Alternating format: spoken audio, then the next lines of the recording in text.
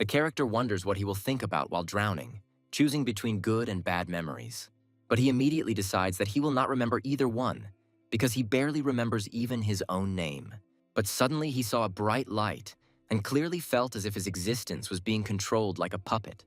Worlds rushed past him as if in a thick and impenetrable fog, and his soul plunged into countless lives. But each of these lives mercilessly rejected him, giving him neither peace nor shelter. This endless and painful cycle was repeated again and again without the slightest hope of salvation. He was a lost soul who was desperately searching for a suitable vessel for his existence. He was reborn again and again, going through the same suffering without end or edge. This continued until the character suddenly exclaimed that he had failed. He is very surprised by what is happening and does not understand at all what is happening around him. With great relief, he realizes that he is still alive and begins to laugh joyfully from the overwhelming feelings. He found himself in the body of a grown man, and his name was Noah. He suddenly remembered through the fog. He remembers individual fragments, the earth, the stars, some kind of impatience before something. Everything is mixed up in his head.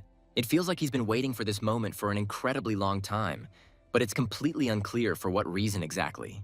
Then he laughed loudly again, realizing that these problems were solvable. The main thing was that he was alive now. He has no idea where he is or who he is, and this makes him angry and confused. There's a nasty taste in his mouth, as if this guy had just drunk a strong poison before dying. He at least understands that this man's name was Vermal, and now he is in his body. The healing potion Vermal drank killed him rather than cure him of any illness. Whoever this guy was in life, he definitely had enemies. But the character decides to think about that later. He notices that the local small creatures are not at all like the monkeys from his native Earth. They are too small and weak to make such a huge, jagged wound in Vermal's chest. Whatever it was, he sincerely hopes that this terrible killer is already very far away from here. The main question the character asks himself is what strange world he has just been reborn into after all his wanderings. The hero suddenly takes off and starts running, barely moving his feet on the slippery, swampy ground. The huge creature behind him lets out a deep, dull roar that vibrates the air and makes his ears pop. The creature throws forward its clawed paw, trying to hit the hero and knock him to the ground with one blow. The hero miraculously dodges at the very last moment, feeling sharp claws flash past his back just a centimeter. He trips over a snag, but keeps his balance and continues running, breathing heavily and not looking back. The creature growled again, but the hero was already confidently running away from it. He swears and doesn't want to just run away from the battlefield like the last coward, cowardly saving his own skin. No, he makes a firm decision that he will fight desperately to the very end, no matter what the cost. But in the very first fight, he is grabbed by strong hands, and he again bursts into loud swearing and cursing. He was thrown with force straight into a dirty and cold swamp, from where it was almost impossible to escape. The character falls with a dull thud and mutters something unintelligible about magic. He ironically remarks that dying so quickly after a long-awaited rebirth is a real record. However, he adds that he did not expect that this life would be different from the previous one. Suddenly, he asks to wait and tries to remember what happened after his past life. His soul flies over the fallen body and orders itself to remember at any cost. He always believed that there was something after death, but he never thought that he would have to stand in a long line for something unknown. He thinks about the queue for something and admits that it is so boring here that he is already starting to imagine various non-existent things. All he can do while standing in this endless line is fantasize, can only think intensely about his past life without the right to choose. He says he never had children and bitterly admits that he was not a worthy man, because all he had was a useless education. Although he loves teaching music and there are moments that he never wants to forget, no matter what the obstacles. But fate irritates him so cruelly it is not fair to him. All because his beloved job forced his colleagues to give him their sick days, just so he wouldn't get fired. And in the end, it didn't make any difference and he lost everything he had, without any meaning or hope. Years, centuries, and even millennia passed while he stood in this line without moving forward. He completely lost track of time, and the only thing he did was take a step only when the line moved forward a little. Before him was endless monotony without the slightest ray of light or hope for change. This continued until he finally reached the very end of the line in front of something important. Some force or being greets him, as if checking him before the last stage of the journey. The tombstone name appears, Noah Vines. The exalting goddess spoke it. He died at the age of 26, cruelly torn from life. He is informed that he was an authority figure for his 84 students, who respected and appreciated him. He has received many prayers from grateful students, and he feels great relief from this recognition. The hero understands that his life was not wasted, but on the contrary, he lived with great dignity and left an important mark on the hearts of people. The character, in amazement, asks the creature that appears before him if this is the god who controls his destiny. The creature replies that it is Rebirth, one of the many goddesses of reincarnation, who oversees the rebirth of souls. The goddess offers him to drink from the well of the water of life in order to continue his next life without memories of the current one. He asks in panic again, is it really true that he won't remember anything from his life? Even his beloved students? The goddess confirms his fears, and he sees another crack in reality. The main character doesn't understand what the hell is going on around him. He wonders if something similar could happen in the afterlife, where everything should be arranged differently. Strange symbols appear, as if reality is beginning to falter and crack at the seams. A dark, formless creature appears out of nowhere in front of the hero, exuding cold and primal horror. The creature makes a blood-curdling sound and rushes at the hero, but at that moment, the goddess of rebirth stands between them with lightning speed. The goddess waves her hand, and a stream of luminous energy flares in the air.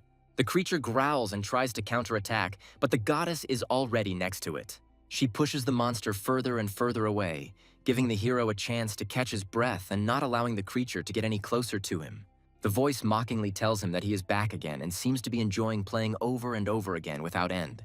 The dark creature gathers all of its black energy into one clot and, with a roar, brings it down on the goddess with monstrous force.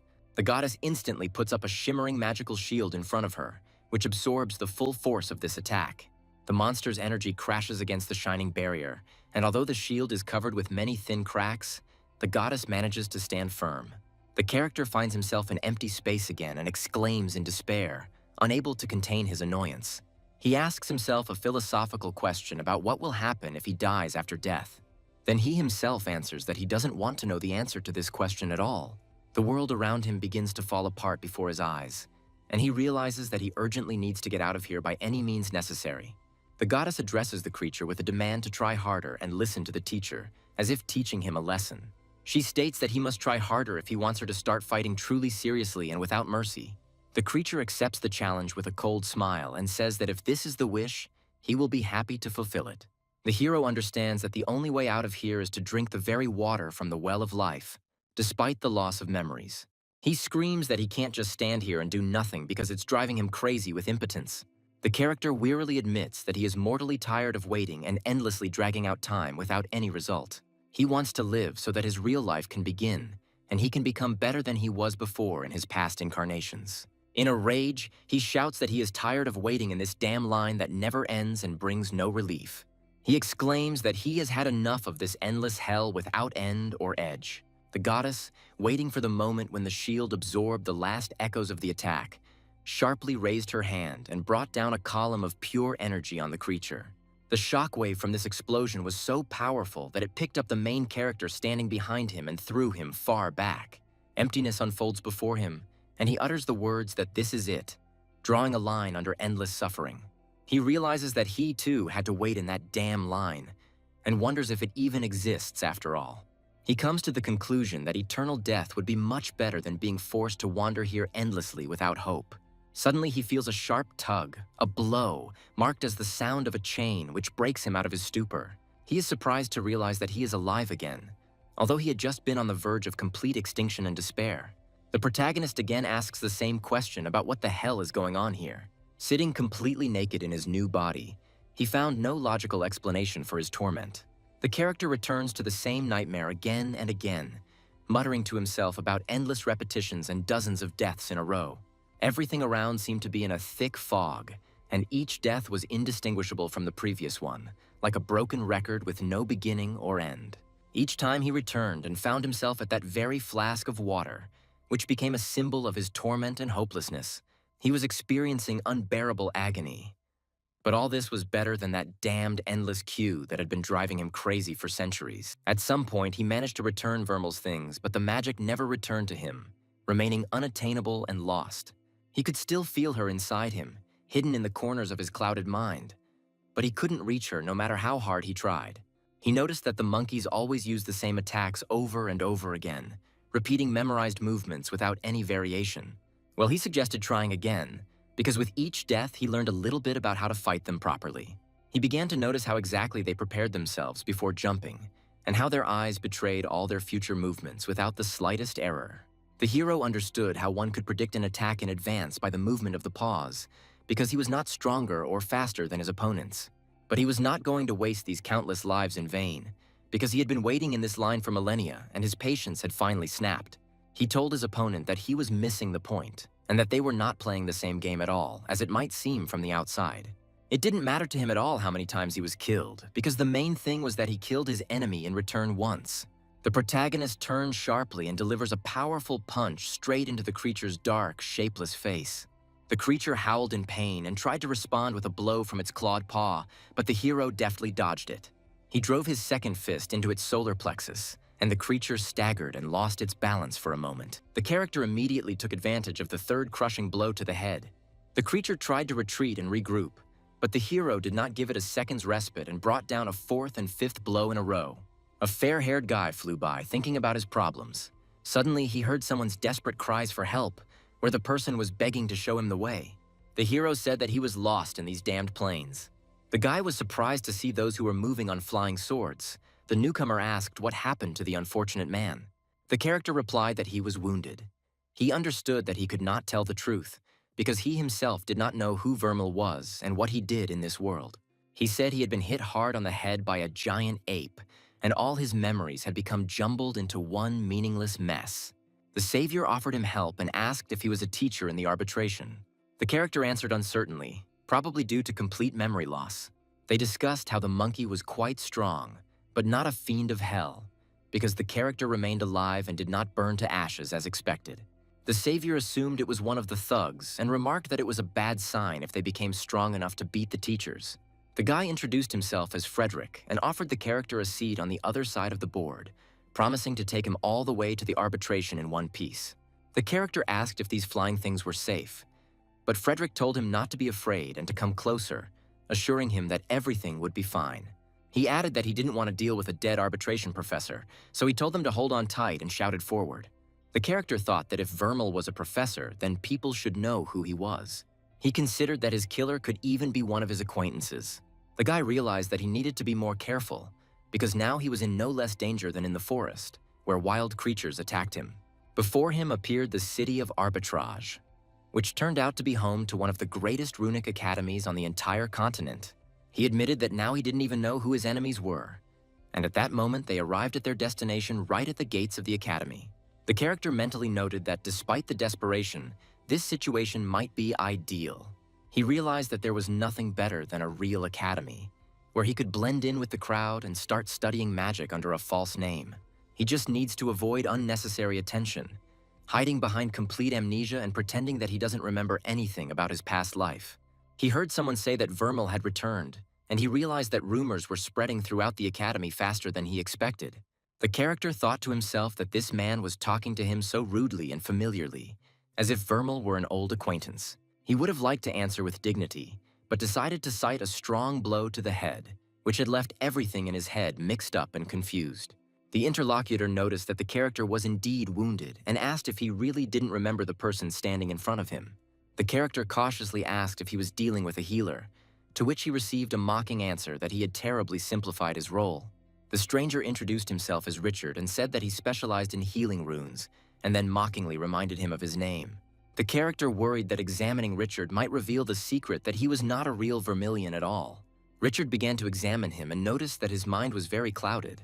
However, he expressed confidence that after some rest, everything would fall into place.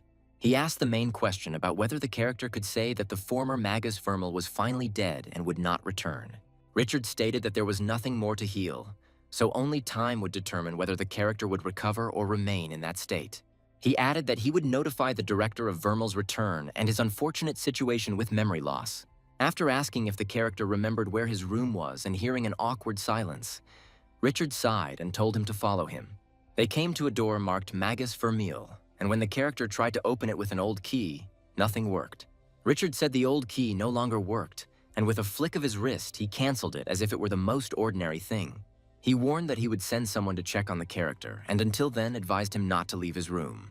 Looking around at the terrible mess in Vermil's room, Richard noticed with disgust that he was clearly not obsessed with cleanliness and order.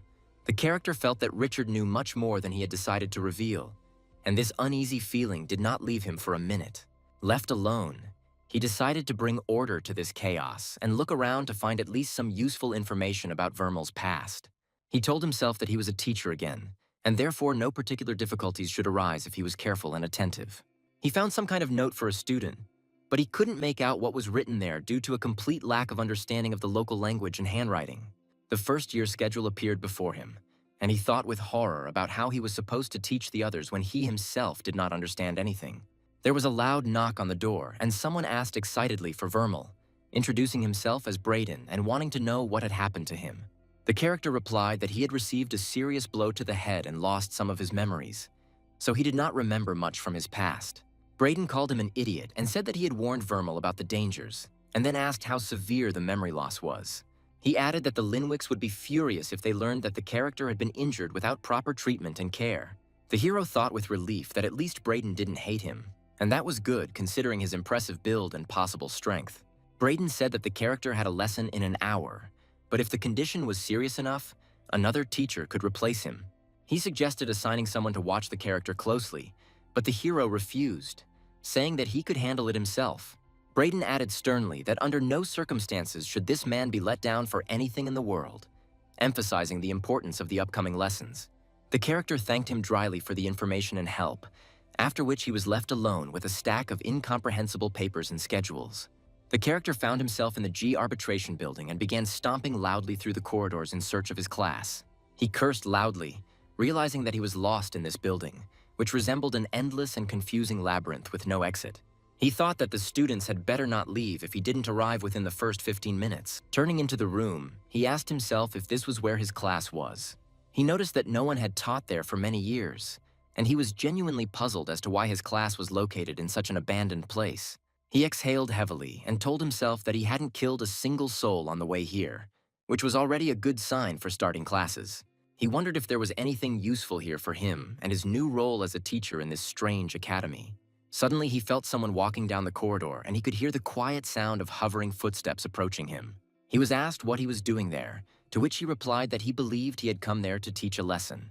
Hearing someone ask who he was talking to named Isabel, the character was surprised and realized that two of his students were standing in front of him. He had never seen this man appear in class, and he wondered with bewilderment whether these two were really his real students.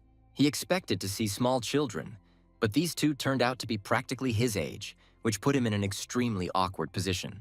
They whispered to each other about whether he had any idea that the lesson had already started 40 minutes ago and he was very late. One of them remarked with disdain that the character probably thought that he would be here completely alone and that no one would come to his lesson.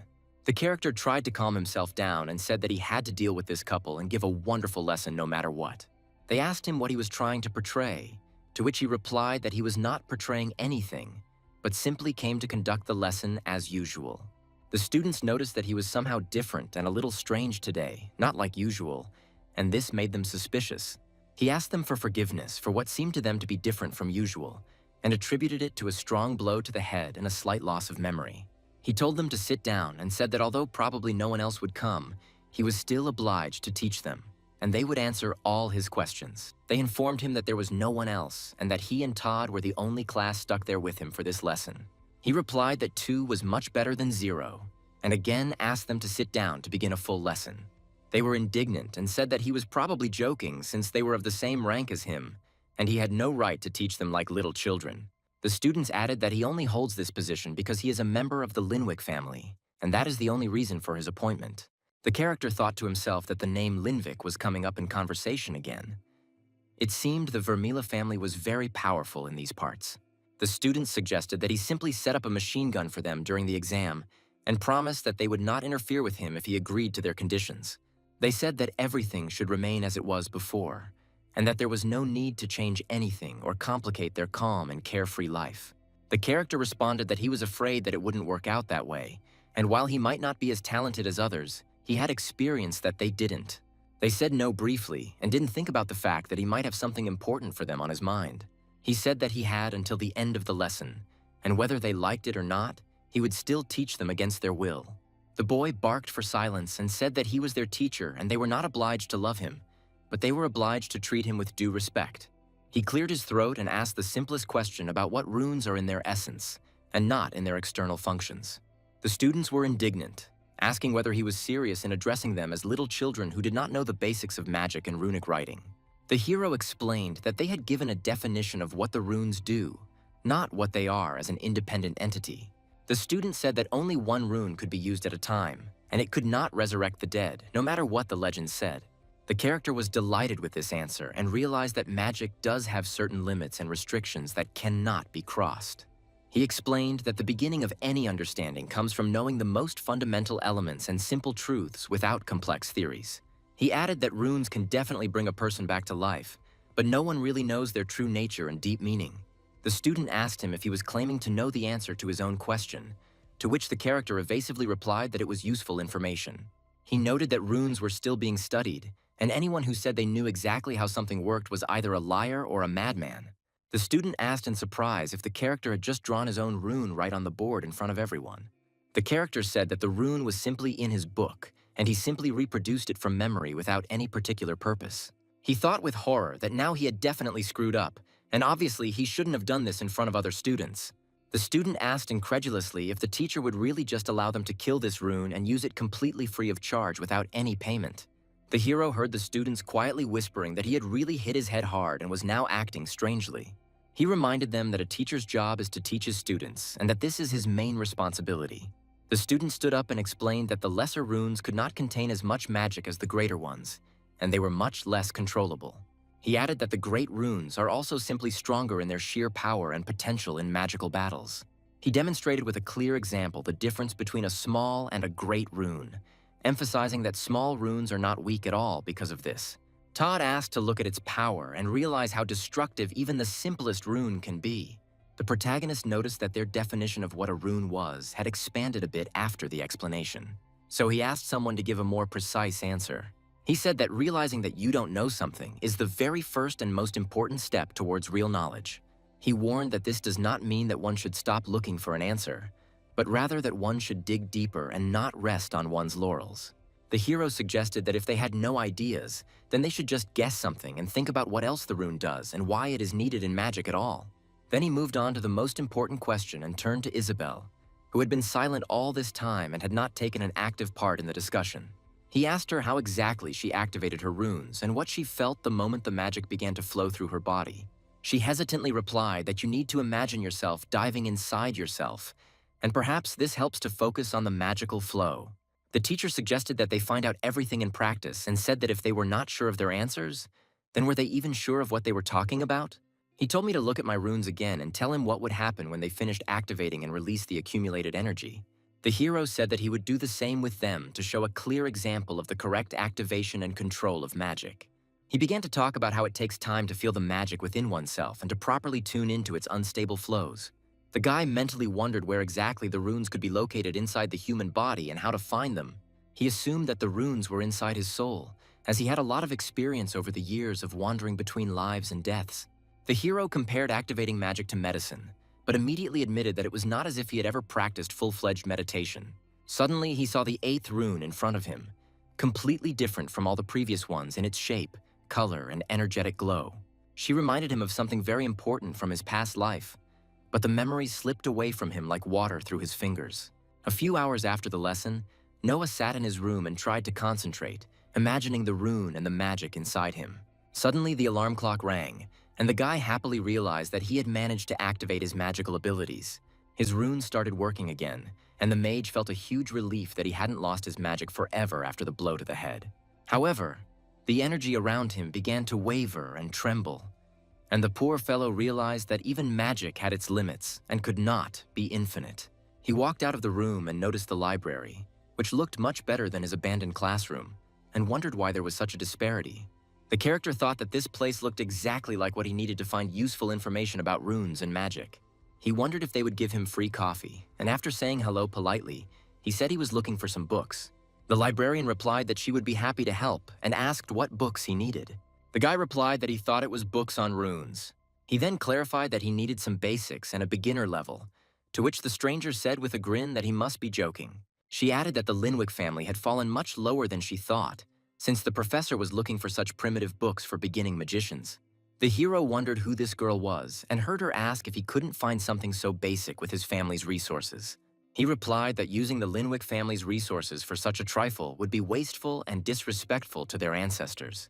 The girl said that it was unexpected to hear this from him, but asked why he should waste their time if everything could be found here in the library. She noted that it was still stupid, but even a warrior wasn't so stupid as to continue banging his head against the wall in his search. She added that the fact that he is a first-rank professor is a pitiful sight for the entire academy and its students. She mockingly said that perhaps the reincarnated one would find a new way to lift women's skirts with the help of these books. The librarian called her by her name, Moxie, and told her that she didn't have to come, but it was too late. The protagonist thought to himself that old Vermeil was a real piece of shit, and no wonder everyone around him hated him. He wondered how the guy was supposed to respond to such insults and accusations against the previous owner of the body. The girl called him his old bad hobby and said that he was a disgrace to his family, but perhaps he fits in perfectly with their overall image. The character noticed that this girl clearly didn't like him and that she had an interest in face snatchers. He read the title of the reference book and remembered that her name was Moxie and thought that she might be one of those who tried to kill Vermeil. Noah returned to the conversation about books and again asked for help in finding the necessary literature on runes.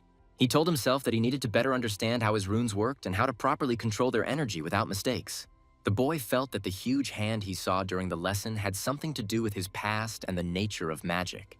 But the professor decided that drawing attention to her would be foolish and dangerous, at least until he figured out his own strengths.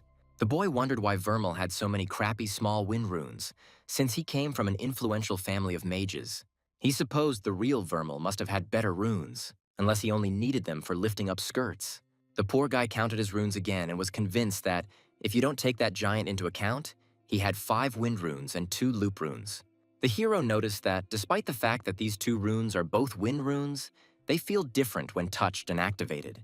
One of them was not heard and behaved differently, as if each of them was either a fan or a separate source of energy with a different structure.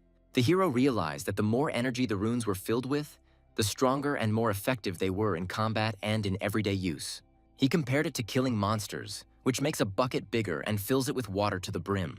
This is probably what he felt in the forest when he finally killed that giant ape after several unsuccessful attempts.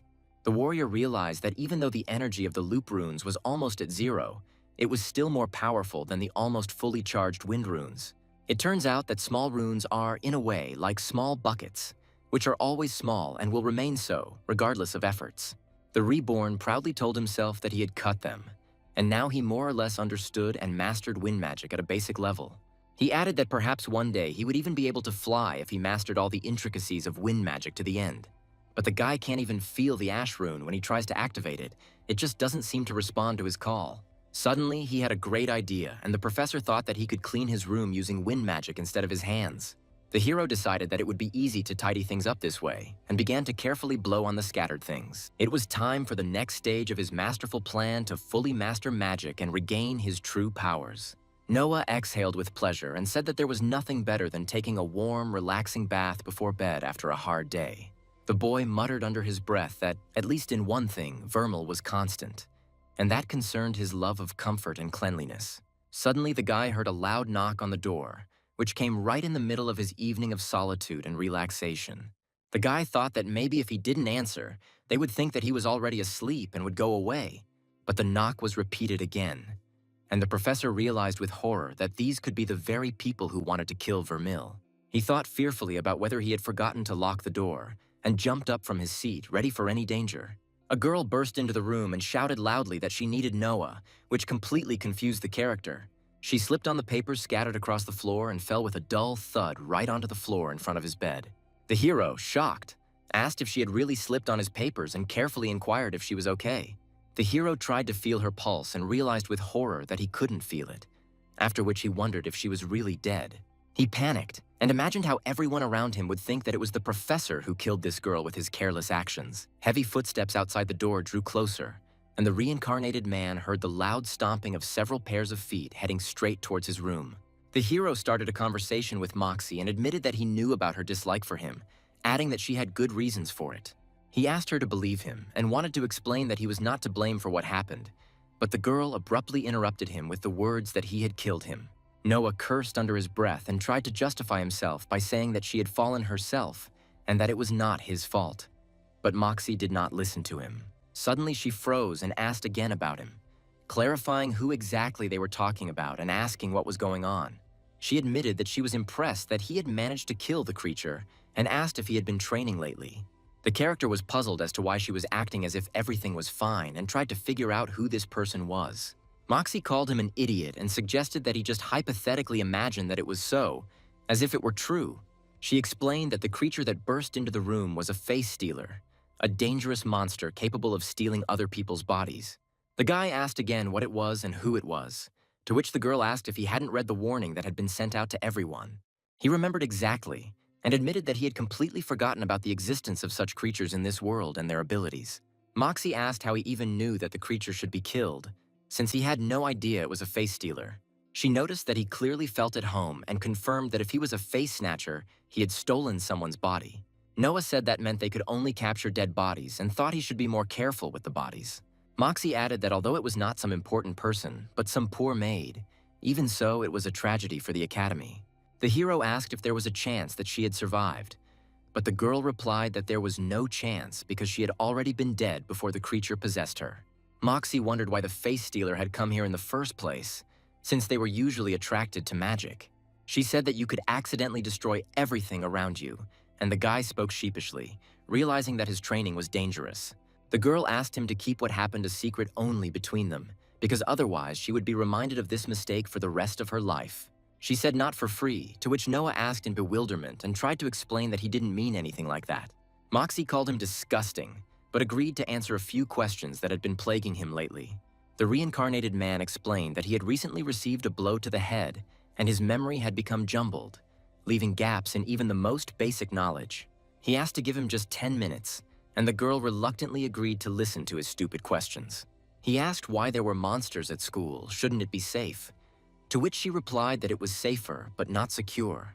Moxie explained that face snatchers were a new problem for them, but far from the worst they had encountered in the history of the Academy. She added that monsters want to get their hands on runes just as much as ordinary mages because it gives them immense power. Noah asked if this meant that people could take runes from monsters, to which the girl replied that they could not, unless they were master runes. At this time, one of the monsters flew past the window as if eavesdropping on their conversation. The hero asked again about the 3 seeds, and Moxie said with irritation that he was asking questions that a child might ask. The girl casually threw the seeds in front of her, not paying attention to the protagonist's bewilderment. She said that if she didn't know better, she would have thought he was one of the face snatchers, but even they were smarter than this pathetic professor. The guy thought about the fact that she mentioned master runes, and he wasn't quite sure what exactly that definition was. But that huge rune in his soul definitely didn't look normal and standard, and he asked if there were any monsters with master runes nearby. Moxie replied that she really hoped so, but no, because the strongest of them could level the arbitration with one blow. She said that the closest one to them was a Hell Reaper, and even he would smear him like paste, not to mention stronger monsters. She clarified that the Reaper's power was at the 2nd rank level. With the Master Rune, it even approaches the 3rd, which is extremely dangerous for everyone.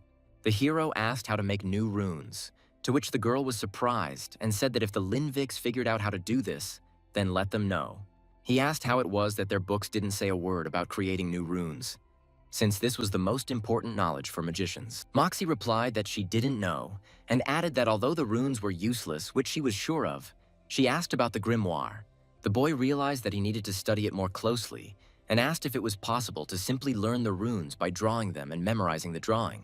The girl explained that if you have a drawing of a rune without a grain of power in it, then it is just an ordinary drawing and that's all. She compared the runes to vessels, and the power to what these vessels store, and said that in order for the runes to store power, power is needed.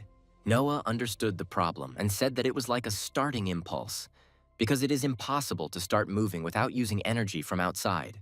The character said that it was clear and good, and asked the last question about who exactly among the people around him did not like him. Moxie replied with a grin that it would be much easier to list those who liked him, since such people practically didn't exist. The reincarnated man exclaimed ironically that this was simply wonderful, and realized that he would have many enemies among the teachers and students.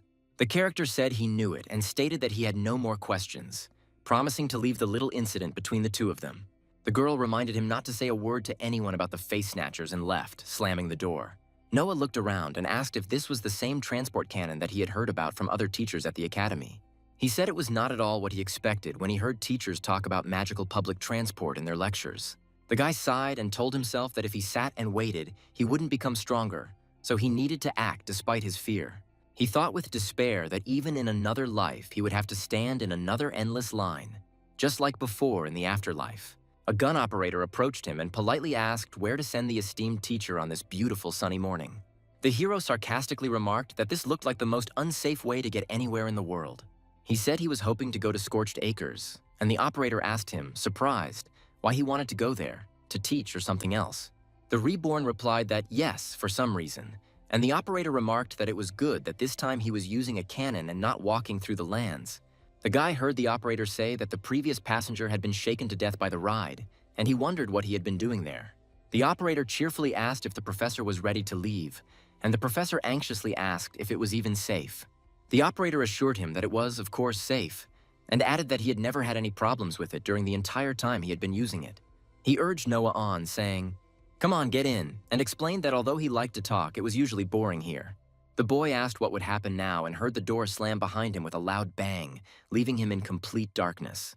He felt the cannon fire with great force, and a loud roar and the whistle of cutting air echoed around him. The poor guy screamed in panic that he didn't think it was safe and begged to be let out immediately. The operator was surprised and said that the professor always liked this part of the flight and did not understand why he suddenly became so nervous. The guy tried to calm himself with the thought that even if this thing killed him, he would at least be resurrected just like before. In the Linwick estate, which looked gloomy and majestic, it was already dark, but the moonlight was creeping into the room. Inside the estate, Braden reported to his father that Vermal had been acting strangely since his return to the academy. The father noticed that this was an improvement over how he usually behaved and shook his head in annoyance. Braden suggested that perhaps Vermal was simply nearing the end of his mission. Father said he strongly doubted it. The boy said coldly that Vermal would serve his purpose both in life and in death. He said he left no doubt about his intentions. Meanwhile, the protagonist found himself in the Scorched Acres and landed with a crash on the scorched earth. He was surprised that he had stopped moving and remarked sarcastically that there was no way in hell that Gunn was safe. The landing was not the most pleasant. The ground felt like just stone. He looked around and said it was nice to see that the place was still as charred as when he left it. He told himself that he had nothing to fear and that he could endure the pain because the gun would return him back in 24 hours. He promised that by the time he was done here, these monsters would learn to fear him and respect his strength. He realized that he could practice here without any fear. The main thing was to go a little deeper into the forest because this place was essentially abandoned. The character jumped up and tried to climb onto the hill, but fell with a crash and fell to the ground. The guy breathed a sigh of relief and said it was a good thing there was no one there to witness his pathetic athletic abilities. Noah decided to see if Vermal had anything more interesting than the wind among all his books and notes. The guy said that if he was going to charge his runes, he needed to charge them correctly, because Vermal had amassed an impressive collection. The hero began to consider his options and rejected the plant rune, saying that he did not want to kill the succulent that his students had given him. The reborn rejected the rune of darkness, calling it too pretentious for his style and character. The poor guy tried water, light, electricity, and metal, but rejected all these options one after another. The hero exclaimed that he was a music teacher, and this thought struck him like lightning from a clear sky. The guy began frantically searching for that very rune that was associated with sound and vibration, and he had definitely seen it somewhere in Vermal's books. The character finally found it and read the description of the first rank minor vibration rune, which Vermal had long written off as useless. The guy said that Vermal had written off this rune too early, because with a strong enough vibration, earthquakes could be created. Noah added that it was possible to create resonant concepts, and the phrase "raised to the ground" took on a whole new meaning for him. The hero said contentedly that he seemed to have found his style, and began to think about which of his old runes he should replace with a new vibration rune. The reborn realized that his loop runes were much more powerful than the other runes, but he still didn't even know how to use them properly. He decided to start by replacing one of the 5 wind runes with a new vibration rune. This teacher broke the old rune and told himself that now the hardest part was behind him, and he needed to rebuild it into something better. With concentration and effort, the warrior was almost finished and felt that he was succeeding. Then he exclaimed that he had succeeded and he had created his own unique vibration rune. The guy proudly added that he had made a hand, meaning that he had successfully replaced one rune with another in his soul. The new rune fell to the ground with a dull thud, and the character noticed that it had practically no energy. The guy said that for now, we'll have to rely on his good old wind runes in combat and defense. Noah announced that it was time to look for some monkeys in the nearby forest, and this would be his little revenge for all the past humiliations. The hero prepared for a long hunt in the scorched acres. A disgruntled growl was heard in the distance, and the reborn realized that his goal was already close and the real battle would soon begin. The boy noted with annoyance that the energy of this killed monkey had hardly replenished the charges of his runes after the tough battle. He said he really hoped it wasn't an endangered species because he planned to exterminate a significant number of them in the near future. The warrior looked around and asked where his next victim was, and immediately noticed a new target in the distance. He told himself that there was, and admitted that he had never had to fight a whole group of monsters at once. The guy pointed to one of them and said that that one looked like one of those individuals that killed him last time. The character said that the time had come for a real test of his strength and skills in combat without outside help. The guy wondered whether these creatures were intelligent. This is because it almost looked like they were communicating with each other through signs and gestures. Noah said that was a rather unpleasant thought and that he might need a minute to get his head around it. The hero cast aside his doubts and said, "Okay, that's enough," because those bastards were the first to kill him in his past life. He decided to go out to his two opponents without waiting for them to see him. The reborn had already seen how he could kill two monsters in a row, remembering how he had already dealt with the previous ones. So he apologized with a grin, asking if these two were their friends or if he was just going to eat them.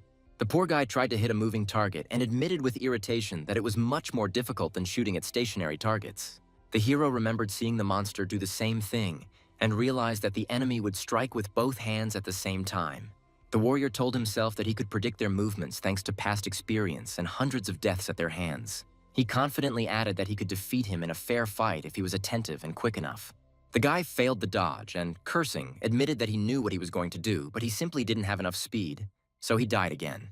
One of the monsters jumped on him and tried to bite his face, and the hero, in horror, prayed that the monster would not eat his face. The hero already knew that after each death his head would begin to split, and until the headache went away, he would not be able to use magic. He noted that the pain subsided around 12 o'clock and called this useful information for future battles. He said, "Let's try again," and with a crunch he entered into a new fight with another monkey. The guy anticipated that the monster was going to grab him from the sides and prepared to defend and dodge. Then, according to his calculations, the enemy should have struck from above. This knowledge gave him a tiny advantage in battle. He realized that a horizontal attack would come next and mentally prepared himself for this blow.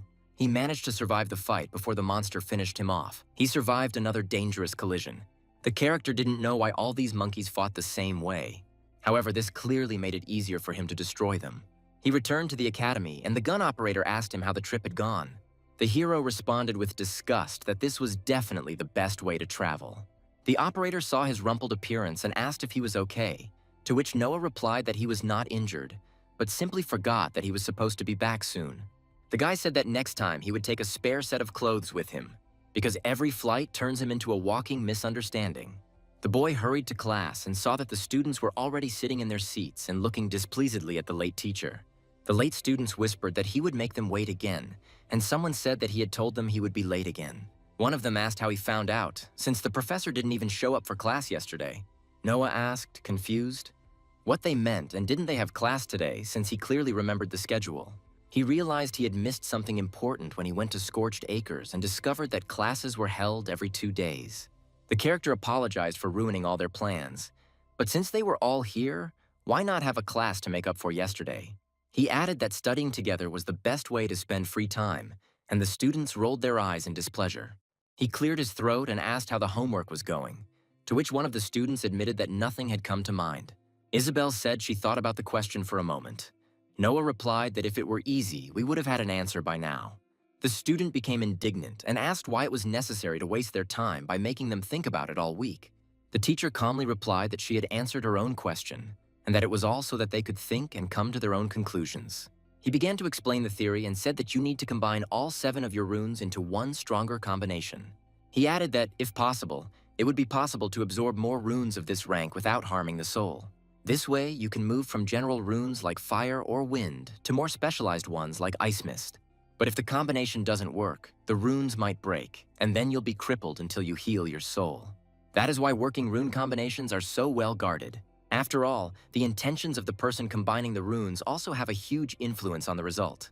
The better you understand what you're doing, the greater your chances of success, and this sounds quite logical and understandable even for beginners. Most likely, the Vermila family has amassed a veritable collection of runes and their combinations, accumulated over many generations.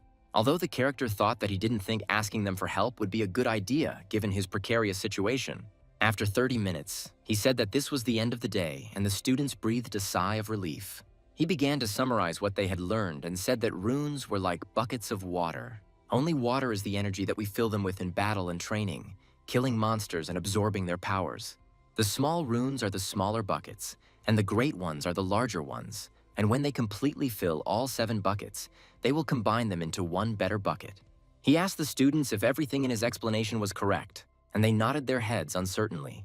Isabel asked if that was all the runes were, and the teacher hesitated and couldn't find a quick answer. The guy said that they didn't have to answer that question yet because they had already discussed it enough, and he didn't want to overload anyone.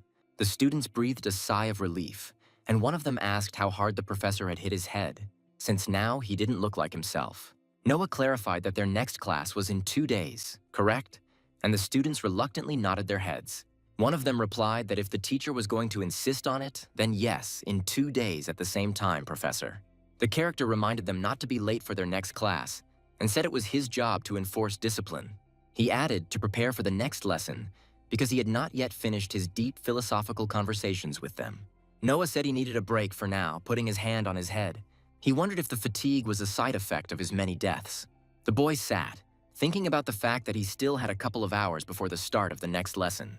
He wondered why magic made his head hurt so much. Maybe it's just paranoia from knowing Vermila's killer is still on the loose. Suddenly, he noticed something strange and exclaimed in surprise, not believing his own eyes. He started to say why he was here, but didn't finish the sentence because he saw a familiar shadow flash outside the window. The hero swore that he saw the very monkey that killed him in the forest. But then he began to doubt that maybe it was just a trick of the light and he needed to sleep more.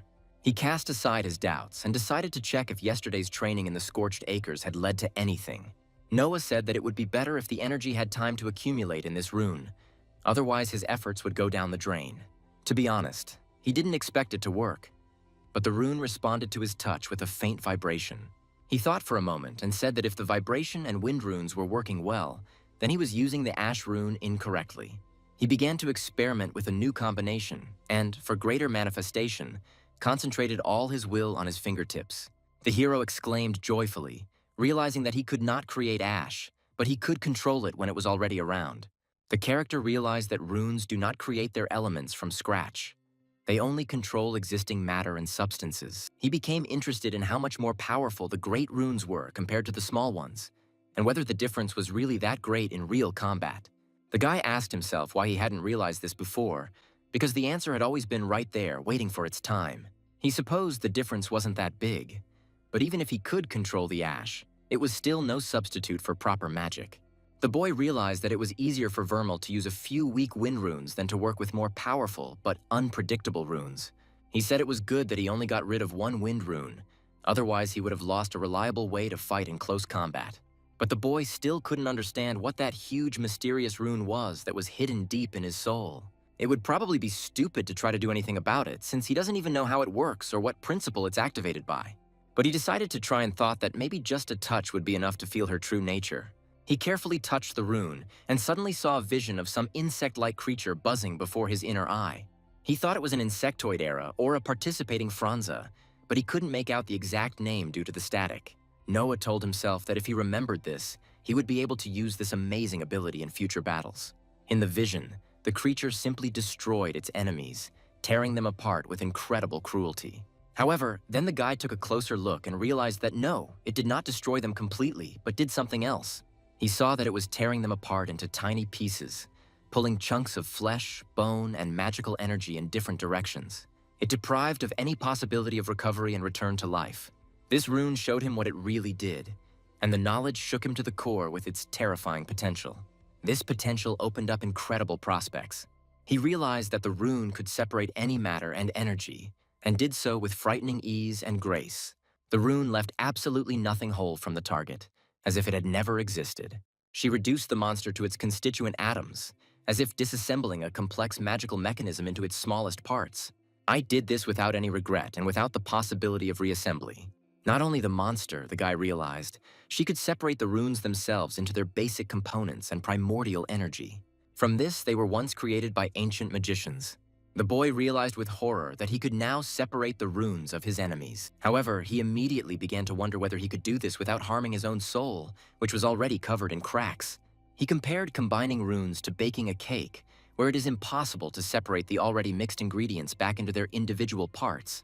But isn't that exactly what his new amazing rune allows him to do? Can't he restore the egg and get the ingredient back? He realized that he could neutralize and separate any runes. He can do this without thinking at all about the terrible combinations in which they were used against him by his enemies. The hero realized that he could try this technique an unlimited number of times. He may have honed his skills to perfection, but after looking at his watch, he cursed and said that he was late for his next lesson. He decided that he shouldn't experiment with splitting the runes now anyway, all because it is too dangerous and unpredictable for his wounded soul, which has only just begun to recover. Any mistake could lead to irreparable consequences, up to and including the complete destruction of his magical core. This could also lead to final death without the possibility of rebirth. The guy ran out of the room and told himself that this rune almost turned him into a bug. Therefore, you need to be much stronger to even try to control it. He reminded himself that it was time to remember to lock the doors, because he didn't want another incident with the face stealer. He ran into the classroom, and the students looked at him reproachfully, to which the professor said that he knows. He knows, I'm sorry. They reminded him that he said he wouldn't be late, but Noah countered that he actually said it was his job to be late. But now he was here. One of the students asked what their plan was for today and suggested options such as energy saturation or possible rune combinations. Another added ironically that perhaps there is a meaning to life, to which the teacher replied that he was afraid there was none, and nothing so grandiose. To be honest, today he wanted to go on a short hike to the training ground, which caused confusion among the students. They asked if he was serious about dragging them to the training ground, since he didn't even know the answers to his own questions. The professor replied that he would not do anything here, but the two of them would spar with each other without his participation. The students were indignant and asked if this was another excuse not to teach them, and if he wasn't afraid that he would lose again. The girl quipped that the last match had ended in a draw, and the teacher knew this perfectly well, so there was no need to make up excuses. Noah calmly replied that then she shouldn't have any problem getting another draw in this sparring match. He nodded approvingly and said, "Yes, that's the mood," encouraging the students before the start of the mock battle. The character has equipped a shield icon on his hand, which creates a barrier that protects the owner from a certain amount of magical damage. He explained that these two icons are modified and only work on training grounds. He asked Isabel if she was ready to receive, to which she replied that the greatest harm he could do was to burn their dinner again. The guy retorted that she looked just like dinner, causing a displeased grimace to appear on the student's face. She said seriously that it sounded lame even to him. Then she advised me to save such jokes for the moment when Vermila was not there. She asked to end it already, and Noah said to attack, activating the protective barrier. The protagonist noticed that they were creating daggers out of fire and called it a clever move to bypass the element's limitations. The guy was surprised and asked what kind of rune this was. Plasma, watching as a bright cloud of energy flew past his head. The students actually started fighting, and the professor thought it would be better if they didn't hurt each other during the sparring. He encouraged Todd by shouting that he was swinging his fists, but everything was missing, hoping that the guy would be able to land at least one accurate blow. Isabel asked what the accuracy was like now, and Todd replied that it was so-so, clearly unimpressed with her attacks. The girl shouted whether he would dodge it and released a powerful volley of magic towards her opponent. She lost her sword, and the guy thought, well, that's it, that's the end. But he was surprised to notice that she was still running at him without a weapon. He didn't understand why she continued to attack with her bare hands, and suddenly, with horror, he realized that she had created another sword out of thin air. Damn, she had that look again, full of determination and thirst for victory, and the guy realized that now he would have a hard time. He cursed, and Isabel asked triumphantly, "Well, this is also called a draw." Todd groaned, trying to hold back the girl's attack. He used his fire shield, just so the enemy wouldn't test it. However, all his actions did not help. He clenched his teeth in anger. The guy can't stand her magic and admitted that he almost won and was able to knock her sword out of her hands. The girl replied that yes, she had thrown it away on purpose, and the guy skeptically said yes, of course. The character cleared his throat loudly to get their attention, and when they turned around, he began clapping his hands slowly. He said it was amazing, and the way they both talked about Vermal made him think they would hardly be able to do magic. It turns out that he was wrong to worry about their preparation for the exam, because they demonstrated excellent fighting skills. Isabel asked when he said there was an exam. He didn't mean they would have to come to it, did he? Noah was surprised and said, "What is she talking about? How are they planning to hand it over if they don't show up for it?" The students were indignant and said that this was the agreement, since he had only really started teaching them a week ago. They reminded him that they would get what he asked for, since they had agreed on this at the beginning of the semester, clearly hinting at a bribe for Vermal. The character thought to himself that Vermal was going to take a bribe from them. Every new fact about him makes him hate the previous owner of the body more and more. He firmly said that the plans had changed, and they were now acting differently, to which the students panicked and screamed that they would be killed. He stated that they must pass the test fairly, and if they fight as they did today, there should be no problems. He added that these monkeys are fast, but at the same time predictable if you know their habits and weaknesses. The students were indignant and said that it was easy for him to say that, since they would have to fight them, not the professor. Todd quipped that when the teacher took the exam, he probably bribed someone, just like they were now bribing him. Noah calmly replied that he had killed slashers, and quite a lot of them, in fact, which caused the students to laugh incredulously. They said the only reason he would have encountered them was if his family had kept them on a leash. The character sighed heavily and thought about how much he missed the times when students respected him for his knowledge, and not for his money and connections. Noah shook hands, and Isabel asked what he was doing, to which the guy replied that they had no choice. He said that if they wanted to kill, that is, if they wanted to become stronger, they had to stop cheating and relying on bribes. The girl turned to the teacher and said that he had time before the exam, and if he did not convince them by then, the deal was off forever. Isabel said goodbye so that he wouldn't flatter himself because he was still a terrible professor, and the guy couldn't help but agree with her. He sparred 3 times in a row and found out that he could use magic without showing his runes, just by imagining them in his head. He said that it was very convenient, and if he could kill special worms so easily, then the students really had nothing to worry about. Once you've fully mastered their attack style, the monkeys have nothing to surprise you with, and the fight becomes predictable and controllable. He suggested that maybe there was a monkey sergeant around here somewhere who was commanding everyone else and teaching them the same techniques. He chuckled and said that it would be very funny and at the same time frightening if such a creature really existed. Suddenly he heard a strange crunching and grinding sound somewhere behind him and turned sharply towards the sound. He froze and wondered what was happening, because the air around him began to thicken and darken, as if before a thunderstorm.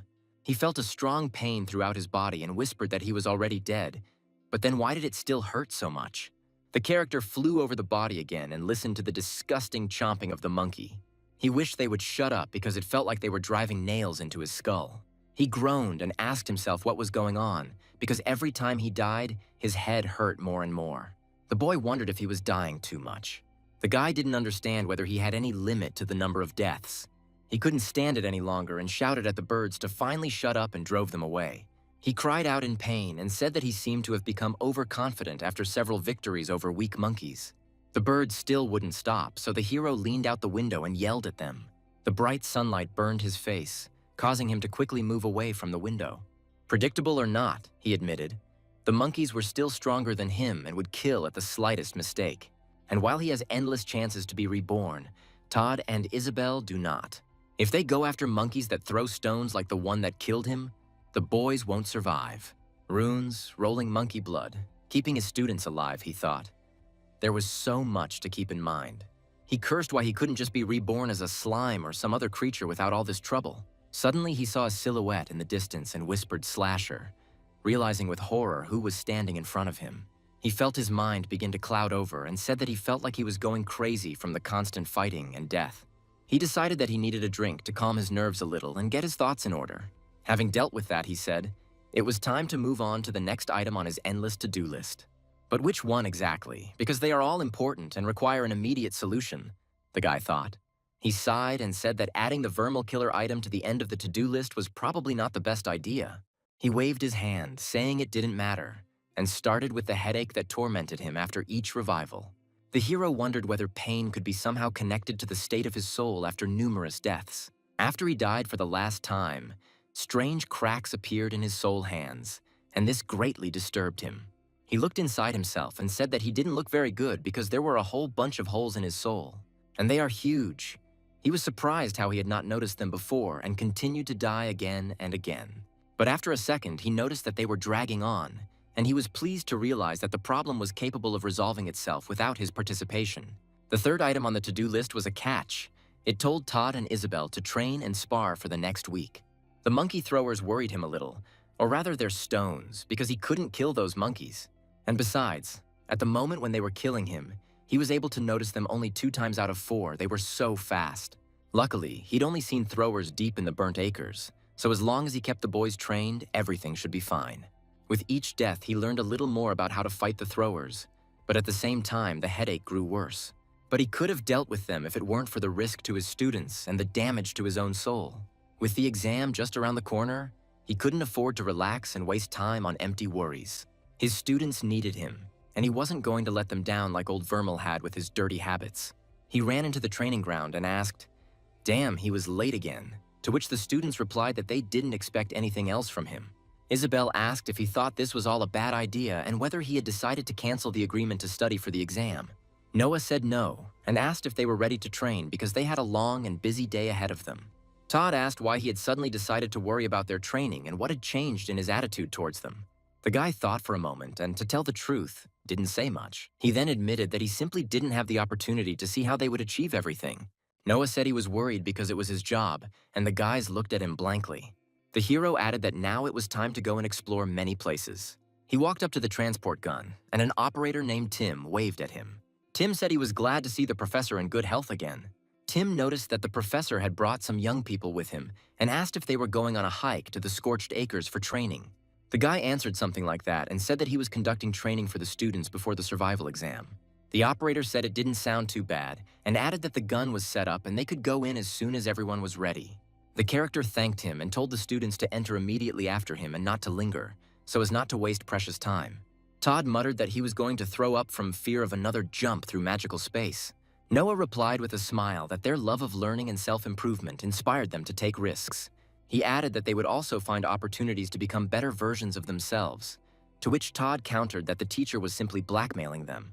The students reluctantly answered, "Yes, yes, Professor," and with a dull thud, the cannon door slammed behind them. The hero pointed forward with his hand and said loudly that the target was there, drawing the students' attention to the vague silhouette in the distance.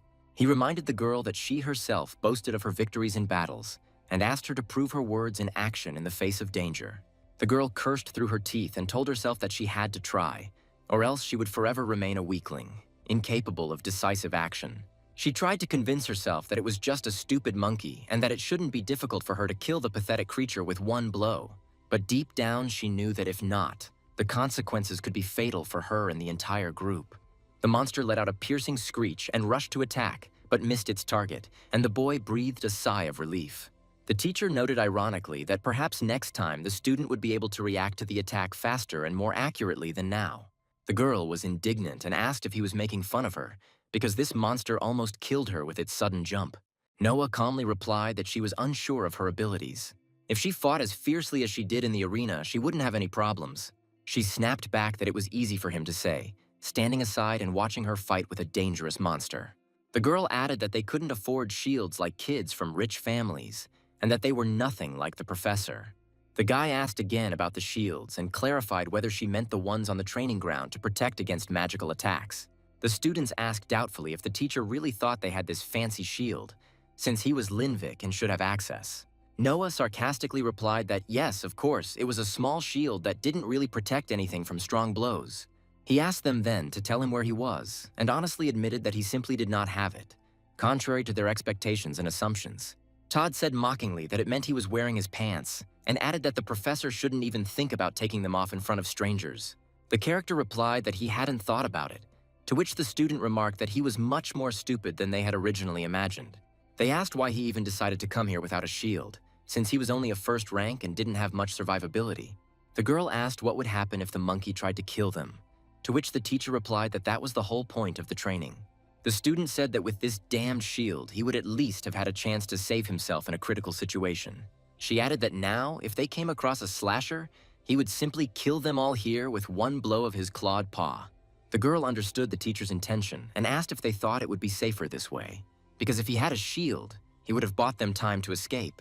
The character confirmed with a grin that, of course, the students also realized with horror the full depth of his reckless plan. They screamed in panic that it was a slasher and that now it was all over for them and no one would get out of this forest alive. Noah announced that it was time for their first field lesson and told both students to watch his every move very carefully.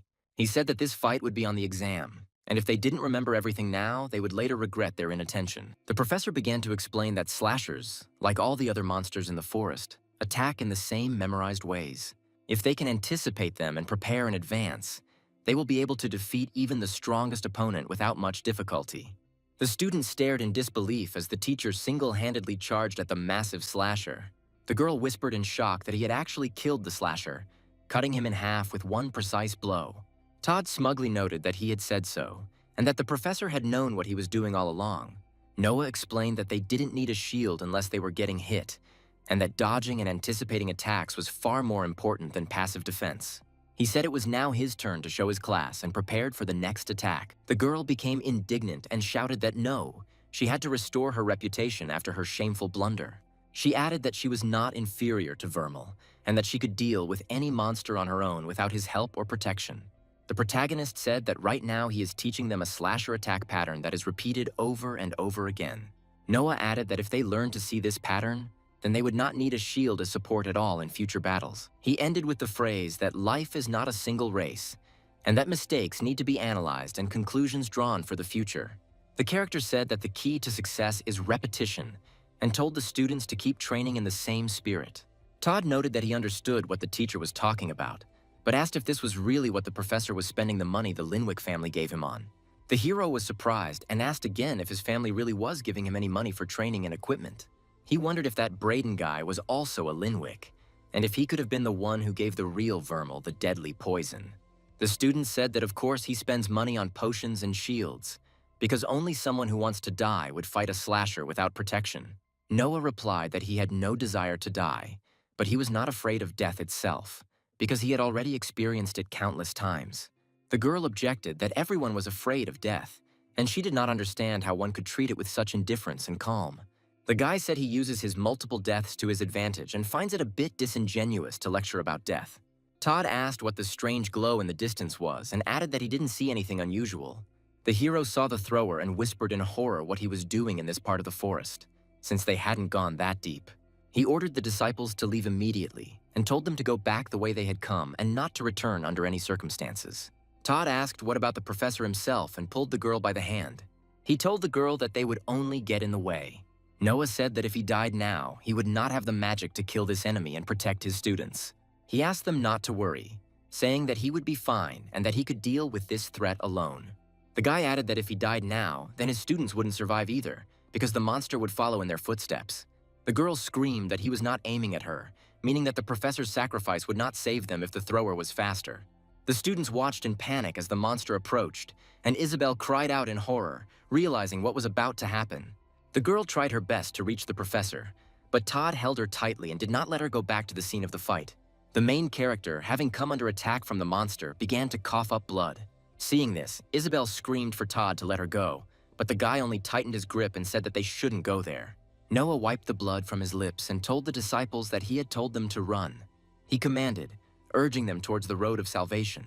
He himself could barely stand up on his own feet. However, he looked ahead confidently, not doubting that he could win this fight. He rushed forward to meet the monster and thought that the next time it came to life, it probably wouldn't have magic. However, he would be damned if that meant he would let the creature get to his students. The guy promised that he would kill the thrower, and added that it didn't matter how many times he died here, because he was ready to sacrifice himself again and again. He let out a battle cry and rushed at the monster, which responded with a piercing screech and prepared to attack. Noah told himself that although he had countless lives, this life was his best chance to finish off the thrower. The only question is how he is supposed to fight this monster, since his strength is running out and his magic is almost useless after his recent death. Suddenly, the ground beneath his feet began to shake, and the boy realized that his vibration rune had finally awakened and begun to act. He heard a crunching and cracking sound and realized that his plan had begun to work, and the ground opened up under the feet of the huge monkey.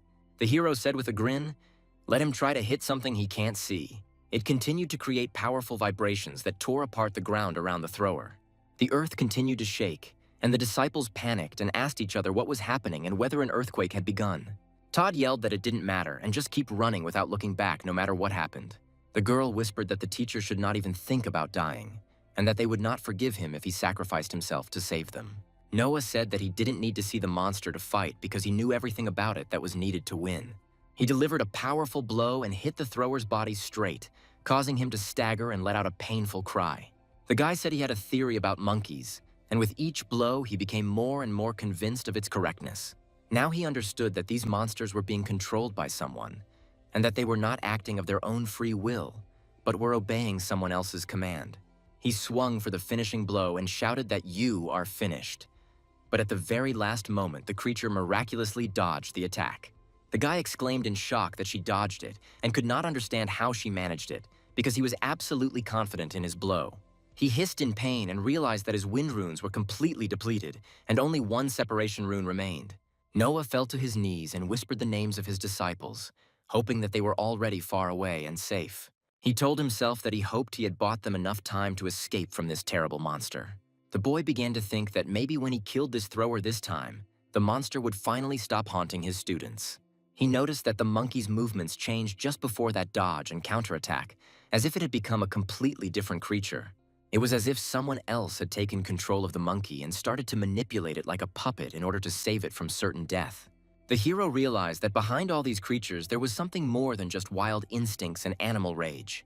The boy heard an icy voice in his head, which said that he would never be able to be reborn again, and these words made his blood run cold. Noah replied mentally that he still had one rune that could save him and destroy the enemy in a last desperate battle. He concentrated all his remaining energy into his fingertips and prepared for the final blow. Numbers and indicators flashed around him, as if reality itself was failing and trying to recalculate his fading strength. The hero recognized this voice and whispered in horror, "Could it really be the Hellish Reaper, the very monster that Moxie warned about?" Everything around froze, and the boy realized that now his fate and the fate of his students would be decided in this final battle. Noah heard a chilling voice in his head that told him he would never be reborn again, and those words made his blood run cold. He felt a sharp pain run through his body and heard strange sounds, after which he fell into darkness, but then opened his eyes again. The guy breathed a sigh of relief and told himself that he had done it, and that he had managed to kill the thrower at the cost of incredible effort and the last drop of magic. Now he had to find the students who had fled deep into the forest to escape the enraged monkeys, but he believed that they were alive. He took out the spare clothes from the hiding place, which he had prudently hidden here during previous training, and quickly changed. Noah looked around and realized that the rest of the monsters had been torn to shreds by his vibration attack, and now there was dead silence all around. He asked himself where they had gone, and thought with relief that he was lucky that they had at least listened to him and run away from danger. The boy told himself that God forbid anyone should see him die and be resurrected, because it would draw unnecessary attention to his personality. Voices were heard in the distance, and the students ran out shouting that the professor was alive. The girl said that she heard a huge rock hit him and did not understand how he survived such a blow, especially without a protective shield. She asked to attribute it to luck and the huge amount of healing potions that the professor told them to buy before the trip. Todd added that they should have guessed, and that now they understood why the teacher asked them to stock up on potions in such quantities. The girl said that they ran as fast as they could, just as he had said, but one monkey saw them and tried to catch up. The guy calmed them down and said that he had already dealt with her, and now they were in no danger on the way back to the cannon. Noah announced that the lesson was over and told them to meet in 2 days, adding that they were not to stop training for a minute. He asked if he had said something wrong, and the students looked at each other, hoping that the professor was okay after such a hard fight. They whispered quietly and admitted that he had indeed saved them, and if it had not been for him, they would have died at the thrower's clutches. The hero walked away and thought that he needed to quickly find a cure for this headache that tormented him after each resurrection. He realized that immortality could become a curse if someone realized that they were completely powerless in the first minutes after returning from the dead. And this is not even the worst that can happen, because with each death, the hallucinations only intensify and become more real. The boy was afraid that at this rate he would very soon lose touch with reality and would no longer be able to distinguish visions from real life. He was walking down the academy corridor and suddenly bumped into someone, after which the stranger rudely told him to watch where he was going.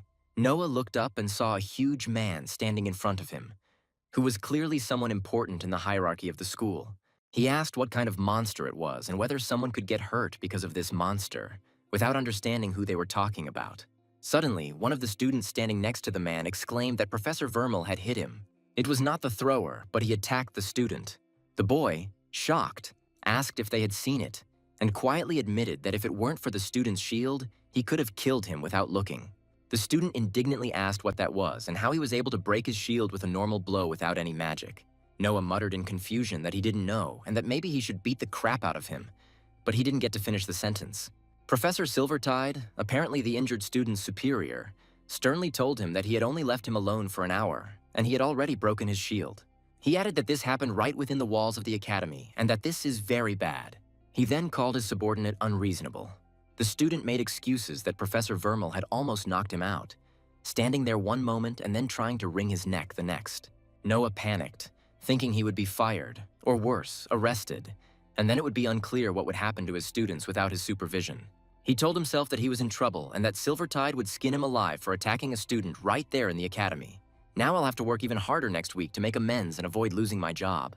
Silvertide looked closely at Noah and said that this man is a soldier, and you need to look into his eyes, because they have seen a real fight.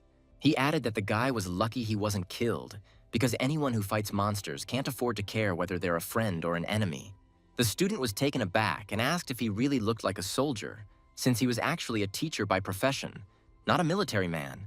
Noah apologized for the inconvenience and bowed, feeling extremely embarrassed about the incident. He wondered why everything was happening the other way around, and wasn't he the one who needed to apologize for almost killing a student by mistake? The guy muttered that it was nothing serious and apologized for the broken shield, saying that he needed to run on urgent business. Silvertide and his student looked at the professor with thoughtful glances, and one of them said that he hoped to see him again. He added that the man was interesting and asked his companion, Tyler, what he thought of the mysterious Professor Vermilion. The guy told himself that he needed to find out what was happening to him, because he couldn't continue living like this, constantly dying and going crazy. There must be some clue in the books or in old Vermeil's notes that will help him overcome this curse, right? He inhaled sharply and froze, because he saw right in front of him a huge eye hovering in the air, staring intently at him. Noah whispered in horror, "What the hell is this?" and took a step back, not believing his own eyes, which were clearly starting to fail him. He recognized this eye and quietly said that he remembered it, and this vision was connected with that very huge rune that he found in his soul. The hallucinations and damage to his soul became stronger and more real, and he could no longer distinguish them from real life. Suddenly, someone called his name. He told Professor Vermeil that they needed to talk, and his tone did not bode well for the boy.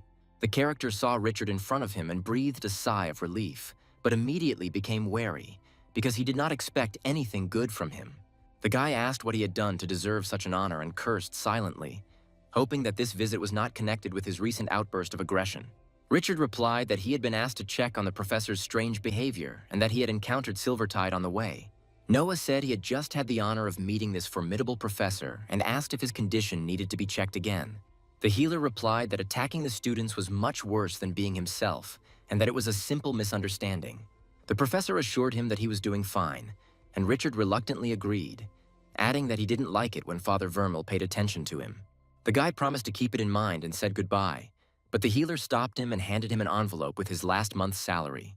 He explained that the school had asked him to bring the money because the professor had decided not to collect it himself, and Noah was surprised to thank him.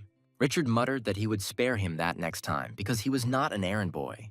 He added that he didn't know anything, and Noah wondered if this was a warning or a threat directed at him. A few days later, the student sat in class, eagerly awaiting the professor's arrival, whispering about whether he would come today. They doubted it because he still seemed to have not fully recovered from that terrible fight with the slasher in the forest.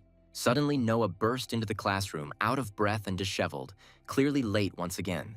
Todd indignantly asked what was going on and where the professor came from. Isabel yelled for everyone to move aside, looking up at the teacher. The guy tried to brake and shouted that he was about to land.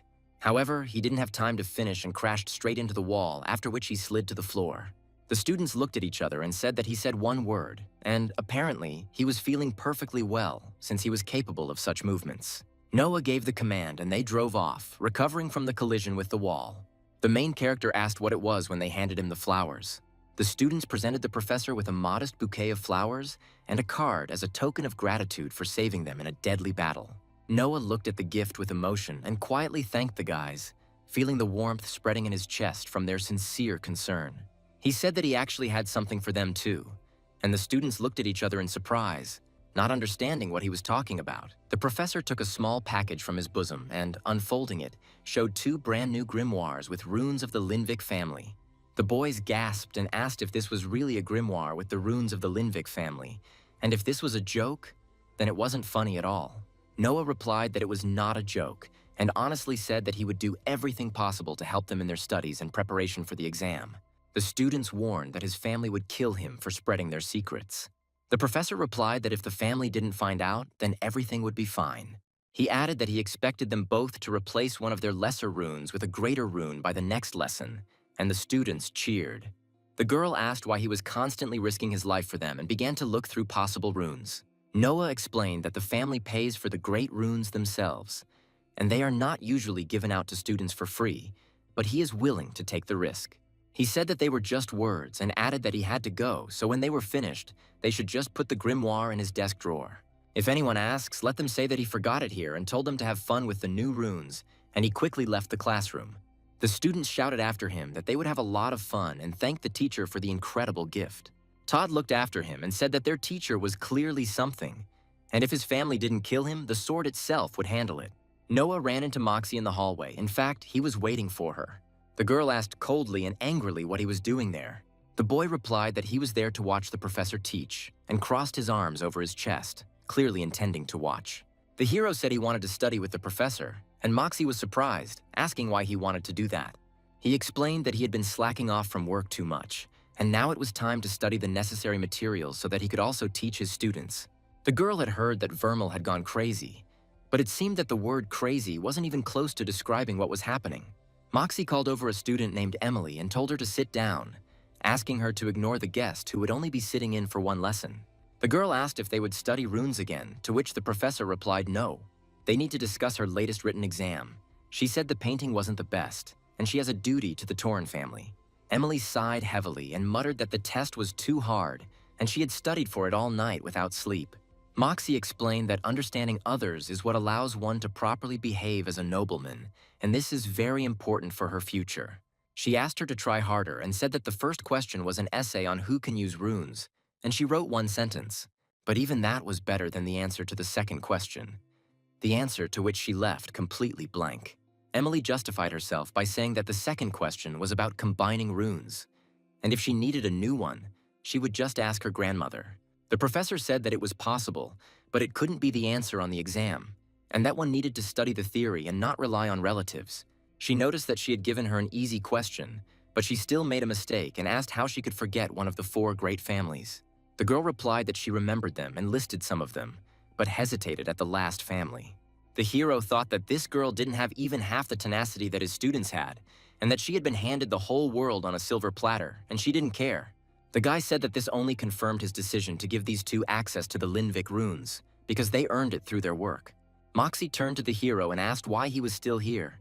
The guy replied, "Thank you for letting me sit in, and it was educational."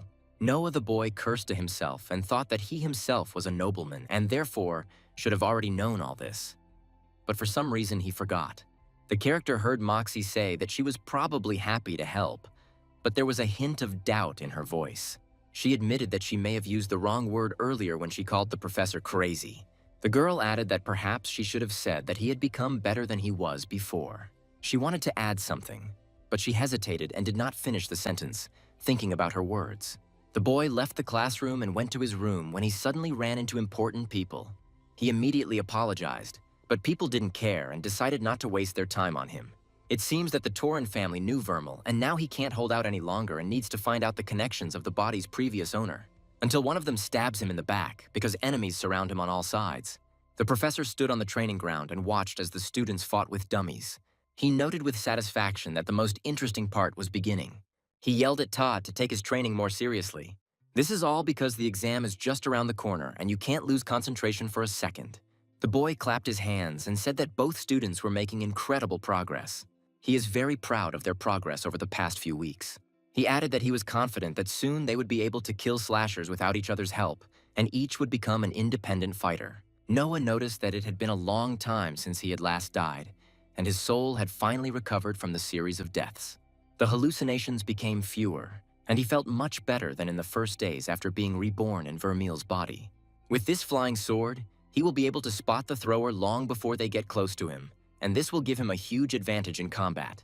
The boy thought that whatever the hellish Reaper had planned, he would not allow him to harm his students again and would protect them to the last. Noah suggested continuing their training while it was still light, if their runes still had energy left after the tough fight. Todd said he was still full of energy, and the girl added that her magic was using almost no energy and she was ready to continue. The guy then gave the order to go and said that they had to kill many more slashers before dark. They returned to the transport gun, and the operator asked how it went and whether they had shown those monkeys where the crayfish hibernate. The hero replied that the two had done a great job, and he was very pleased with their success in destroying the monsters. Todd bragged about destroying those nasty creatures, and the cameraman said to keep it up and hope to see them back here soon with the head of the Hell Reaper. Noah noted that then it would only be a matter of time and hard training for which of them would get the main rune. The guy remembered that Moxie said something about one such rune belonging to a hellish Reaper whose power was very great.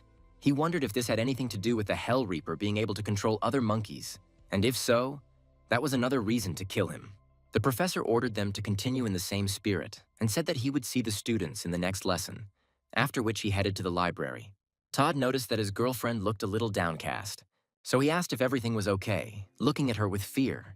The girl replied that yes, and asked him not to worry, angrily brushing his hand away. He sighed and thought that all this was becoming too much for her, and she didn't know how to cope with her emotions. The girl said that before she could just brush it off as a pipe dream, but now she is actually getting stronger. She cursed and said, "Damn it, Professor, why did he end up being a member of that family?" After all, it makes her life difficult and makes her feel obligated. Tears welled up in her eyes, and she was no longer able to hold them back.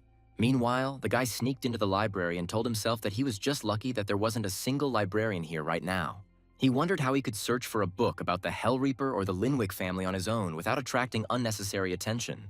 He wanted to find out who was in his family so he would know who to avoid. Because anyone who knew Vermeil well would quickly realize that he was not him. Suddenly, he heard a loud shout that ordered someone to sit and not dare to get up. Otherwise, he will show what a real magician is capable of, threatening reprisals. The girl squealed in fear, and Noah heard a name, after which he realized that things were getting serious. He came out from behind the shelves and told the man to move away from her. The protagonist stood between him and the frightened Isabel and directed his magic at the man. He said that he uses magic against him, which means he is even more stupid than this girl. He called him a pitiful sight, a first-rank teacher. Noah ignored the insults and prepared for battle, realizing that he was facing a very strong opponent from high society. The girl whispered from behind the teacher that everything was okay and asked him not to put himself at risk for her because it was too dangerous. Noah replied that not now and explained that the student had just asked him to do something and he was obligated to do so. The guy added that he was therefore obliged to shove his head so deep that he would never see the sunlight again. He shattered the shield with one blow and said with a grin that it was an excellent shield and that he had clearly overestimated his strength. The enemy whined and muttered that he couldn't believe he had just done that. Even though he was lying on the floor with blood dripping from his mouth and nose, he still did not stop talking. Rubbing his fingers in fear, he said that the hero would regret his actions. The protagonist said he had no idea who she was, which meant he could just chalk it all up to a misunderstanding. However, if she reports him, he will simply kill her and get rid of his problems. The guy turned to the girl and asked if everything was okay, to which she replied that he was crazy for attacking his own family members. Noah replied that he was simply doing his role as a professor and could not allow her to bully his student. The girl again said that he was definitely crazy and that she couldn't believe that he hit a member of his family for her. She asked if he was sorry and suddenly realized that he wasn't joking about not recognizing the man. The girl explained that it was Edward Linwick, the only student from the main branch of their family at the school. Isabel asked in horror how the professor could be so calm after attacking a member of his family. She added that the Linwicks were not famous for forgiving everyone, and now he would be in big trouble. Noah shrugged and replied that technically he didn't know who he was hitting, so it couldn't be considered an assault on a relative. The girl said that it would still be bad, but the guy assured her that everything would be fine. He's more worried about Edward taking that book. He asked her if she knew if there was another identical copy of the Linwick family tree in the library. Isabel was surprised and asked why there would be two copies here, since this wasn't the Linwick estate, but an ordinary academic library. The guy asked why she was studying his family, and the girl replied that it was because of the exam, because it was part of the required program. He noticed that her expression suggested that studying the Linwicks was more than just a casual interest to her, but something personal. The girl said that many noble houses would come to watch the exam, and she heard that the Linvik house would also be there.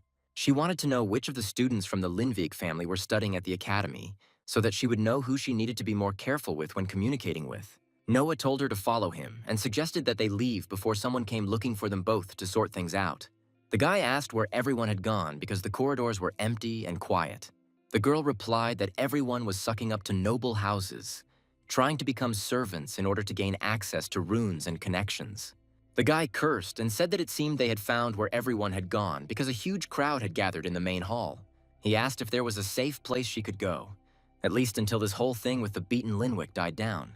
The girl objected and asked why he was asking her, since it was not she who hit Edward, and he would be better off worrying about himself. The professor told her to leave and said that he hoped to see her in class tomorrow, but the girl reminded him that he was always late. He called after her to let her know if he got the book and apologized for getting her involved in this dangerous situation. He had no idea how seriously the Linviks would take the situation with one of the main branch members being punched in the face, so he came for help. Noah walked up to the door and answered Moxie's question about what his fist wanted, meaning, by mistake, of course, that he had become acquainted with the nose of young Linwick. Moxie led him into her room, which turned out to be much better furnished than his own. The guy thanked her and said thanks, and the girl asked if he wanted to watch TV or something else. He said no. And Moxie noted wryly that what he needed in his room was a big stack of paper on the floor to keep him out of trouble. Noah reminded them that they had agreed not to mention this incident and asked them never to return to that topic again. The girl said she almost let him in because she wanted to tell him how badly he was doing after his fight with Edward. The guy said that Edward had been harassing his student and he told him to stop. Noah said that he forced it, and Moxie indignantly asked, "And that's all?" and demanded to know the details and at least name the offender. She asked how he managed to get through the shield in the first place, which he should know because Edward was his relative. The guy was surprised and asked again who this person from the main branch of his family was, and thought that this explained a lot. Moxie asked how he managed to get through Edward's shield, and Noah innocently replied that he just punched him. The girl asked him again what he had done, and the guy repeated that he had hit her like this, and showed a movement with his fist in the air. Moxie said she knew what a punch was, but how it hit through the shield, and Noah hesitated, not knowing what to answer. She suggested trying to hit her to understand the mechanism, to which the professor asked fearfully, "What if he hurt her?" The girl replied that he was first rank, so she would be fine, and told him to try hitting her with full force. The guy said, "Well, since you're the one offering," and swung to hit. But Moxie stopped him by asking what he had just done. Noah replied that it was a trick and nothing special, and asked why she was so surprised. The girl said that no, it was not just a trick. Every bit of his punch came out of nowhere. She added that this was, of course, good, but should she prepare herself for a bunch of angry people? After all, they might pounce on him for teaching their child a lesson. Moxie assured him that his own family wouldn't kill him, and the worst they could do was force teacher Edward to challenge him to a competition. Noah said that it was nice to hear and that he could handle it because he wasn't afraid of any competition or fight. The girl said with disappointment that she had hoped that she would be able to participate and would try to beat him herself for everything he had done. She added that this would have been the highlight of her week, but apparently it wasn't meant to be, and she would have to settle for less.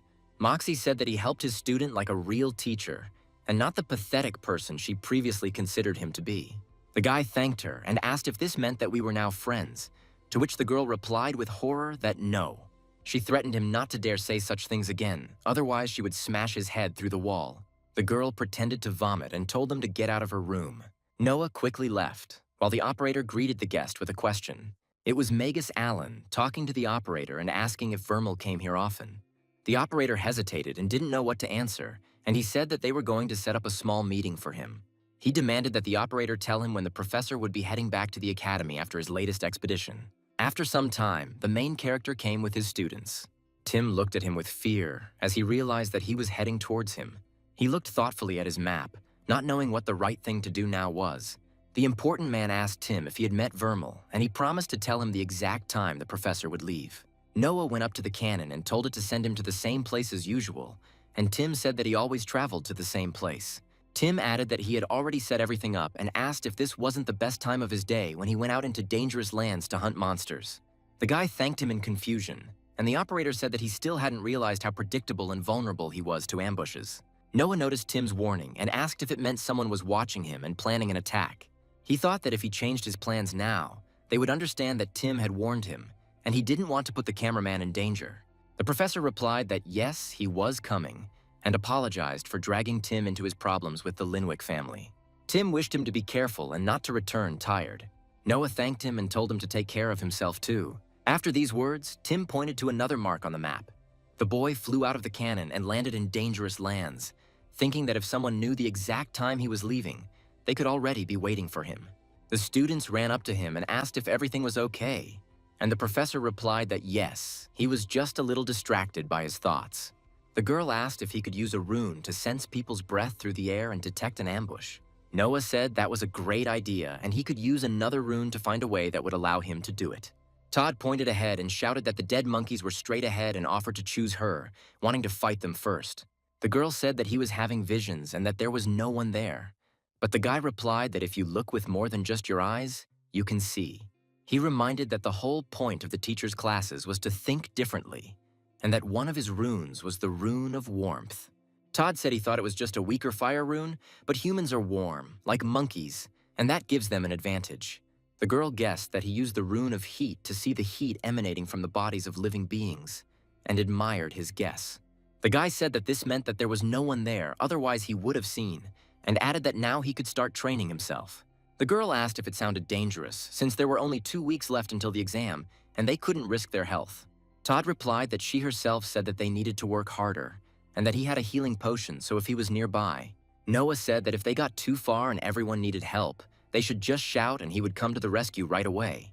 If someone really was planning to ambush them, they would have attacked as soon as they approached the cannon. This means that they will wait until after they return, so there is no reason to interrupt their training now and they can practice in peace. The teacher told him not to worry, he would be fine, but the girl noticed that suddenly something would go wrong. She told how he once tied his shoelaces by accident at the age of 8. Luckily, his shoelaces were already tied, so the threat was eliminated, and the guy breathed a sigh of relief. Noah said that he was no longer 8, and Todd, although strange, was a very capable magician just like herself. The girl sighed as she landed on the ground after another fight. The teacher said she would have to get used to it.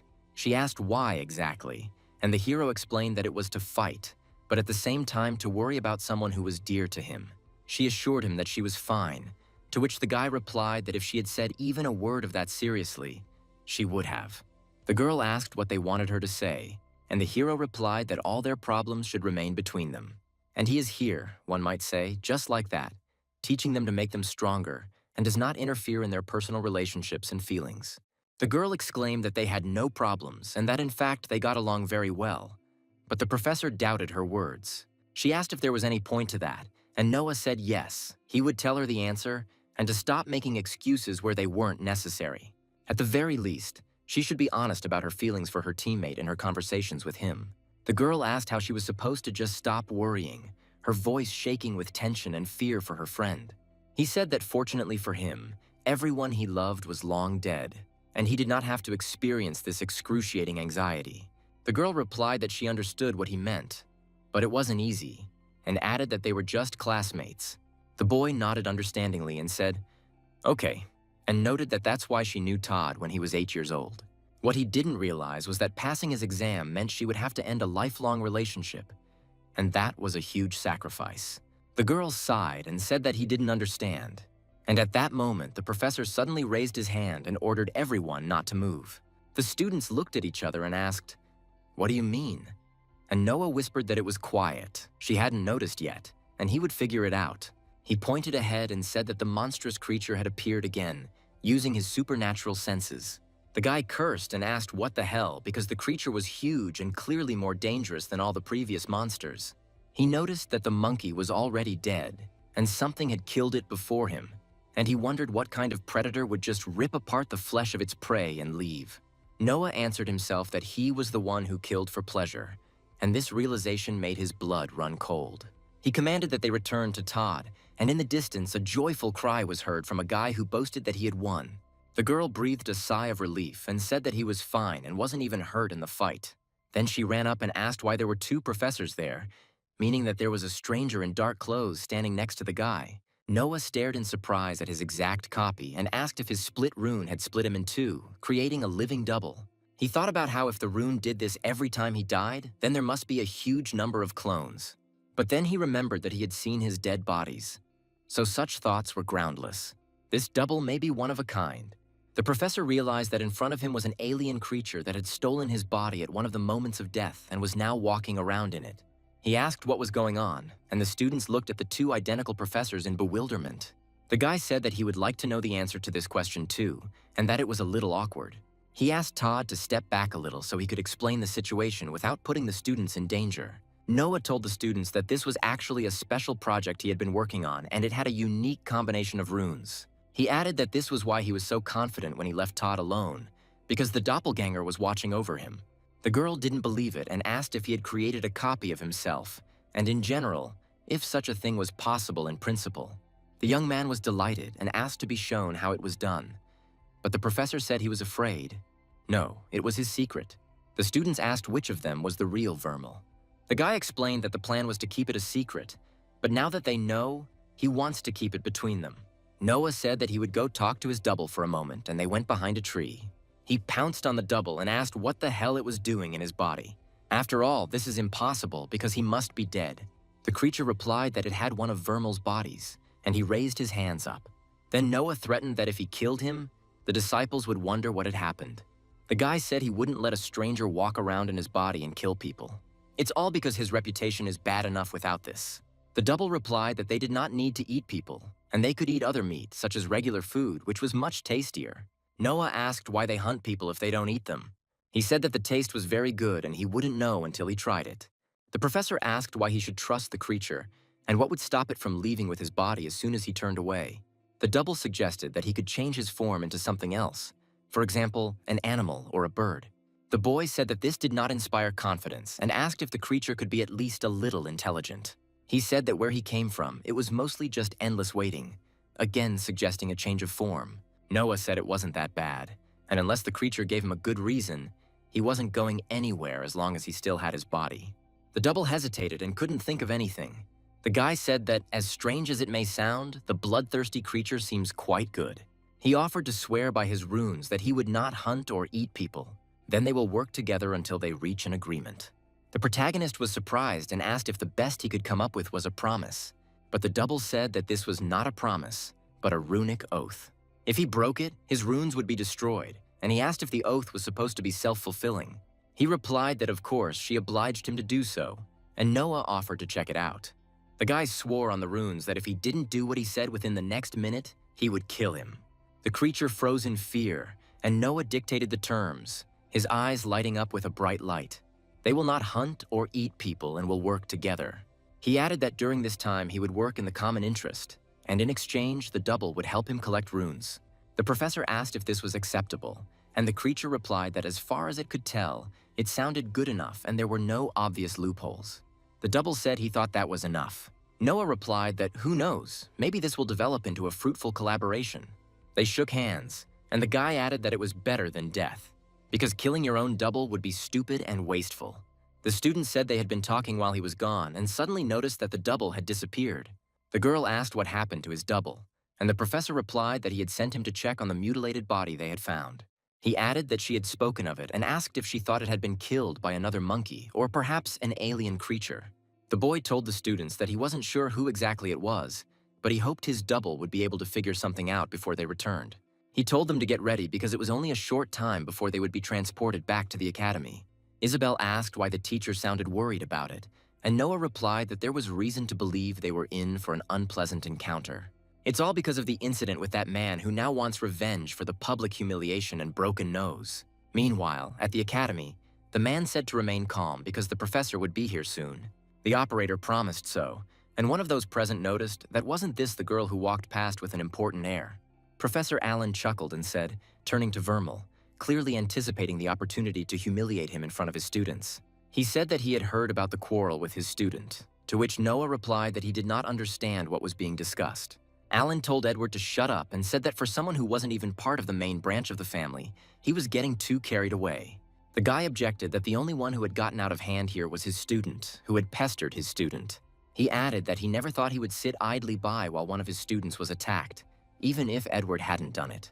From his point of view, he spared Alan the humiliation of having to apologize for his student's behavior in front of the entire academy.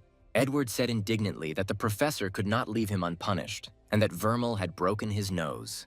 He demanded that something be done about this disgrace, and Alan ordered him to hold his tongue, promising to discuss it later. The teacher said that the insult to Edward's honor could not go unnoticed, and Vermal should not have interfered in their affairs. Noah asked what he wanted, and Alan suggested a duel between the students. But the guy said that a fight was too much for that level of insult. The professor demanded that Vermal's student be brought in, since an incident had occurred between her and Edward. However, Noah immediately and firmly answered no. He said that he would not bring her, and that Edward himself was the reason he got hit, and he got what he deserved. Alan asked if he was refusing to obey a direct order, and the boy confirmed that yes, he was. Then the professor suggested solving this problem on an exam by organizing a competition where the one who is stronger would win. He said that the student who defeats more enemies during the exam will win. When Edward emerges victorious, Vermila's apprentice will apologize. Noah thought and said, okay, they agree. However, when his student wins, Alan will give her a great rune from his collection. After these words and conditions, the main character raised his finger up. Edward was indignant, saying that this deal was not worth the great rune. Alan replied that no matter how much you bet, there was no chance that your opponent would win. He ordered Edward to shut up, and the boy added that if his student somehow won, he would give up one great rune. Noah breathed a sigh of relief and said that, frankly, everything had gone much better than he had expected, and his student would win. Moxie approached him, and the hero asked if there was a reason why she came here, since she doesn't work with them. The girl replied that there was no way she would deal with these people, and frankly, she was hoping to see Vermal get the living daylights out of him. She added that it would be the most interesting day of the week, but she had to go, and wished her luck on the exam. Moxie told him to try not to hurt himself, and Noah thought he didn't understand this woman and her strange sense of humor. The main character had a terrible nightmare in which his bed suddenly burst into flames on all sides. He felt an unbearable heat, as if the very air around him began to burn and melt his skin. Tongues of fire shot up and he tried to scream, but his voice was stuck in his dry throat. He woke up in a cold sweat, unable for a long time to understand where reality was and where a nightmare was. The guy groaned heavily and asked himself what it was, because he hadn't died for a long time, and his visions should be getting better. He saw a hellish reaper in front of him, and realized that this was the very same terrible monster that had been tormenting him for the past few weeks. Noah promised that as soon as the exam was over, he would kill him, no matter what the cost. For a long time, the image of the hellish reaper who laughed with a terrible voice remained in my head. The hero tried to control the flying sword and said that he seemed to be starting to figure out how to use this flying thing. But a second later, the guy said with disappointment, or maybe not, and called the sword a useless thing. The protagonist lay flat on the ground, thinking that he first needed to learn how to control it well. He looked around and said it was good that no one saw it, to which the double replied that he shouldn't complain and just do his body replacement. Noah said that anything was better than watching him control his body, but the double countered that he didn't control anything. He spent weeks absorbing Vermal's body, memorizing every detail so he could recreate it perfectly. It's even better than just controlling the body. The guy wasn't sure why, but he asked, "Is this what you chose for me?" And the double replied, surprised, "Seriously." The double said, "Stop being picky. He got everything he could, and Noah would rather not think about how he got them in the first place." The guy couldn't shake the feeling that this was no ordinary creature, so he asked what kind of body he wanted to wear instead. The double replied that everything was within reason and that it didn't really matter to him, to which the professor asked his name. The creature said that he liked trees and suggested the name Tree, but Noah replied that it was not quite a human name. He was surprised and asked if the trees were serious, and then suggested the name Lee, which seemed more suitable to both of them. The creature was delighted and said that this was wonderful and that it would now change bodies, asking Vermal to deal with the monsters. Noah heard a crunching and cracking sound and realized that the sound was unpleasant, and Lee said that Vermal's body was uncomfortable and cramped. The guy exclaimed in shock, and Lee asked with a smile who he thought he was and how he liked the new look. Noah asked Lee what gender the creature was, since it could change shape at will, to which Lee replied that they were uniting. Two of them tear off half of their body and then merge together to form one new one, and then change their bodies. The guy said it sounded weird and noted that Lee had simply gone and made a new body, although he thought they needed a full body to transform. It looks like it worked, and now Lee isn't him, but they need to come up with a story for the new teacher. The guy asked if he had any ideas, and Lee said that he was a teacher. Then she too can be one, although she has not done this before. Noah asked what she would teach, and Lee smiled. She said this in reference to martial arts and hand-to-hand combat. She quickly transformed, and then the main character lost sight of her. Finding herself on top of the guy, she asked him what he thought, to which the professor replied that he barely saw her because of the speed. He asked why other such creatures could not change as quickly, as if they were completely different creatures. Lee replied that she was not human, but faster and stronger than him, and that this made her the best in her field. Noah pointed out that she usually didn't die no matter how badly she was hurt, but Lee countered that he didn't die no matter how badly he was hurt. The guy said he was just lucky, and Lee asked how many times she had seen him get killed, implying he was cheating.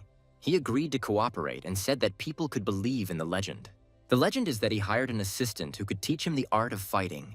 Lee said she would be more than happy to show off her skills if needed, since he can't die. Noah said no more shows because he could die, just not forever, and he wouldn't be a suitable target. He added that there was no mention of his death in front of others, and Lee asked that even a single blow was not allowed. Lee asked if they should go to the academy already, but Noah replied that not yet because there was still one detail left. The weeks before the exam were short, and he still had a lot of work to do, and he met with Lee several more times. And as much as it was painful to admit, she had skills he needed to learn, and to his surprise, she was sincere. She did nothing that could pose a threat to him or his students. So he decided that once the exams were over, he would let her teach his students, but only when he himself was present with them. And Lee asked if she could eat anyone who interfered with his student. Noah said no, and added that, by the way, he had replaced 2 more runes and began to feel their power grow as they filled. But he was exhausted because every night the Reaper's eye prevented him from sleeping. Every day he saw his face out of the corner of his eye. It was as if he was enjoying his torment. Every day was filled with tension, but at the same time with fatigue. Until finally the morning of the exam arrived, and the students eagerly waited for their mentor to triumph. The young man said, "Oh, what a face that man will have." Then he asked how much time was left before the start, when there was a knock on the door. The guy asked who decided to drop by so early. Opening the door, a girl stood before him and asked in surprise how many people were willing to talk to Vermal. She said enough is enough, adding that the sudden growth after so many years of stagnation raises questions. Moxie listed the professor's odd behavior, the sudden increase in power after years of stagnation, and that respectful tone. She added that even the students suddenly began to respect him, and Noah bewilderedly thanked her for her observations. The girl said that he had changed a lot, and now she understood why, because he was not really Vermal. The guy laughed and asked, and of course she revealed who he was then, and reminded him that he also had a head injury. But Moxie said, "Who cares?" and suddenly hit him in the face. She then threw a tree at him, pinning him to the wall, causing him to scream and ask what the hell she was doing. Noah was outraged that first Lee and now Moxie and why everyone was trying to hit him lately. He said, okay, if she wanted it differently, then so be it, and prepared to defend himself. The girl noticed how determined he was and decided to use a spell against her. She said that the real Vermal would never have had the courage to do such a thing. She pinned him against the wall and said, "Be quiet. I'm not blind, and to be honest, many people have noticed changes in him." Moxie explained that Vermal had done a great job of making people shy away from him. But when he started working here as a teacher, she was lucky enough to become his mentor, so she couldn't be fooled. But Noah said that she didn't think about it, and at that moment, Lee attacked her from behind. The guy thanked Lee for the lessons, and Moxie said that everyone got their share, meaning that both women got their comeuppance. She said that she was begging. His magic couldn't even penetrate her shield. To this, Noah replied, "But this one will break through," pointing to a huge object. The girl asked if he had decided to stab her with a knife. And what was that surprise in his voice? How was such a technique worse than using magic? Well, if that's the case, although it doesn't matter, she already said, she doesn't care what he did to Vermal, but attacking her is a strange way of conveying thoughts. She told him to get off her, but the boy said no. Even if her shield could block magic, he had seen them break. So he will sit on her until she explains herself. The girl began to scream in his face. However, the main character was not going to give up. He only repeated his condition. Moxie was tense. She looked the hero straight in the eyes, and excitement appeared in her pupils. Then she sharply pushed the guy away and again trapped him in the branches of the plant. Moxie asked if he was happy. If she wanted to kill him, he would have been dead long ago. She said that the word satisfied was clearly not appropriate for this situation and asked what he wanted. Noah asked if she could confirm this for his peace of mind. But the girl replied, "Just enough, we both know he's lying. He's not vermilion," but the guy said, "Weird, then why does he have vermilion on his badge?" And Moxie sighed and said, "Oh my God." She agreed and said that there was something more important than her curiosity. Moxie said that after meeting Alan, she decided to check out his students. He believed in them so much that she almost believed he could win. Noah said it was kind of her, and Moxie replied, "Not to mince words." The guy asked what kind of papers these were, and the girl replied that the girl's family was blacklisted from all noble families. Both of his students were the same in this regard, and when she tried to find out why exactly, she found nothing. This means that someone powerful decided to cover everything up, and they were sent to him for training because they were destined to fail. Noah thought about how there were a lot of things he didn't know much about, including which of the Linwick family Vermal was subordinate to. The girl asked if he could imagine how powerful the person behind all this was. Noah chuckled and told Moxie that his students were being set up, adding that she thought he hadn't thought of that. She was surprised and asked what, and then sharply asked how he knew about the blacklist.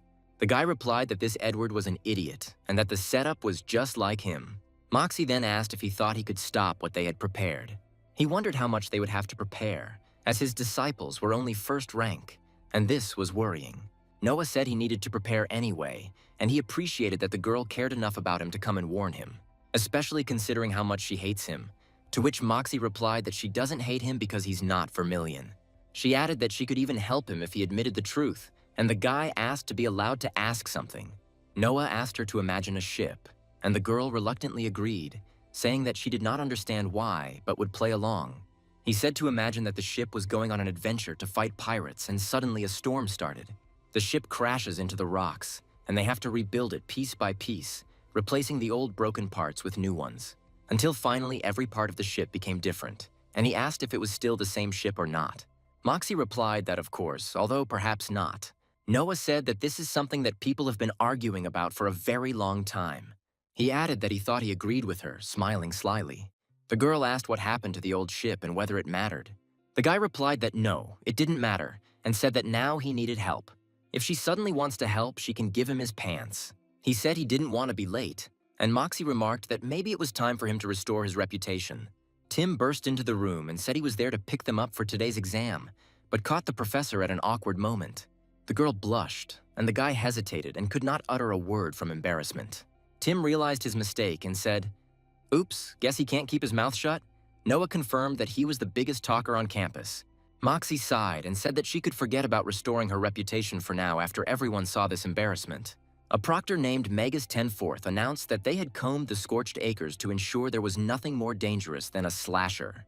He added that if anyone were to slip past, it would be the responsibility of the nearby professors to ensure that it was postponed until he arrived. 10/4 said everyone was assigned to groups to participate in the exam and asked them to stay in their groups for the entire duration. He noticed that almost everyone except Todd and Isabel had shields, and the students were eagerly awaiting the start. The proctor declared the exam open and wished everyone good luck, and Alan asked Vermal if he was nervous and wanted to admit defeat. Noah replied that he didn't, and said he was just wondering if Edward was going to use his shield as a crutch instead of his own powers. Alan countered that he had no reason not to use it, unlike the professor, since he was a valued member of the Linwick family. The guy chuckled and said they would see about that, and Lee came up to him, saying that it was just in time. He announced that he would take on the first one, and that this would be enough to get through, and then the students would deal with the rest of the monsters. The man rushed forward and knocked down one of Alan's students, who indignantly asked what he was doing. Edward shouted that it was his, but the boy retorted that he had taken too long and missed the moment. The students shouted at him to dodge or he would get hit. Thanks to this, the man deftly dodged the flying attacks. Alan asked if the professor now saw why his students couldn't win, and shook his head mockingly. Noah noted that in order to block physical attacks, shields must use physical materials, like Moxie's vines. But this must be done manually, while blocking magic is automatic, and it is useful information for combat. He said that Edward's shield might be strong, but it wouldn't be able to withstand attacks forever, and prepared for the next blow. Noah told Todd that the monster was all over him, and that Edward was currently tickling his opponent to death. He added that they should fight more gracefully, and the student replied with a grin that he would be happy to, and asked, just as the teacher had taught them. Noah said that if you can predict their movements, you can defeat them. Todd shouted happily that this was how it was supposed to be done. The guy turned his fierce gaze on his opponent. He was ready to show who was stronger here. Getting as close as possible to the monster, Todd directed his fiery energy straight at it. The professor praised him and said, "Well done, it was magnificent." He added that if they continued like this, they would throw a party when they returned. He noticed that Edward had also dealt with his monster and asked if he was okay. Noah commanded them to move on and said that now they needed to find a slasher for Isabel. Alan stopped him and said that if they went on their own, there was a risk that they would fail. He added that he would not allow this, and the guy suggested, "Then come with us." But he replied that he could not allow this either. Alan said that Edward needed rest after the fight, and they would stay here until he was ready. The professor objected that the young man was fine and could continue.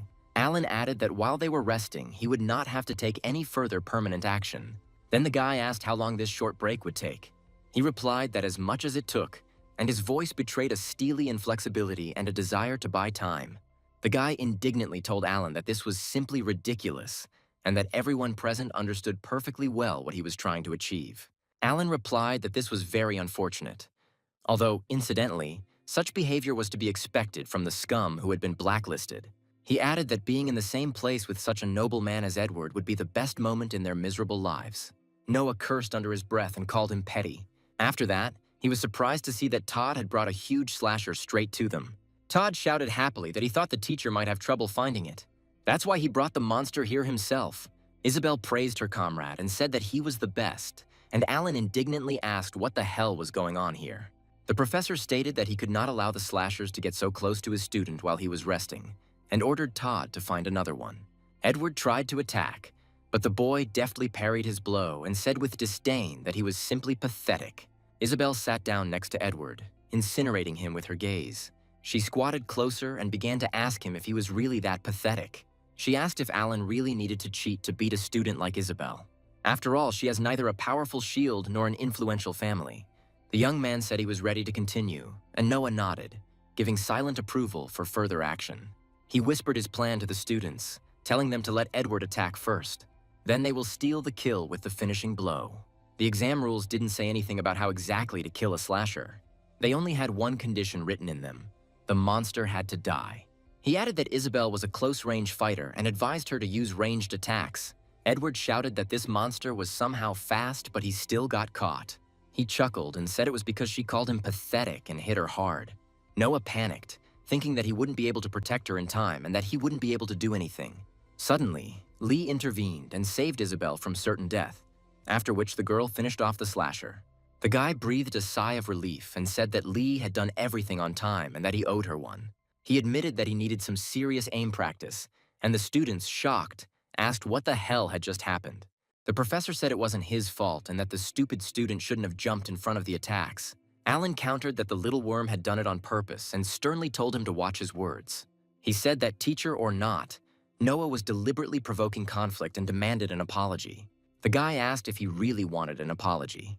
Alan noted with a sneer that the first-rank professor had finally gotten angry. He asked what this family scandal would lead to. Noah tried to hold out until the last, but the man was clearly provoking him. He continued to say hurtful things to him and irritate the hero. Noah couldn't hold back any longer and suddenly hit him in the face. Then he asked if he was okay and apologized, saying that there was a big mosquito right on his interlocutor's nose. He said that he couldn't be blamed for that, and after that the score between them became 1-1, and he suggested moving on. He added that it would be very unpleasant if Edward had fewer kills than Isabel, and sincerely praised the student. The girl thanked him shyly and said that she herself didn't know how she managed it and that she was probably just lucky. Alan told Edward that they needed to kill more slashers and asked if he was ready, to which the boy hesitantly replied that of course he was. Noah remarked that he didn't plan on losing, and the student asked why Magus Allen was bleeding. The boy replied that there was a big mosquito there and commanded his students that they now had to hurry. The kill count was 1-1, and the professor said that there should be another slasher around somewhere, but he didn't see it. Noah said he thought a deal was a deal and reminded them that Alan had cheated on the exam. He indignantly asked if that was really true, and the guy asked Edward to tell him exactly what techniques he used. Noah added, "Would you mind telling me exactly when in the exam he did this?" And the young man hesitated and could not answer. The professor said his students had names and asked them to use them, calling them Isabel and Todd. Alan replied that the two were blacklisted trash and that one decent rune wouldn't fix their shoddy foundation and lack of talent. Noah sarcastically thanked him, saying he was so kind, and offered Isabel to tear out any page from the grimoire she wanted. He added that he would not stand there for hours for her to learn it, and said that she should use it well, because it's the last good rune she'll ever get. The boy led the students away and told Edward that he needed to train to make up for everything. He praised his guys and said that they both could be proud of themselves, and promised to throw a party at the next lesson. Noah announced that they were free for now and asked with a smile which rune she had ultimately chosen. The girl thanked the teacher again and added, "For everything," and he himself knows what she means. The guy clarified that she meant thank you for everything else too, but he added that not for everything, because before that he was a loser, so thanks only for the last month. Noah replied that yes, mostly over the last month, and sheepishly said, "You're welcome." He added that she didn't need to thank him. It was all thanks to her own hard work. He asked if they could continue that conversation now, referring to his secret conversation with Moxie alone. The girl replied that she didn't need it, since stealing his food was much more convenient, and Noah called her lazy. She replied that she was progressive and agreed to help him, promising to answer question after question, and told him to begin. Noah said he was ready, and Moxie asked if he wouldn't admit he wasn't Vermilion, then at least explain why he decided to change. He replied that it was a waste of a question because he had already spoken self-improvement, and he himself asked where he could get the information. The girl said that right now the only book they needed from the library was on loan to someone. She doesn't think that its current owner will agree to give it to him voluntarily, but if he was in such a hurry, then he should just take the book from the Linvik estate, and the guy was surprised, asking how he would get there. She said no, it was her turn to ask, and asked how this change had happened, to which Noah chose to remain silent. He apologized and said that he was afraid he couldn't answer that question and asked me to ask something else. To this, the girl replied that this was expected. Moxie then asked him why he knew so little about everything, and the guy replied that improvement itself is a difficult path. He said he needed to go back to the things the old him once knew and determine whether he really knew them or not. The girl noted that it looked more like he had serious brain damage and asked if he had seen a healer.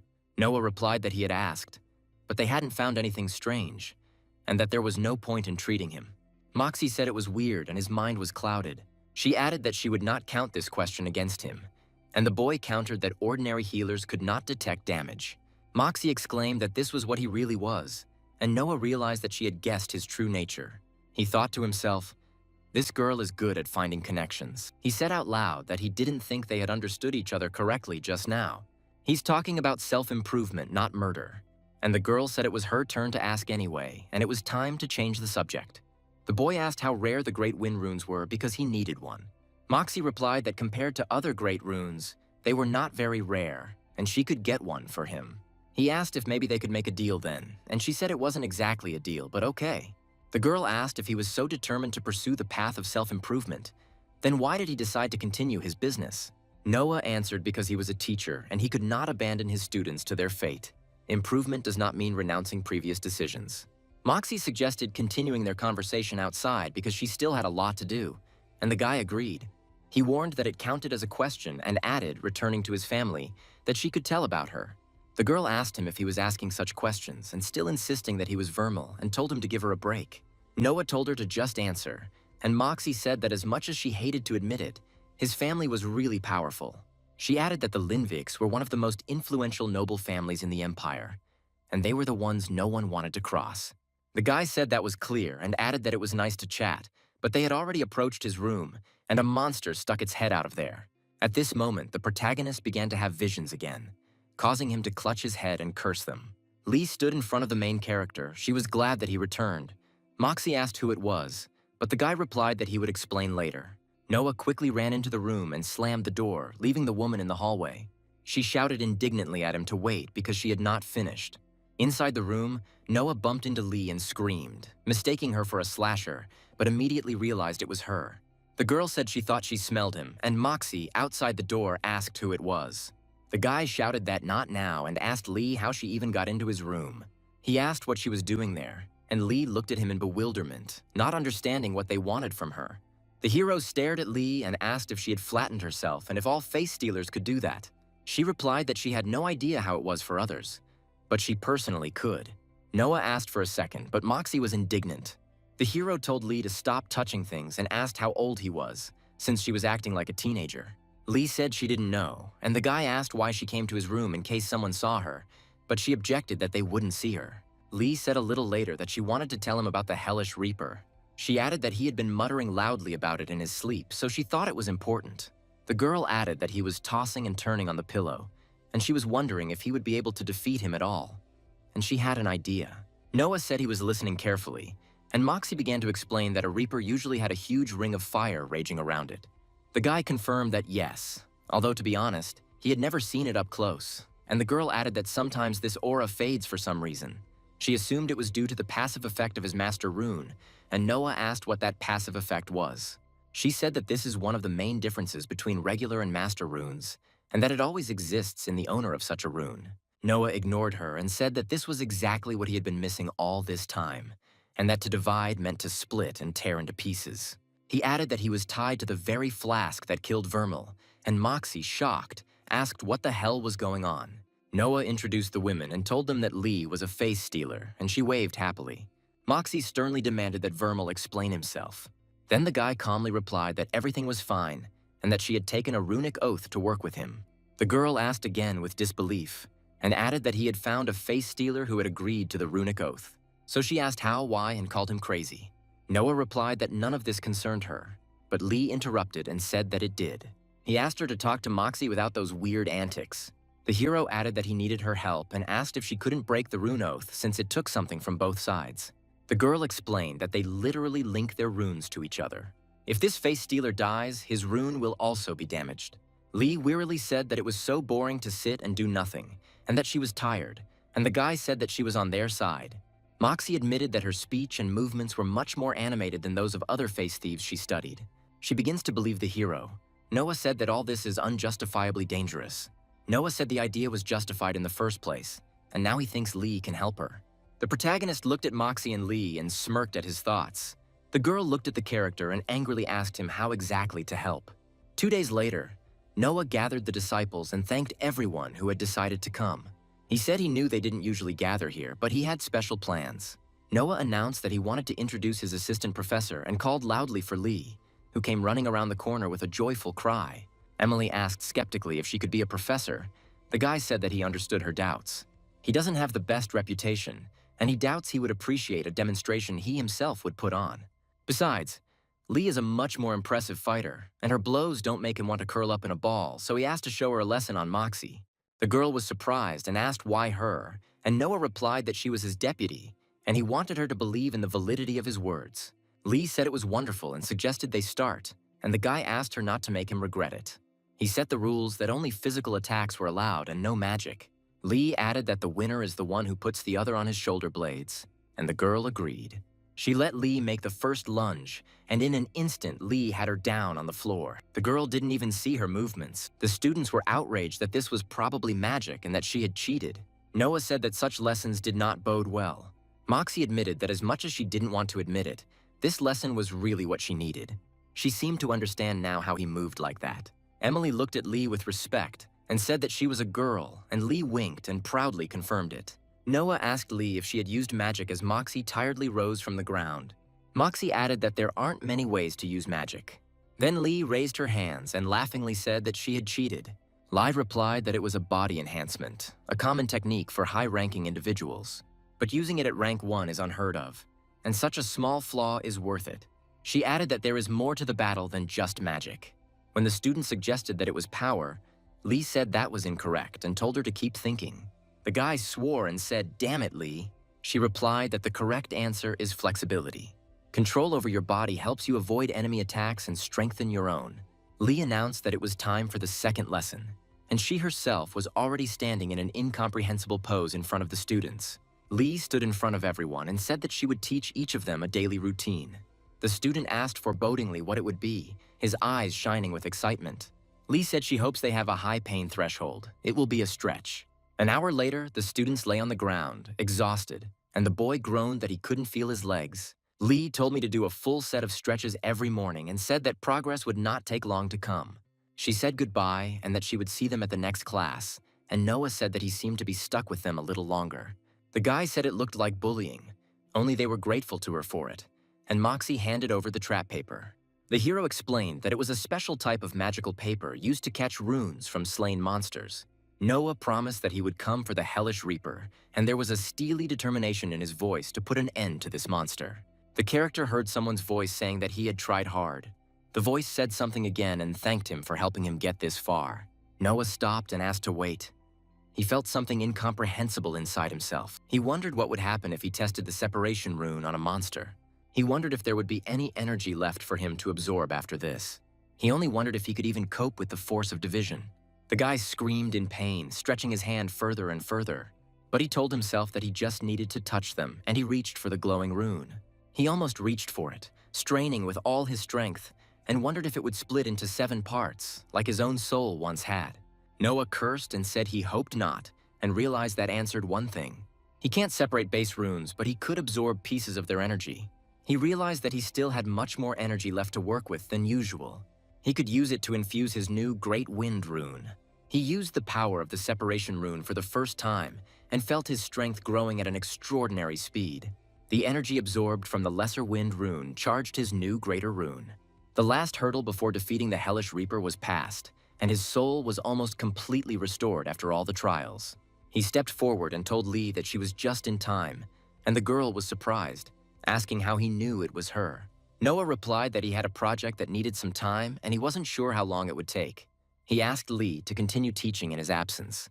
She asked why he was leaving so suddenly, to which the guy replied that he was tired of putting up with all this crap. He added that it didn't matter and said that he would be nearby. He would just not appear as often, and if something went wrong, they should find him. The girl said that if he was so confident, then fine, and she and Moxie would sort out the classes. But she had an idea of what he was trying to do. Noah chuckled and said, "Really?" And Lee said yes, and that she didn't think he could do it. But in any case, she wished him luck. He left the academy and headed into the deepest reaches of the Scorched Acres, where the Hellish Reaper was already waiting for him. The monster was huge, no smaller than a 3-story house. His body was made of solid muscle and dark scales that shimmered with a crimson light.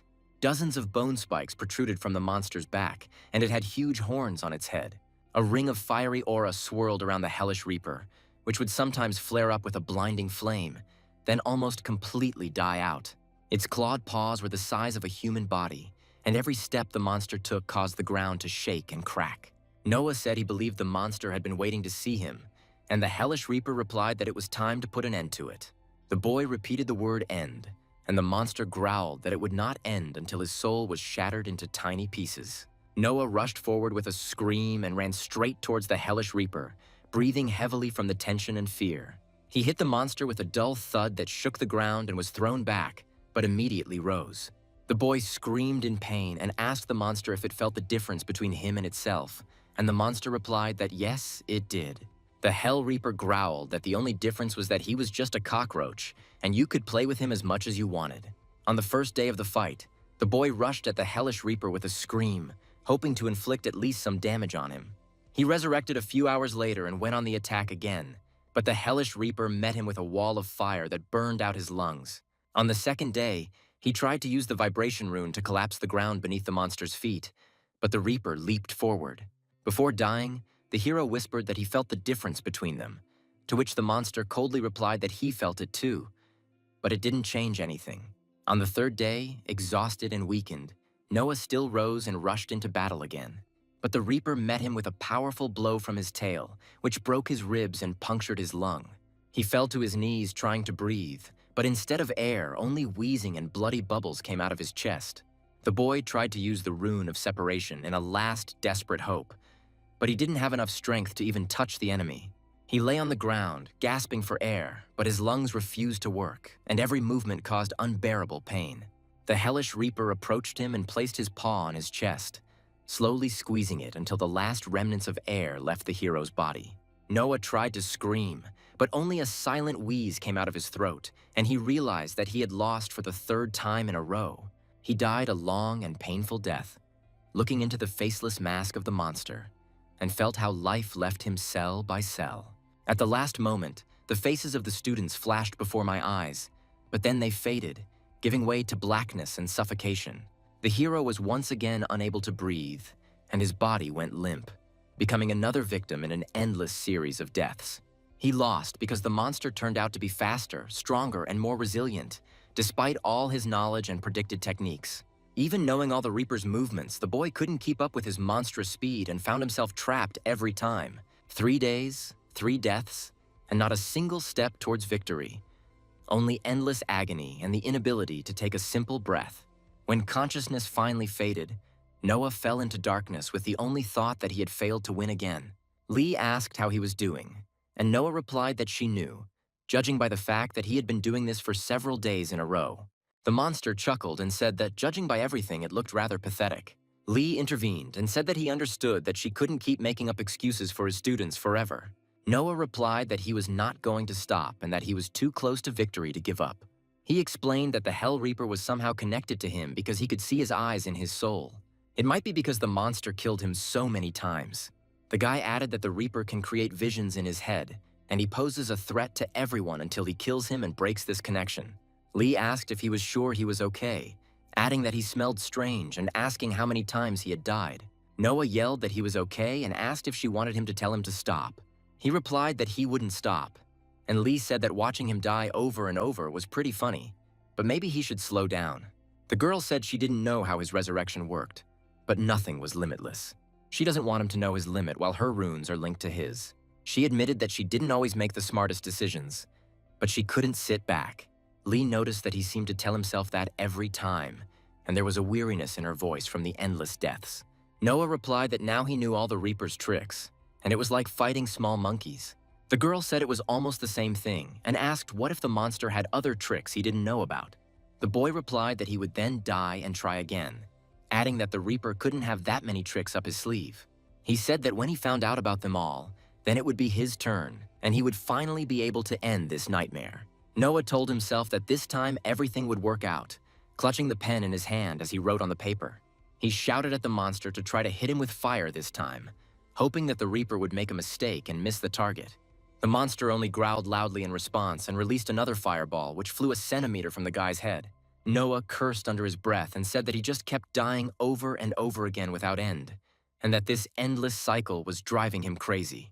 He added that with each new time, he understands more and more, and he is already very close to finally seeing the Reaper's weak spot. But as he spoke these words, the boy felt how his wounded soul was barely holding on inside his body. He understood that his patience and resources were not limitless, and that if he did not finish off the monster soon, he himself would crumble to dust.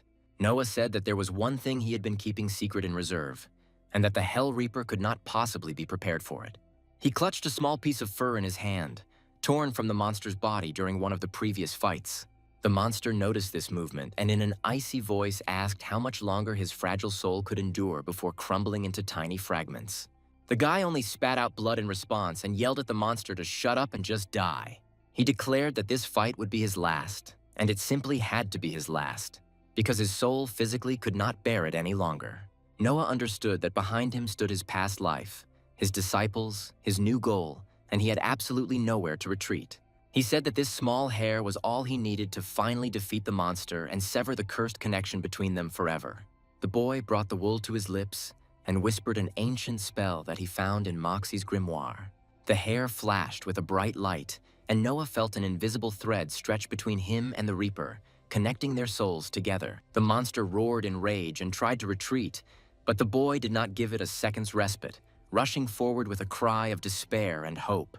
He knew he had only one chance, and that if he missed or hesitated, he would lose everything he had achieved in the last months. Noah thrust his hand straight into the Reaper's chest, where his fiery heart beat, and activated the separation rune at full power. The monster began to convulse, trying to throw the man off, but the guy held on with a death grip, gritting his teeth from inhuman pain. His own soul was bursting at the seams, and he felt how every movement caused him agony. Noah whispered that he would not stop even if it killed him completely.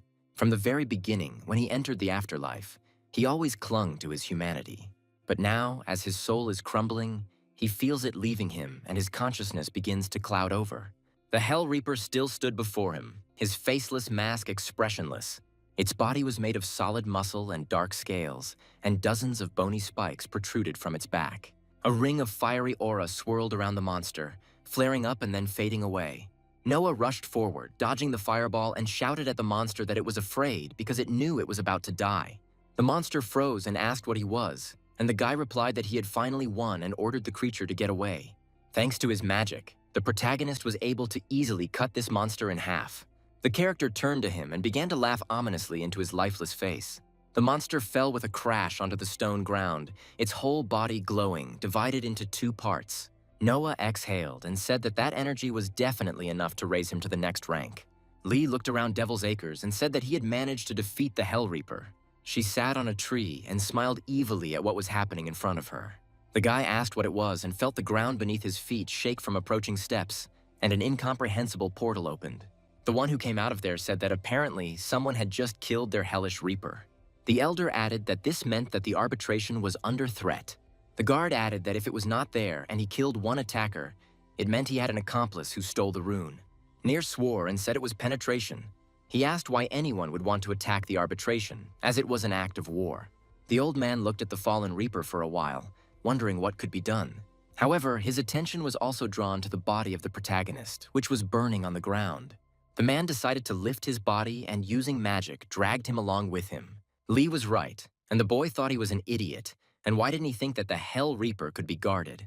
He thought that killing him was a good thing, but the school put him there for a reason, but to protect the borders. Noah asked the security guard who approached him if he could help with anything, and he replied that he probably could. The guard asked if he had been to Scorched Acres, and the guy thought they had come for him quickly. The man introduced himself as Nir and said that he was one of the academy's guards, and if he lied, it would be obvious. Noah replied that yes, he was there and asked what happened, and Nir said that the academy had been attacked. He added that anyone who was in the area was a suspect. The guy asked what happened, and the guard said it was none of his business, but then changed his mind and asked him to wait.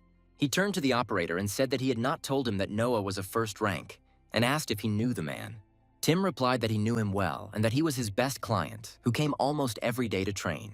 He added that he was part of a group that had recently taken an exam there, and that he was a professor, and a very good one at that. Nir, a professor of the first rank, asked with a grin and asked how he even taught his students. Noah replied that he was trying his best, and Tim added that he was actually quite good.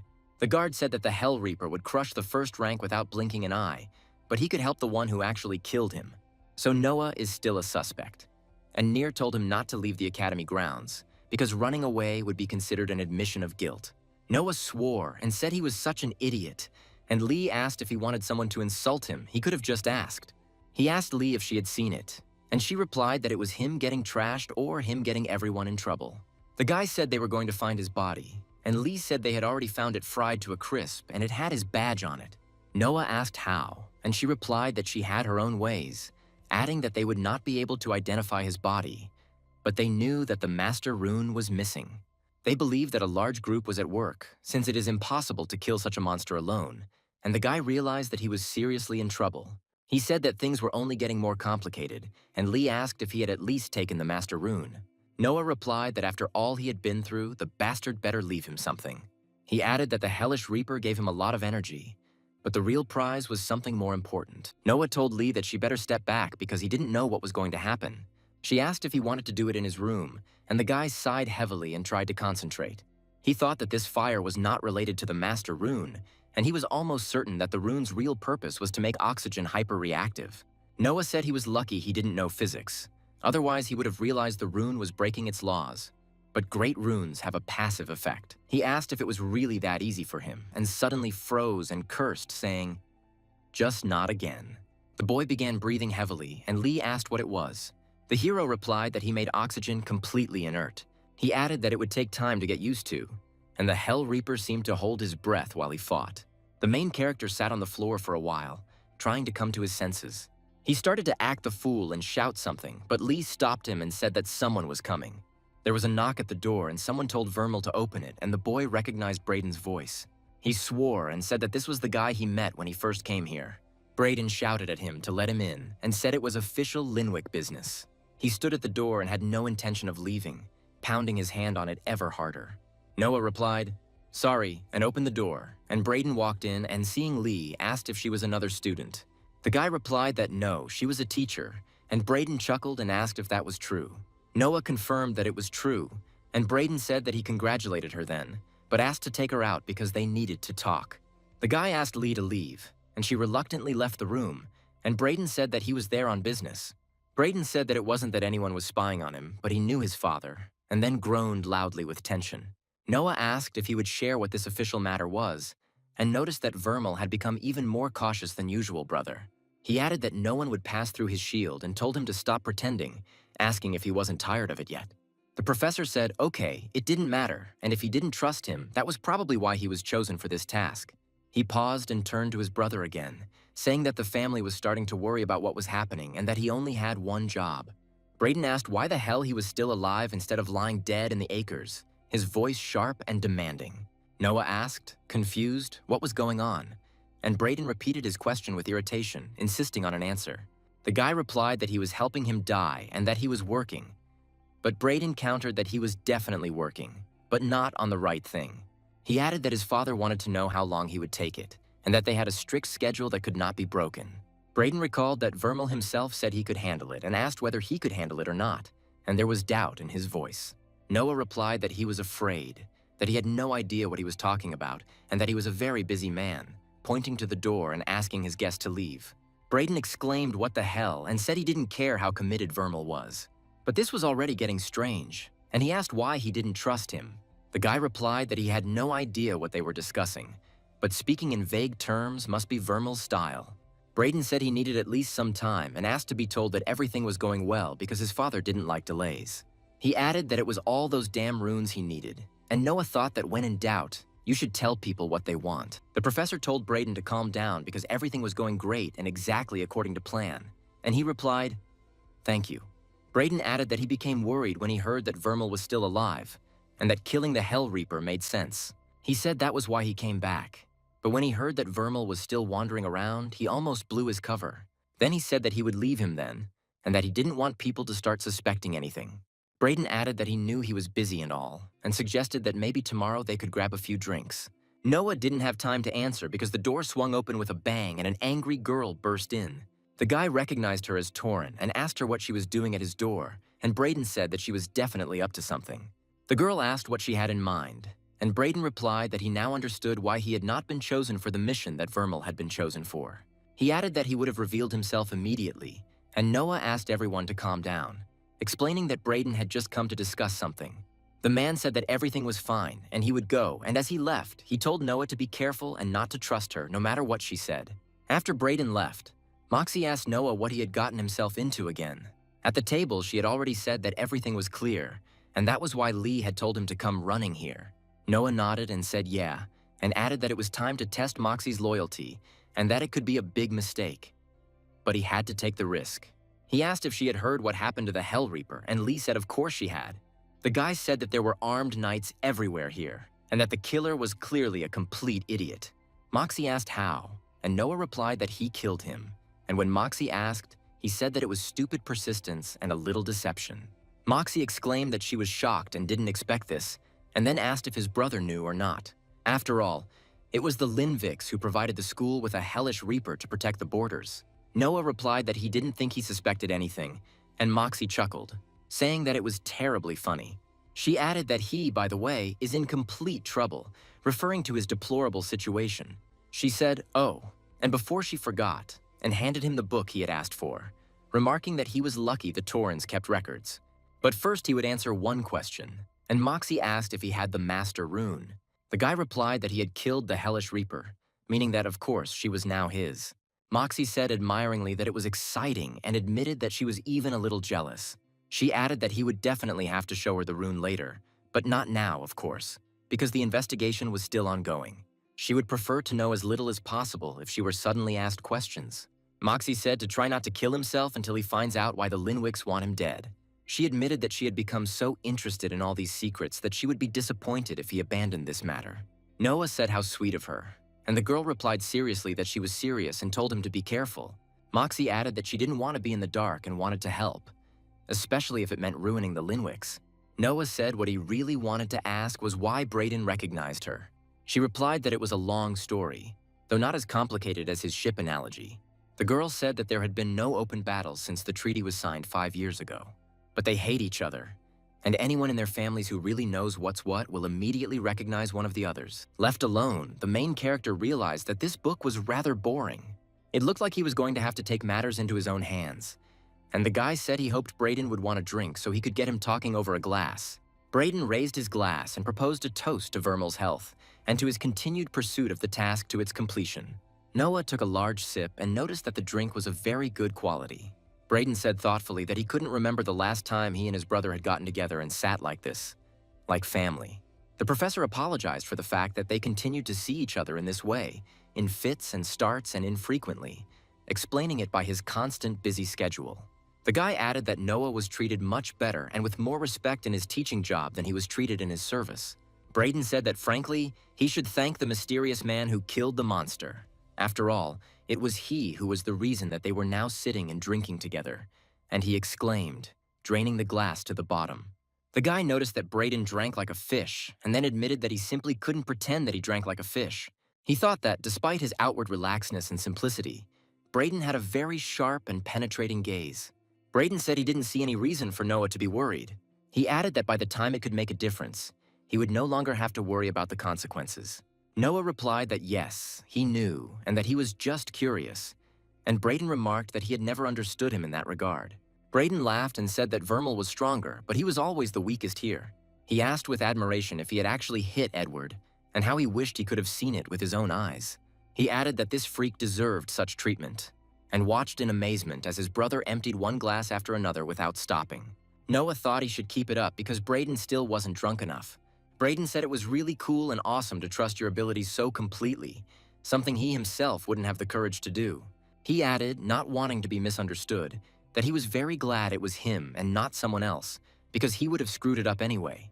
Brayden said he was looking forward to his brother finally coming back to them and quitting this useless teaching job. Noah wondered how a dead person could ever return anywhere, and then muttered that he was going to vomit. He rose abruptly from the table, declaring that he would be right back, and left the room, noticeably swaying and holding onto the walls to keep from falling. He went to the restroom, where Lee was already waiting for him, and she asked with displeasure why it was finally taking so long since she was hungry. Noah hissed and said they needed to do this quickly, and asked why there were so many of them and which one he should talk to. Lee said he had a knife, and the guy took it and asked whose idea it was, to which the girl replied that it was his. He said exactly that, and that it was necessary to finish this before he began to think and ask unnecessary questions, and Lee promised to wait for him here. Noah went out the back door and returned a little while later, slightly out of breath. Brayden asked if everything was okay and added that he thought he heard someone scream. The professor replied that yes, everything was fine, and said that because death was so close, his mind was a little clouded. But at least he is not drunk and can think normally and sensibly. He announced that it was time to find out some important information, and admitted that, it was very difficult for him too. Brayden noted that his father would never approve of such a thing, and that he would never have thought of it, since Noah had always been so confident and determined. The guy replied that it's easy to be confident when you don't have to worry about the consequences of your actions. He added that perhaps he had not yet fully grasped the seriousness of the situation. Brayden said that he was apparently not really a brother, but just his father's sword in the hands of the family. He added that perhaps he had completely forgotten about his role in order to have a good conversation with him, but he had only come to tell him about the task. Brayden said he wouldn't tell his father that Vermal was late due to stress. Noah replied that he wasn't worried at all, and Brayden remarked that he knew his brother would never do something so bad to him. He asked him what he was going to do next, and warned him that if he didn't finish what he had started soon, his father would make him return everything. Brayden asked rhetorically whether anyone else could even handle the task. He himself answered that this is precisely why his brother is doing this, because there are no more such crazy and reckless people. He said it was good that Noah was still human, and that it inspired him even more, and then he thanked him. The man asked if he knew if his father would be very concerned about delays after working on the draft for so long. He added that becoming the main branch of the family is important, and there is no doubt about it. Noah replied that he knew, and Brayden added that no one had ever succeeded in doing this before, and that he was very worried about it. He asked what if something went wrong and warned that his brother might die for real, not just go into hiding. Brayden hesitated and said, "Well, of course." And Noah knew what his father hadn't meant. Vermilu would have to die for real. He just had to fake his death. The man asked what if something went wrong after the call-up and added that it was just smuggling. But then he corrected himself, saying that it's not so easy to kill yourself. He admitted that he was confused again and asked himself whether Vermal should die or not, and he had no answer to that question. Noah thought that he shouldn't have brought Brayden to this state, and now he has no idea whether he's talking nonsense or being completely serious. He said that Brayden was right, and that he should have more faith that everything would work out in the end, and added that yes, of course, he knew it would. He warned that any of his connections could be influenced by the demon and asked if he would mind if he got some sleep. The man thanked him for the drink, and Noah thought about what he had just said and repeated to himself that terrible word, demon. Noah sat alone and turned over in his head what he had heard from Brayden, thinking that Vermal had summoned a demon. He wondered if the Linwicks wanted to influence the elections in the main house, but immediately dismissed the idea, deciding that they must have had motives. It seems Vermal had to either fake his death or die for real by summoning a demon. Perhaps that was why his soul ended up in this body, and he wondered why Vermal needed to be in the Scorched Acres. He found himself in a rather secluded place, and the boy suddenly froze for a second, realizing that all this time he thought that Vermal had failed the task. Suddenly, Lee emerged from the shadows and greeted him happily. She asked how the conversation with Brayden went and admitted that she listened for a while, but then got bored. The guy replied that his brother had answered some of his questions, but had added many new ones. He suggested going for a walk to discuss everything in the fresh air. Noah stopped, looking at Lee, and firmly said that she was not a face stealer, to which she confirmed that it was true. He asked her why she lied, and why on earth she shouldn't lie at all, but she only countered with a question, after which she calmly replied that she was not a face stealer, but a demon. The guy asked, puzzled, why pretend then when she could have just told him the truth? Then he wouldn't care, and he wouldn't treat her any differently. He added that she knew the answers to half the questions he asked Brayden, and Lee nodded affirmatively, confirming his guess. The guy asked her why she didn't tell him the truth, and she asked him if he knew what it was like to be in those damned acres. Noah admitted that she had no idea how much he understood her. After all, he finally had a chance to get into the human world and live without having to tear every piece of life out of someone's jaws. Lee said that of course she used it and asked if he knew what the Inquisitors do with demons. She replied that they were tormented with stories and tales, even there, in their hellish world, and that soon she herself would hear them. Noah waved his hand and said, come on, and Lee noticed that he wasn't Vermal. She played along with him, because he asked Brayden about things that Vermal had already done, and she saw him do them with her own eyes. She said that this was another secret, and that only a truly powerful magician could destroy someone's soul. Lee added that she only knows of a few archdemons who can do this. They certainly don't do it with the same disdain as he does, and she can definitely tell that he's not a demon. He probably wouldn't have been able to stand the presence of a demon near him, and Noah asked why she had even gotten involved with him. He asked if she had copied his body and approached Todd thinking he would kill her. Lee exclaimed that they were stuck in the Scorched Acres because Vermila's summoning portal had bound her to the place. The guy reminded her that she had sworn an oath on her runes to the original owner of this body. She said that they would work together until they came to an agreement to break this oath. Lee noted that he had never given her a rune oath, and Noah was surprised to realize that Vermal's contract obligated her to obtain his permission. But Vermal did not specify which soul should own his body, and this was a nitpick, but it was enough to find a loophole in the magical contract. The guy asked her why she stayed then, and Lee replied that she was lonely. She had been waiting for this for most of her life, but when she got here, she didn't know where to go or what to do. She didn't want to stay, but then she met him and his students, and he spent time with her and believed her. It was fun, and she became attached to them with all her heart. The girl admitted that she lied about who she was because she didn't want to be alone anymore, and still doesn't. Noah asked if that meant she was not bound by that oath at all. Lee confirmed that she mentioned the original owner of Vermal's body during the oath in order to avoid fulfilling it. Noah said that he had not given her any reason not to trust her, and that was enough. The guy asked why Vermal had summoned her. Lee replied that he had not summoned her, but another demon, and that she had simply managed to slip through the opened portal unnoticed. Noah asked what happened to that demon, to which Lee replied that she had no idea, all because she ran away as soon as she felt his presence. She added that the demon was too strong, and the boy cursed, realizing the scale of the problem that loomed over the academy. Noah noticed that she had withdrawn from her contract with Vermal, and Lee confirmed it again.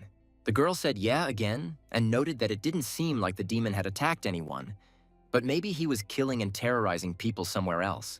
The girl apologized and said that she should have told him earlier, but Noah replied that he didn't blame her. He said that the demon really wasn't their problem and they didn't need to think about it. But he immediately added that he was close to the academy, which meant that his students were under threat. Noah noted that if he reported this, he felt that no one would believe him, Or even worse, they would start interrogating him. Lee noted that he was the one who did this whole thing with the hellish reaper, and the suspects could be guilty. However, the guy asked to forget about the demon for a while. He said that he had an idea and headed to Moxie's room. When he knocked on the door, the girl indignantly asked why he was knocking on her door at such a time. She reminded him that he was under active investigation for murder, to which Noah replied that he was aware. He just wanted to ask if she wanted to go on a little field trip. He asked what if he went with one of the investigators and reminded him that Brayden was his brother. If he accompanies him on his trip, the school will have nothing to worry about. Moxie asked why he would even go to the Linwick estate, and Noah replied that the chances of someone truly recognizing Vermeil were much higher if he stayed here. The girl said that if he found an unclaimed rune, he should just throw it away because it was probably a fake. Noble houses make them to create artificial scarcity and keep prices high. She added that fakes are good only until you combine them. Otherwise, boom, at best the combination is ruined, and at worst, the soul will split. Noah said that if he told me that an incredibly powerful demon was walking around the school grounds, would anyone believe me? Moxie replied that there was no chance. The guy asked, "What if you report it?" and Moxie asked why he was asking about it. She added that it was a rather unpleasant series of questions. Noah asked Lee to bear with one more question and asked what was more dangerous, Linviki or the demon. But he added that this question only makes sense if he really is Vermeil. The girl replied that she needed more context about this demon and asked irritably if he could ever say something meaningful. The guy shook his head and said that for the Linviks he was not Vermeil. He told Moxie what he'd learned from Brayden, saying that if she told anyone else about the demon, it would blow his cover. The next morning, he met with the students for a lesson for the first time in a long time and apologized, saying that he had been a bad professor. He announced that they would not have a lesson today and that he simply needed to discuss something with them. They deserved to know the truth, at least part of it, and he told them about the hellish reaper, about the exit, and about the demon.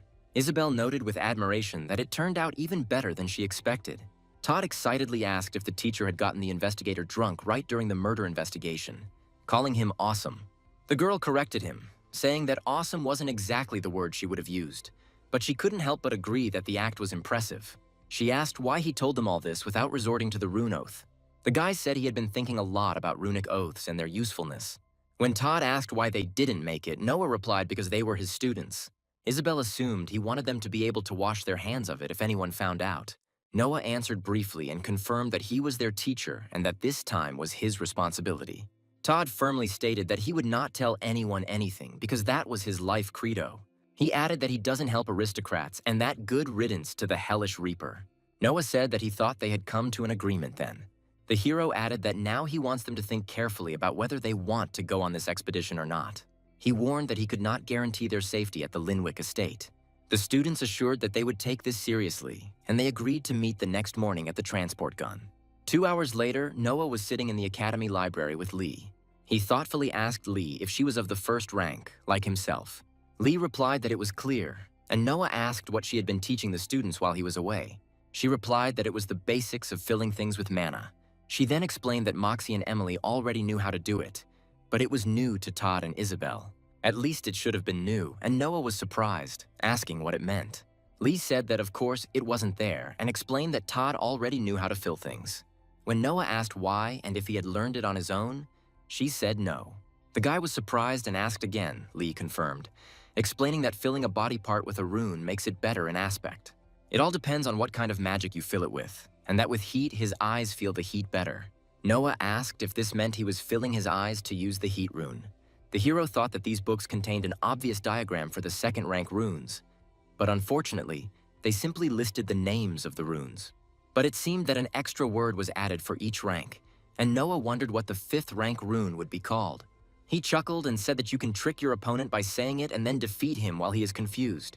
Noah asked what part of the rune she could fill, and Lee replied that she had only just reached the interesting part. She added as much as she wanted, I guess, but only an idiot would fill too much of his own rune at once. She continued her thought, explaining that his rune was like a lake, and by filling it, he created a river that drew water from the main rune.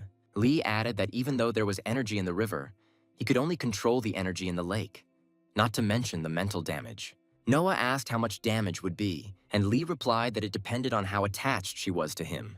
Then the girl asked why he was asking. The hero thought to himself, because if he keeps a large collection of runes, he will be able to mix and match them. He said that separation could separate them and he could keep them, untying them from the soul while he united them. Noah added dreamily that then he would be able to walk around with an army of perfect filled runes. Lee noticed that his mouth was watering, to which he replied that no, they were all perfect. Noah apologized and said that it was too exciting. The guy firmly said that it was time to move up to the second rank and prepared for a new stage of his development. The next day, a man worked peacefully, humming a song to himself. At that moment, Lee appeared from the roof and, using her long arm ability, grabbed him by the throat. She quickly and easily lifted him up and shoved him into the huge bag. He couldn't even resist. The protagonist sat near a tree and complained that he had no idea how Lee had jacked up the price of 10 gold coins for catching several monkeys. Noah indignantly said that the demoness was simply taking advantage of his eccentricity and the fact that he could not leave the academy grounds.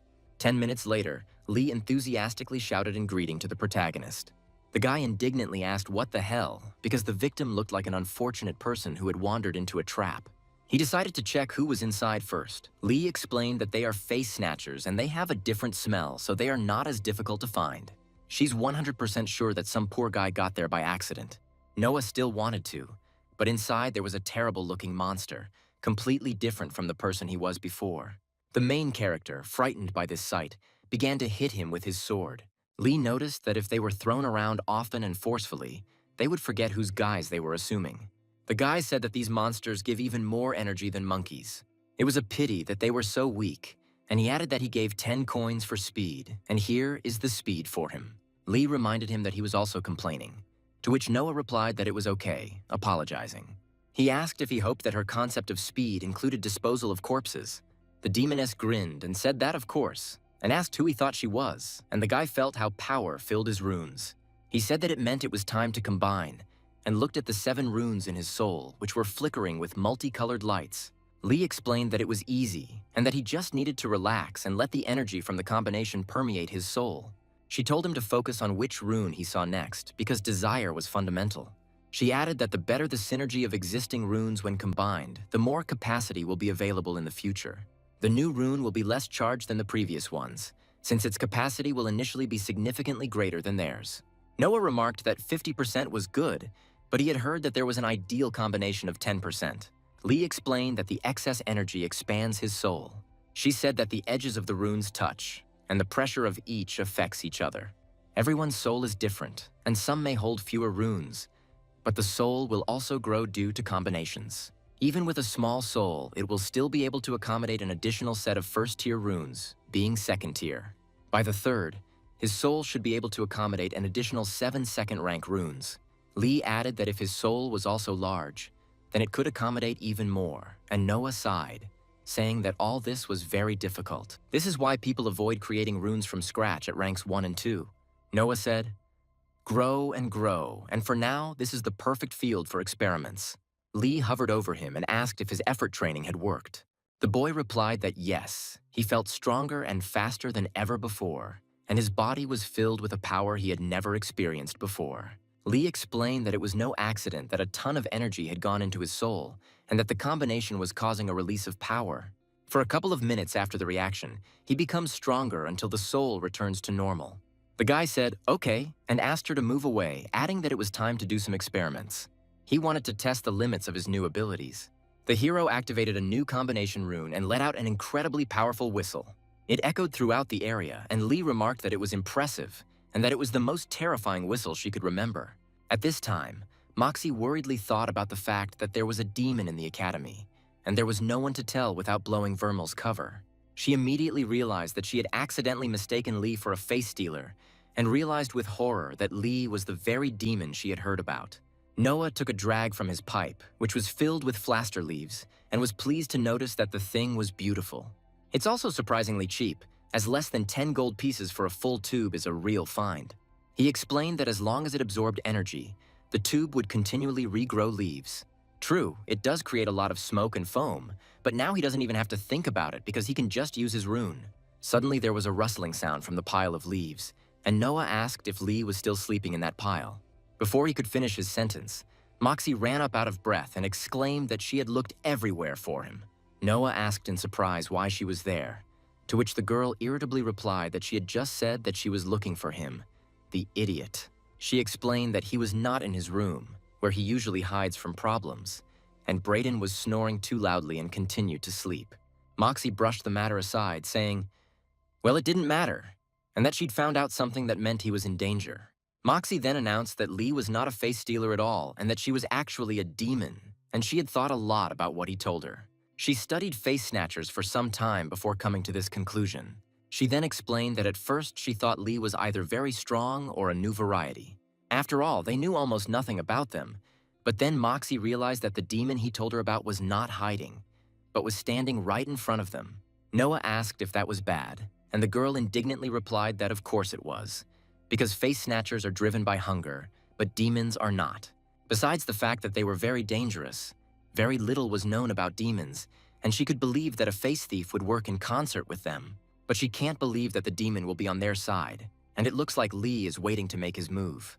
Noah said thoughtfully that he didn't know, and that he personally didn't think Lee was all that devious, and added that Moxie had had a good time with her too. He asked her to give it all up and reminded her that demons were the most dangerous monsters.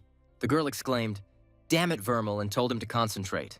She asked where Lee was because she couldn't be trusted, and that he wasn't just risking his own life, but the lives of his students were at stake as well. The guy replied that it was not a risk and that he trusted Lee, but Moxie interrupted him, asking just what, to which he had no answer, and then Noah asked if she had spoken to Lee. Moxie accused him of already knowing about it, and he confirmed that he had found out about it the day before and asked her to just talk to Lee. He said that they could not judge by the rumors she had read in books, and that she herself had said that they knew nothing about demons. But at the same time, she believes that each of them is the embodiment of evil, and Moxie apologized and said that she understands. He wants to see the best in Lee. However, it was beyond their power, and she came to warn him. But if he was not going to help, she would deal with everything herself. She added that she had read about demons and knew what they were, and that it was for the sake of their students and for his own sake. Moxie promised to do everything to protect the academy, but Noah desperately asked her not to, and in his voice there was a plea for mercy. Noah reminded Moxie of what happened in their last fight and said that it was then. But things change, and so do people. That's why she should give Lee a chance to explain her position before making any hasty decisions. He assured the woman that Lee would never do anything so stupid. Moxie replied that this was her last chance. She wanted to let him work with her and get rid of the demon slowly, so that no one would have time to understand that he had betrayed the Linviks. However, she said that she did not want to do this. If he was against her, then she would have no choice. She will have to call inquisitors who will comb the academy until there is no trace left of the demonic energy. The guy replied that only if she could get to them. Moxie told him to get out of the way because she didn't want to fight him, but he objected that if she wanted to go through him, she had no choice. Noah cursed under his breath and said that there were too many plants here that the girl had summoned. It was the worst place to fight Moxie, who controlled vines and weeds, and he asked if she had noticed that he had reached rank 2. He dodged another attack and exclaimed, "Damn." The girl used another of her moves and directed her power straight at the guy. Moxie saw that the main character couldn't get out of the vines, so she shouted, "Enough!" She apologized, turning her back to the hero. Moxie told him not to protect the demon, and Noah replied that he was not protecting the demon. He continued by saying that he was protecting a friend, after which a crushing blow followed. The ground beneath their feet shook, and a strange mechanical noise was heard from the dense foliage. The girl asked in shock, "What the hell?" The boy screamed for her to just listen to him and began to furiously fight off the vines entangling him. He said that if Lee had wanted to kill her, she would have already come out to fight her. Even though it was about her, she sat and did nothing, just watched from the side. Noah called loudly to Lee, telling her to come out of her hiding place, and asked the stunned woman if Lee was a self-centered monster. Did she think she would help him fight her? And Moxie muttered in confusion that she didn't understand. He asked what her plan was, and he himself answered that she herself went to look for him, and therefore came to him alone without witnesses or reinforcements. Moxie asked suspiciously if this was his plan, to trick her into doubting her. Noah. He reminded her that it was she who went to look for him, and not he who lured her into a trap, and the girl asked what if he was wrong. The guy firmly replied that he would rather be wrong and be an idiot who trusted his friends than a monster who was right. Moxie coldly remarked that they were not friends, but at most colleagues, and that they knew each other very little. Noah objected that time was a strange thing. He didn't see anything special about it. It's not how long you do something, but how you use it that matters. And she asked him, confused what he was talking about. The guy asked to forget and admitted that if they fought again, he didn't think he could win. Moxie sighed and said, okay. She listened and asked to be taken to Lee. But the guy refused, and when she indignantly asked what, he explained that he didn't know where she was. He added that there was no conspiracy, no goal or planned trap. Lee ran away because Moxie hurt her feelings with her accusations and suspicions. The girl asked, what should she do now? Wait and see if he turns out to be an idiot or not. And Noah nodded, and she said bitterly that he was a disappointment. After this conversation, Lee came out and said that Moxie hated her. One added that Moxie was right, because that's how people should react to demons. But the guy countered that Moxie was just scared. She wants to protect her students and thinks irrationally. But Lee asked what difference it makes. She will still try to kill her. Lee said she had to leave, and if he had been smart, he would have left too. To which Noah replied that she had gone looking for him, She couldn't just sit there if she wanted to know something. And he reminded her that what he had said to Moxie about her applied to him as well. They already realized that he was an idiot, and Lee asked, so what? To which the guy replied that it was up to her to decide, and that she was the one who needed to determine her future. He added that if she didn't want to talk to Moxie, that was her choice, and it would probably be logical to leave, avoiding the risks entirely. But no one stops her from being an idiot. After this conclusion, the girl remained sitting alone on the bench. Seeing Lee, Moxie decided to approach her and start a conversation. But Lee was the first to ask the question. She asked how she could prove it, and Moxie asked to prove what. Lee explained that she wanted to prove that she wouldn't kill everyone. But Moxie admitted that she didn't know. It doesn't work like that. There's no timer. It just happens. And then Lee asked if she would hurt her friends. Moxie looked down and replied that she had no friends and couldn't afford them. When Lee asked if you should buy friends, she said that friends are people you protect. She wasn't strong enough to protect anyone and asked why she was even asking. Lee replied that she was interested in the fact that if there was no limit to how long one should know someone, then Vermal was her friend, and Isabel and Todd were her friends too.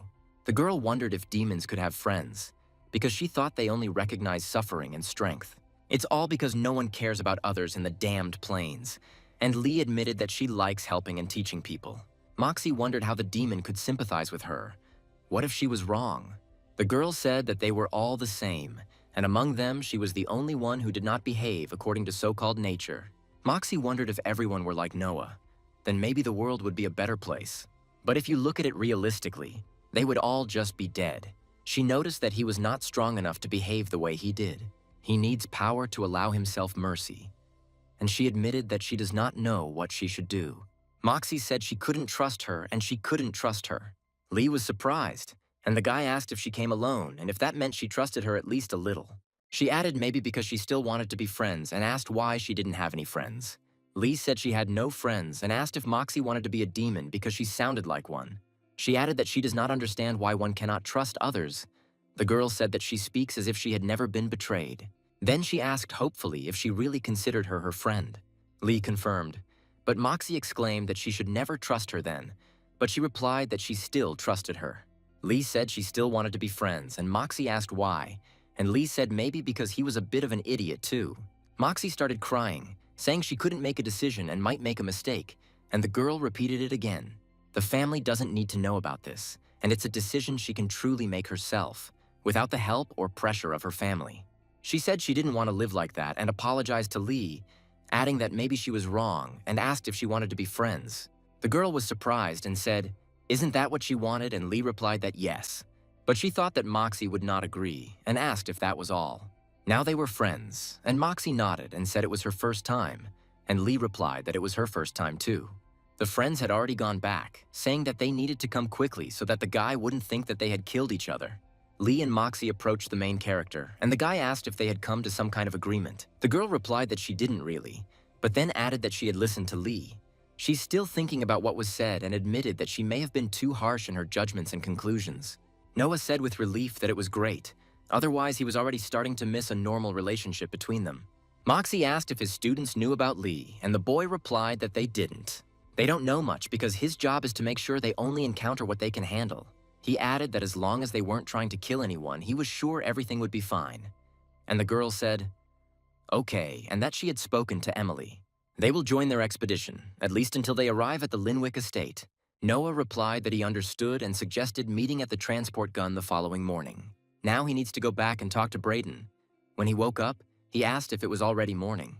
Noah replied, no, he slept all day, to which he was surprised, and said that then he had to go because he had a lot of work. He added that the night had been great, but he couldn't relax, and Noah said she understood. Before Brayden left, he said he wanted to talk to him about a job. It has to do with the Hell Reaper, and the guy asked if he knew anything, and Noah said he knew more than anything.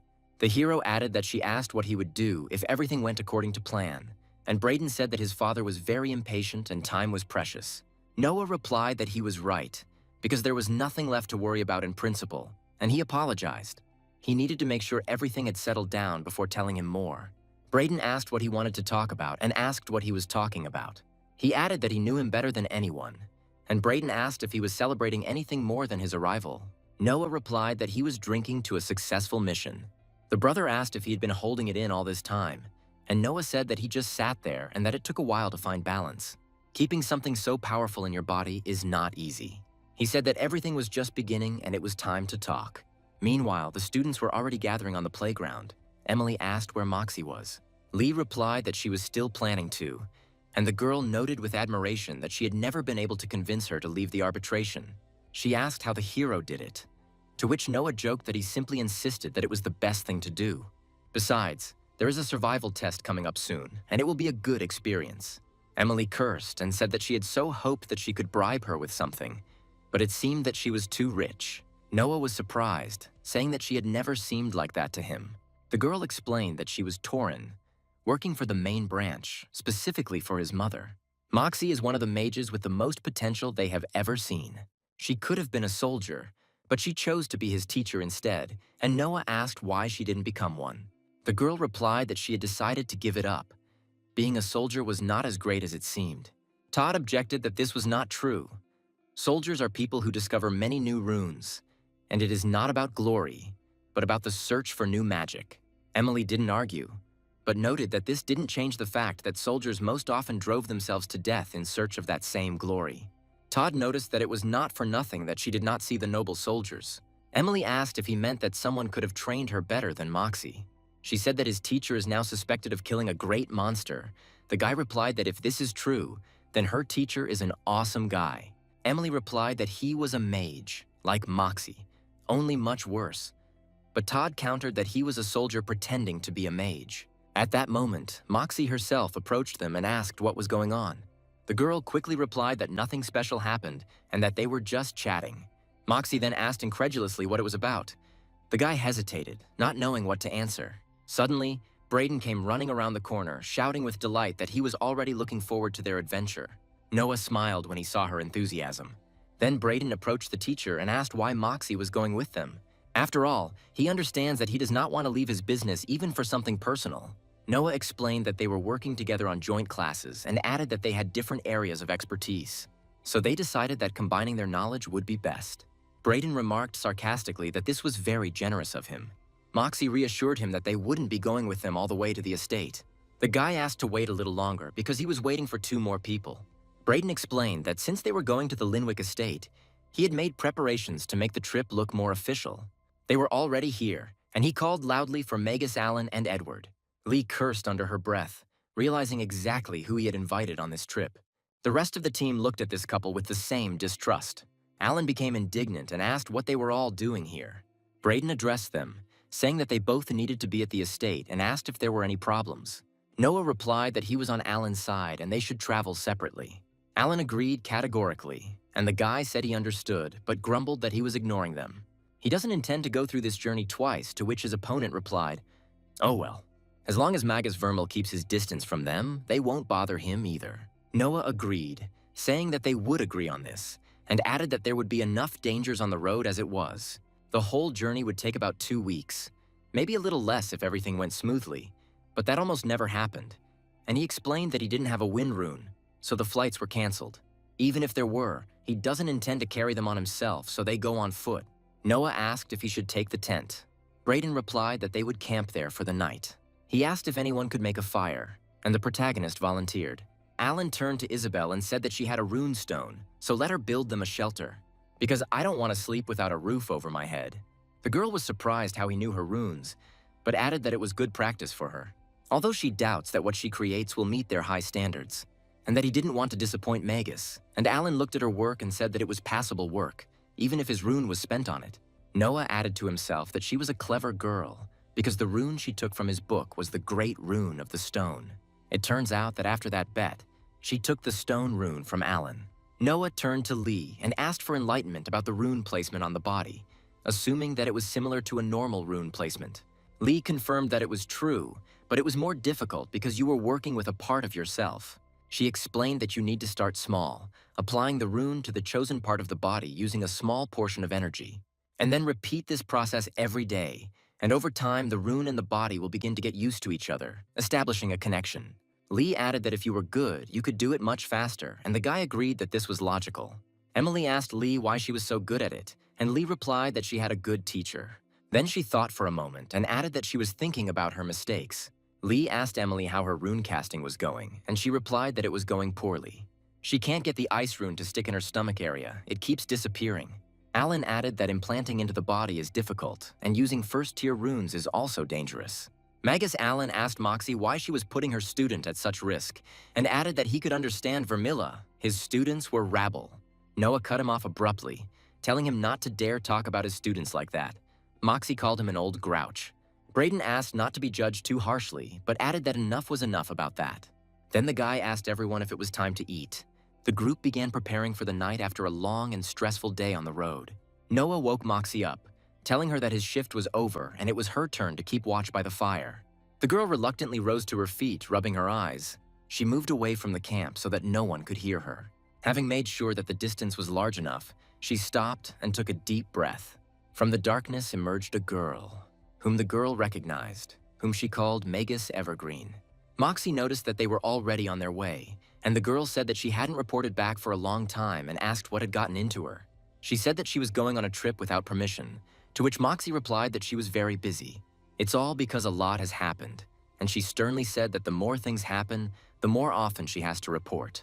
She told her to speak already, and asked who she was, a nerdy schoolgirl or Magus from House Torin. She recalled how she said she was close to finding someone who could be easily manipulated. She added that his name seemed to be Vermil Linwick, and ordered her to tell everything about him, and Moxie obediently lowered her head. Moxie said that her shift change was over and now it was another one's turn, adding that there shouldn't be any problems. Even Torin has to deal with this. The protagonist listened to this and moved away from the camp. The boy was sneaking through the night forest. He was thinking that it was a little strange to sneak around at night to hunt monsters, but he can't allow anyone to watch him train, at least not until he's sure he won't be killed before their eyes. Moxie said they were traveling together right now and that they weren't alone. They walk with the students and Braden Linwick towards the Linwick estate. The girl asked if she still imagined herself as a teacher after everything that had happened. She said that she was not a teacher, but a guardian, a servant who protected Emily until she was ready for real training and nothing more. She sternly told her that there was no need to rush her or push her beyond the limits of what was possible, because this is how those who could have become great perish. She will not allow it to tarnish her pure bloodline, and asked if it was clear to her. Moxie responded obediently, of course, addressing Magus Evergreen with respect. She told her to finish answering the previous question, what happened to the boy from the Linwick family? The girl said that she might have overestimated him in their previous conversations. After all, he was still Linwick, and there was nothing special about him. And then the girl asked if he would be of use. Maybe this is another way to shirk her responsibilities. She replied that she was not sure. Magus asked if there was anything else she should know and said they were running out of time. Moxie replied that nothing was happening right now, and she told her to keep going. Magus told her to make sure nothing happened to Emily, and Moxie wondered what Emily would think. She learns about all this, and about her own feelings, and about how her teacher never had a choice, and she sighs quietly. The girl approached Moxie and told her to watch her inner flame. At this time, the main character took a deep drag and blew out a cloud of smoke. He was alone in the darkness, fighting in his own manner with yet another monster. The hero suddenly noticed Lee behind him and looked in her direction with a little fear. He asked if she had followed him, and she said yes, and had finished off all the monsters he hadn't eaten. Noah thanked her ironically, saying that now he didn't have to worry about anyone finding the bodies. Then, with sweat beading on his forehead, he added that, although it was unlikely to bother anyone. The girl asked him what he was doing there so late and asked if he trained when he even slept. Noah replied that he wanted to be prepared and that he was still a teacher and needed to teach Todd and Isabel something. Lee asked if he thought his students could handle those tasty brown mold tubes. Noah replied, yes, no problem, and that they were slow, weak, and predictable. He needn't worry, and Lee noticed that if she touched one of these flowering bushes, the mole would immediately jump out, as if defending his honor. She added that it was probably time for her to return to camp, because several hours had passed and her shift would be starting soon. The night was long. Moxie approached the guy and asked if the night was long because of eating corpses. He replied that no, and that the night had been boring. She agreed, saying that she had the same, while sitting down on a stone next to the main character. The girl yawned, and Noah timidly asked if he could ask a question. When she agreed, the guy asked her when she had this whole story with Lee, why she didn't think that he was one of them too. Moxie replied that she thought about it for a moment, but then realized that he was too incompetent. If she was to believe anything she had read about them, he was completely unsuitable. The guy asked if he should be offended by this, and she replied that it was up to him to decide, and said that he was going for a morning run. The girl asked if he was still going to teach that lesson this morning, and the hero confirmed, saying that he would soon go wake up the guys. Lai crept up behind him silently and suddenly called out, causing him to flinch and cry out. The girl laughed and said that you wouldn't even hear a rustle coming from her, and that it was much more fun that way. Lee asked him if he thought she was acting strange, and Noah replied that maybe just a little. Lee thought she could give her some space by asking if that wasn't what you did when you made someone angry. The main character said that he would go wake up the boys for their morning lesson and asked if she would go with her, to which Lee happily agreed.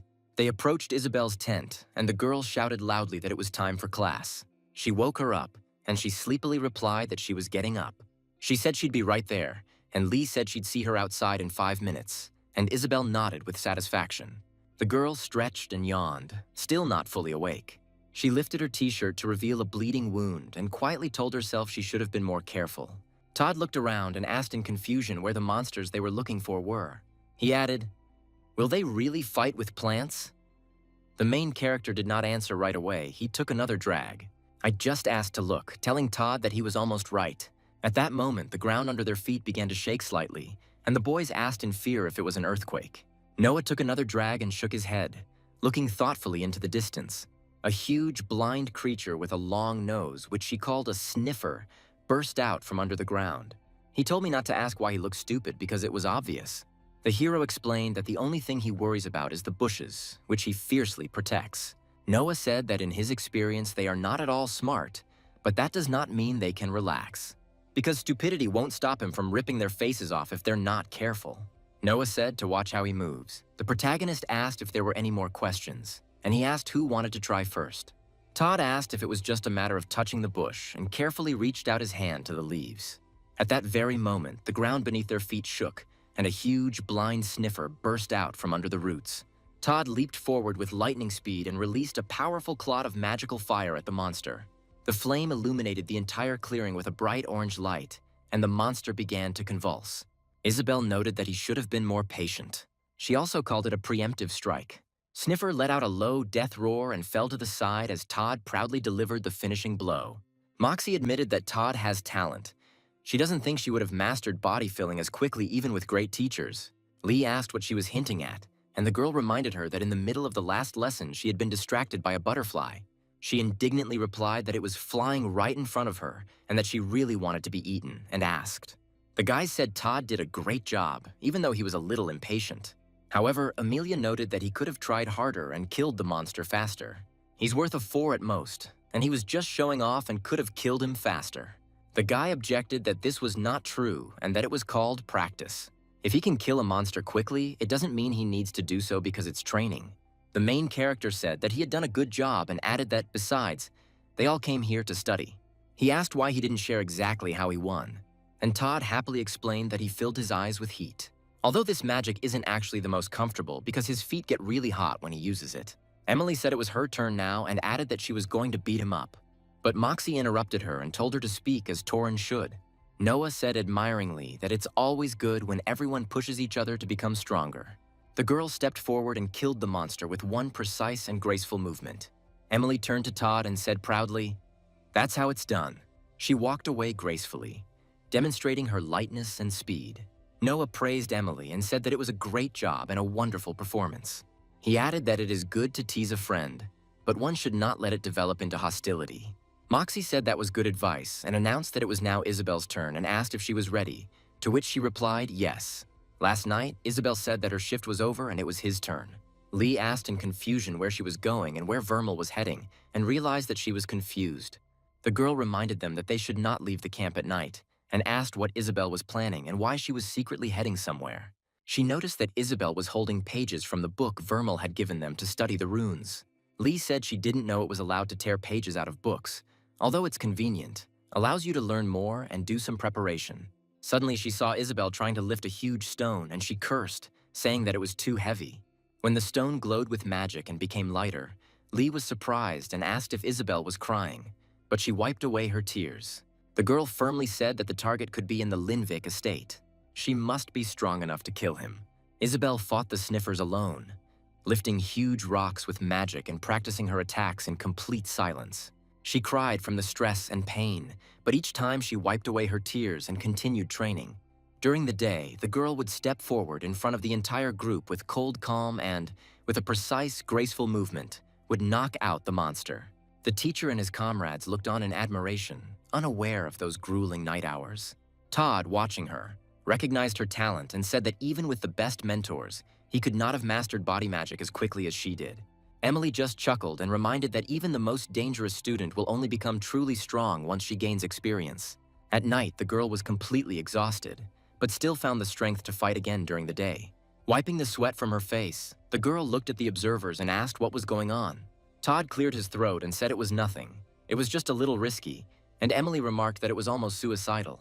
She added that while it was effective, Isabel would become truly dangerous once she gained experience. After this, they announced that there was enough practice and it was time to go. Because they spent daylight hours, the guy pointed behind him, calling for the road. Noah clapped his hands and said that everyone had done a good job and that they would try again tomorrow. He told them to think about what they could improve as they went and discuss it in the evening. The hero thought about which rune to use to fill the body. He realized that the first thing he needed to understand was what he wanted from this filling. When he combined runes, intention was an important part. The guy said that filling himself with a handful of pyroclastic ash sounds like a terrible idea. He doesn't even talk about splitting, because it would most likely just cut him in half. He admitted that he didn't know exactly how engines worked, but he was pretty sure it was small explosions that pushed pistons. He would have to be a physicist to figure out if he could somehow recreate it. Noah said it didn't sound very nice, but he would think of something. The group continued on their journey, which took another 2 long days. And Todd thoughtfully asked if there was some underground city of sniffers, or they were just loners, watching only their own bush, and at that moment the ground beneath their feet shook again from a powerful earthquake. Everyone froze, and Alan whispered in horror, "Oh gods, Braden called this creature a root demon."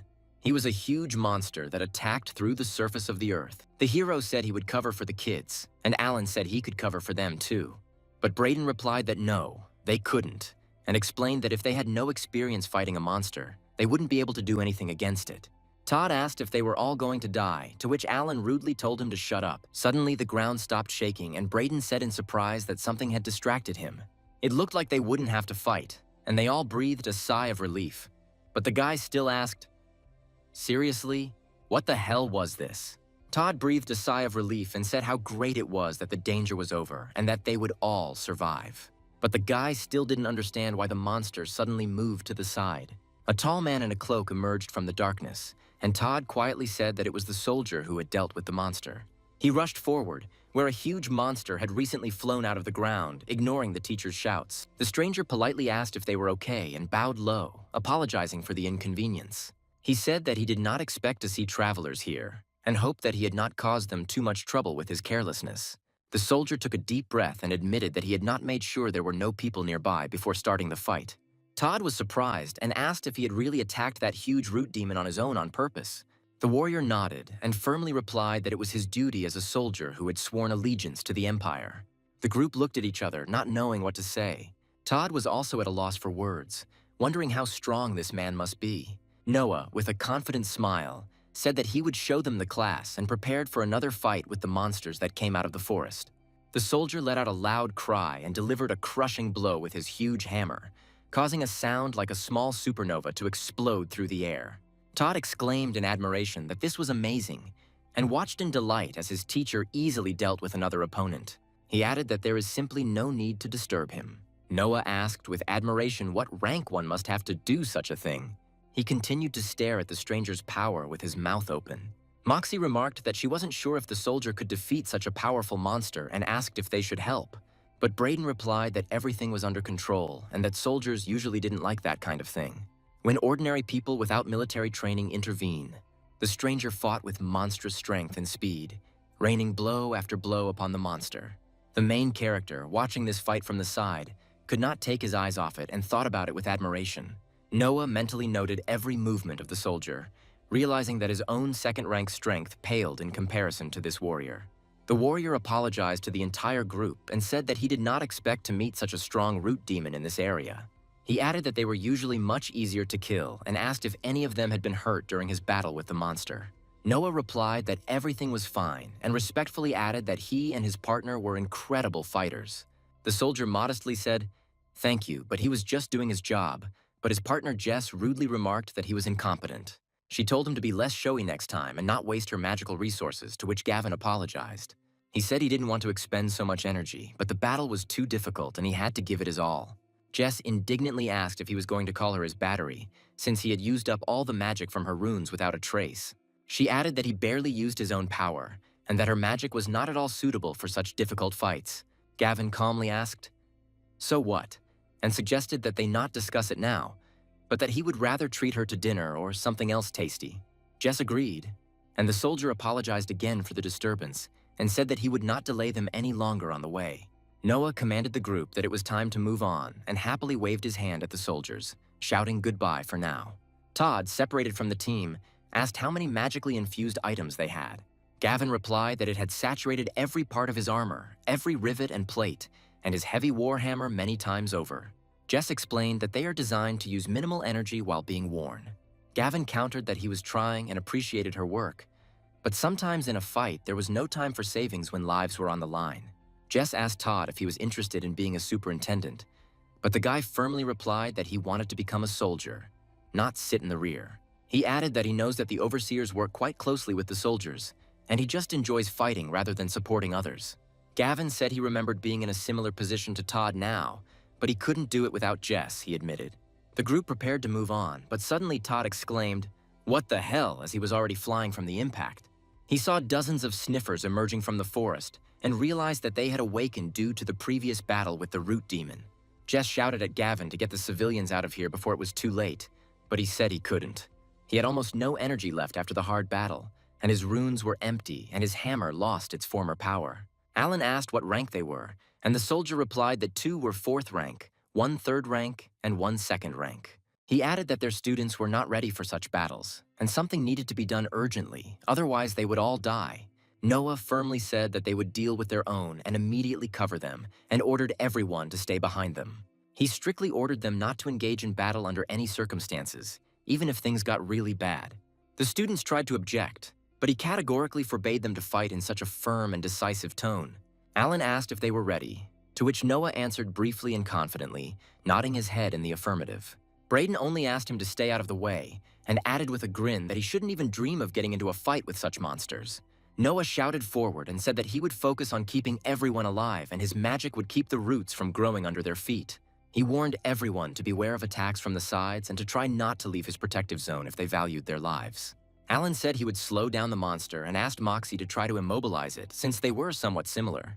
The girl replied that she would try, but it was still a monster, not a full-fledged plant, and Noah then told her not to delay. Braden warned that their defenses would collapse the moment he stopped concentrating on the spell. Alan asked Braden if he could kill the monster, but he replied that he couldn't. Then Noah said that everything fell on his shoulders and added that a rotation needed to be done. Alan joked that he would add points for the beauty of the technique if he did it while killing a monster. The main character noticed that although he was a goat, he was capable. He asked Braden to give him his sword from the storage room, thanked him, and said that now he would see how hot this piece of wood could get. Noah aimed his fire at the monster, but cursed as his attack barely managed to ignite the massive carcass. The hero looked ahead in fear and asked Alan how he was doing. At this time, the man held onto the giant with his axes, thinking about his further information. Moxie used her power to try to immobilize the monster with plants.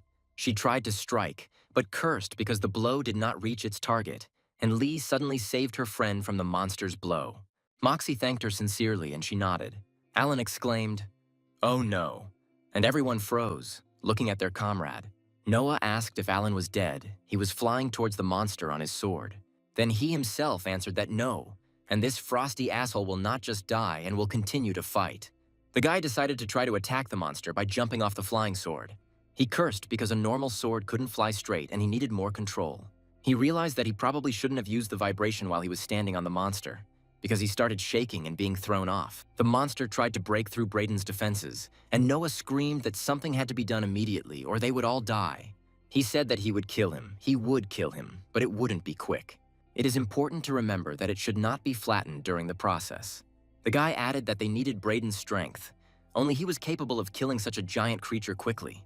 But he makes every effort to ensure the safety of children. He was stitching up the kids and wouldn't be able to help, so Noah said he should shut up and wait and that he was already doing his best. Alan said that his territory would be useless against such a giant, and Noah asked what the hell a territory was. He shouted that he was not some damn soldier, he was a professor, and he was not going to die here at the hands of some monster. The man charged again, using all his magic and all his runes to inflict some damage on the monster. He dodged the monster's huge paws and tried to find its weak spot, but each time he was thrown back with renewed force. Noah felt that his strength was running out, and that in a little while he would simply collapse to the ground unconscious from exhaustion. Lee assisted him by attacking the monster from the flanks, and Moxie tried to entangle its roots with her vines, but the monster was too strong. But the hero could not afford to give up, because his students were behind him, and he had to protect them at any cost. He gathered all his remaining energy, taking another drag from his pipe. Noah shouted out that he had an idea and told everyone to stay away from him and get down on the ground, preparing for a desperate move. Todd whispered in horror. Professor, not believing what his teacher was about to do, and cursed under his breath. Brayden said damn him and that he shouldn't be a hero, brother, and he better not die for them now. Isabel ran up to the professor and asked him anxiously if he was okay, and Noah, coughing, replied that he was. He opened his eyes and thanked Moxie for cushioning his fall, and the woman breathed a sigh of relief. Emily, looking at him, noticed that he had released such a stream of power, but his runes should not be capable of such a thing. Noah chuckled and replied that there was a lot of smoke in a confined space and all sorts of laws of physics. He also added that anti-smoking advertising worked brilliantly. Alan asked in surprise if this was some kind of joke, and why he was acting as if he himself was incapable of pulling off something like that. The boy replied that he didn't know what Professor Allen was capable of, but he had only performed such a trick to look at their faces. At this point, Jess intervened and said that she wanted to say that he looked more like a suicide. Noah objected, saying that he had not been through anything. The girl added that if he suddenly decides to change jobs, they will help. Brayden revealed that Noah Linwick was one of their family, but not from the main branch like himself. Jess nodded understandingly, and the other wondered why noble families had started sending their people to the slaughterhouse. Noah simply thanked them shyly for their help, saying that without them they wouldn't have been able to cope with these giants. Jess added that it was their duty to prevent civilians from getting involved in battles with monsters. But today, they had done the exact opposite. Brayden noted that all's well that ends well. Gavin said that was correct, and added that they would go then because they did not want to delay them any longer, and the group began to say their goodbyes. Now the boys set off on their journey together again. But Emily stopped and said that he never answered her how he did it, and Noah repeated again about a bunch of smoke. He added that it was unhealthy, so she should know. She said that especially if you blow it up, but she didn't mean magic and noticed that he was a second rank, but he rushed at the monster without thinking. The girl added that didn't he hear what Brayden said? Even for him, such a creature is a threat, but he didn't even blink an eye. Lee said that fear is a tool that sometimes allows you to know your limits, and sometimes only holds you back. Emily asked if the professor seemed to understand his limits, and Noah replied, something like that. He said that if Moxie and Alan weren't there, he would never have acted that way in a fight. He added that he didn't want to compliment Alan because he already had enough arrogance. However, he was skating in circles around the root monster. Emily cleared her throat and said that Alan was actually the head of the figure skating club and he had shown her a couple of moves. The girl said that she had been attending his classes for a whole year and he had a lot of tricks hidden away, and that this was part of the show. The main character muttered sheepishly that probably everyone has their own hobbies. The girl said that this is exactly why she wants to know what his hobbies are. Where did he learn to fight like that? And Todd replied that it was because all he knew how to do was fight. He has no other hobbies. He's like a soldier in a professor's skin. He's like a human teacher, and Noah asked not to tell anyone about this. The boys continued walking, discussing their problems until it was already completely dark. Braden decided to take everyone to the nearest eatery, which smelled deliciously of hedgehog and drinks. The group walked in, after which Braden threw a bag of money on the table, ordering drinks, and added food too.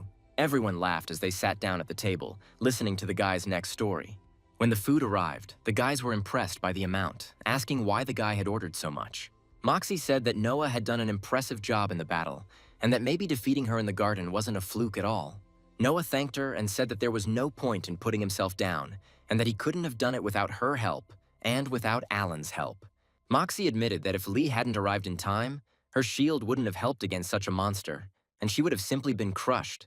The guy insisted that she was right and not joking, that the most important thing was that they had won, and everyone nodded in agreement, feeling relieved after a hard battle.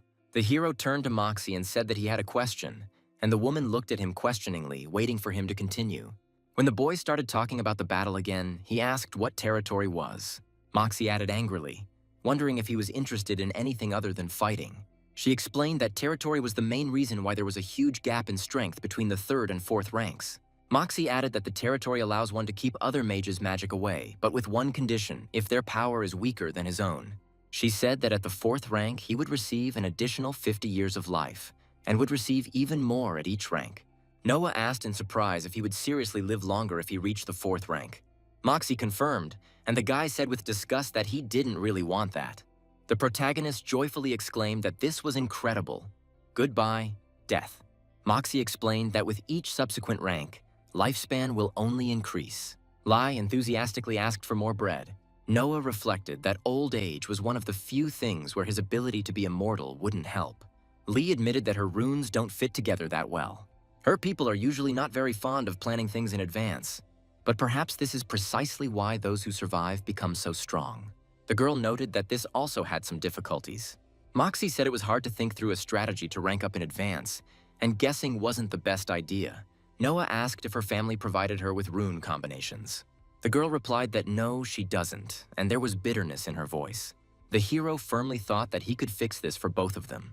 He could fix everything, and his eyes burned with determination to change his fate. The boy understood that reaching the 4th rank would open up new opportunities for him, but he also realized what price this might come at. Noah and his companions woke up early in the morning at the hotel, and the boy asked if they were leaving soon. Braden replied that he needed to replenish his supplies and explained that the innkeeper had sent someone to bring him the necessary supplies. Moxie noted that she hadn't been outside the walls of the arbitration court for a long time, and there might be something interesting going on here.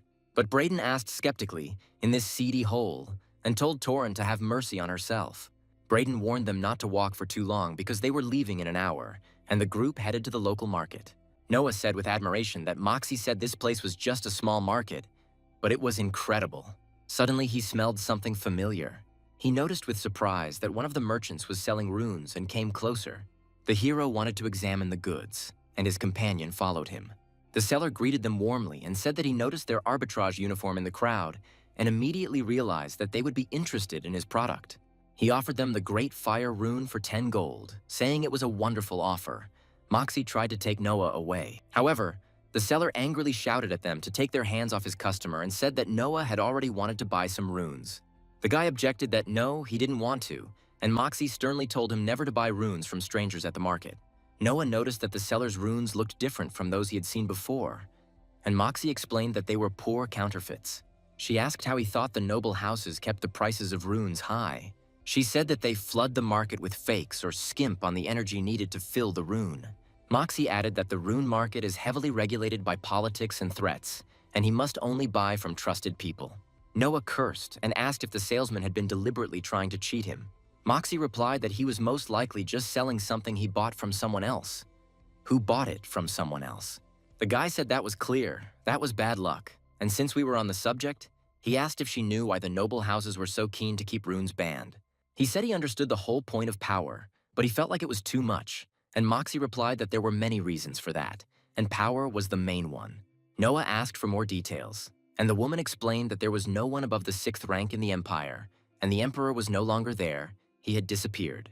She told me that many, many years ago, the Arbalest Empire was the arena of a great war. Many mages were killed, but there were too many casualties on both sides to continue it. This was unacceptable, Moxie concluded, and so a truce was called, and after that, all mages of the 7th rank or higher simply disappeared. Noah asked if they were 7th rank people and they were on the run, to which Moxie replied that it could be. Many people think that this is a fiction, and there is no record of a 7th rank mage ever existing. The hero asked what this had to do with controlling the rune market, and whether they were really that desperate to reach rank 7. Moxie said no, they were afraid that someone would reach rank 7 before them. Every family is desperate to rise in the ranks, but the combinations become incredibly difficult when you rise that high. If enough people tinker with runes, eventually someone will figure it out. They don't want that, she added. And Noah asked why not just combine several similar runes to reach rank 7. Moxie asked if he had seen what happened to those who used only one type of rune. Noah said no, and she said it wasn't the most beautiful sight, especially at the highest ranks. She explained that runes need balance, and different types prevent pressure on each other, but the same ones do not. If there is too much of one type and nothing to restrain it, the result is disastrous. Noah realized he would not have survived the experience and said that just like his other runes, they held back the separation. Moxie nodded and said that it was time to go because an hour had already passed, and the group headed back to the inn, thinking about what they had heard.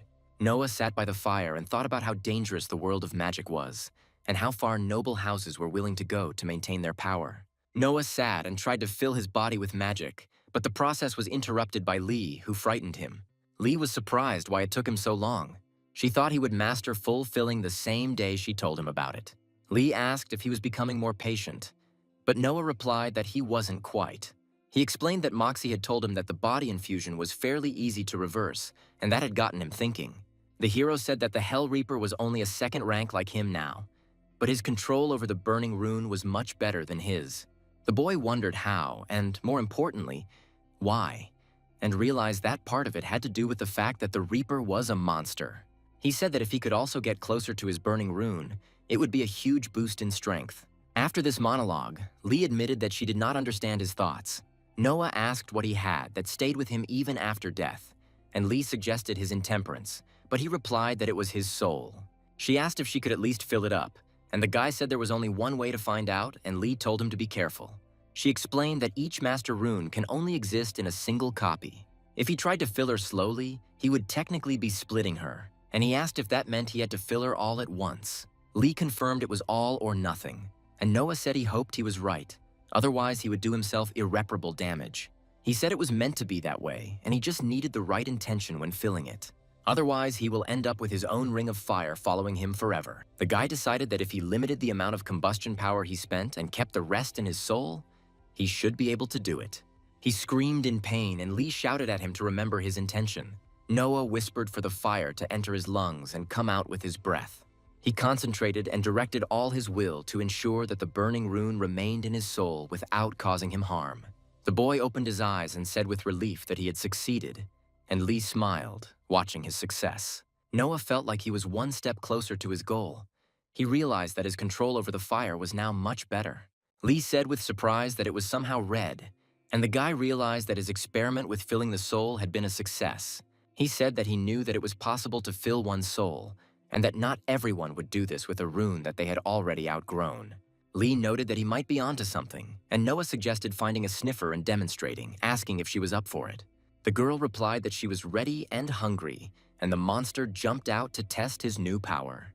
The guy said he figured out how the Hell Reaper did all his tricks and that the breath flow was what mattered. It was he who made it possible to control everything so easily, including the air itself. He explained that the Reaper used the fire rune along with combustion. He absorbed embers from his ring of fire to use as fuel. But it doesn't need a ring of fire, and pyroclastic resonance can make things vibrate together. This resonance lasts until they burn out, and then it can burn everything to the ground. Lee said it was interesting, but there was a catch, and asked how he didn't set himself on fire in the process. After all, it wasn't fireproof, and Noah replied that it was a secret. He explained that the passive combustion skill was the most important part, and he could make the air near his skin inert so that it couldn't burn. He then uses pyroclastic resonance, which he uses to fill his lungs. This is to condense the flame into a thin stream that holds the heat. Lee noticed that this was why he was coughing so much when she found him. Noah said that in this way he could use the vibration of his breath to control the ash in his lungs. He told her to watch and demonstrated his new technique. Lee said admiringly that as long as there was something to set on fire, he had a weapon. The guy added that more importantly, he has a backup plan for emergencies. If he ever fights an incredibly powerful opponent, he can donate his body because it burns just as well. Lee said it was fucking awesome and that he was like a Hell Reaper, only a little skinnier, and asked if he was going to test it out again. Noah replied that she wouldn't mind a few cooked dishes. He thought that if he could condense energy and use it in his body, he could become much stronger. Lee said that then what was he waiting for and that she wanted to see. Noah replied that it was too early. This requires a lot of training, and he doesn't want to accidentally blow up a limb and die while they're traveling, so he'll have to wait. Lee asked why his death mattered at all. The boy cursed, saying that he never told her that after death he couldn't use magic for some time. The next morning, the boys trained again, showing off their strength, with Todd going first. Then Emily came out and did a great job thanks to her dexterity. The hero gave another excellent lesson, praising the students for learning quickly. He said that especially she, Isabel, and noticed that she studied so quickly between classes. It was like she'd fought 10 times more sniffers than Todd and Emily. The teacher approached Todd and asked if he could ask him something before he went back to camp, and he agreed. She asked about the energy filling his eyes, saying it was truly impressive. However, he must ask whether he understood exactly how he was able to do this. The guy thought for a moment and replied that it was unconscious and that he just did it without thinking about the mechanism. But now that he asked, he realized it had to do with his intention and desire to see. He explained that when he wants to see something, his heat rune fills his eyes with energy and he begins to see heat traces. The hero noticed that it was a very quick answer and the tone was too calm, and wondered if he had rehearsed it beforehand. At this moment, someone knocked on the door of the dark office and the man asked if it had arrived. The man received an affirmative answer from a female voice. The man said okay and told the girl to leave. The girl addressed him respectfully. It was her father. She put the box on the table and bowed.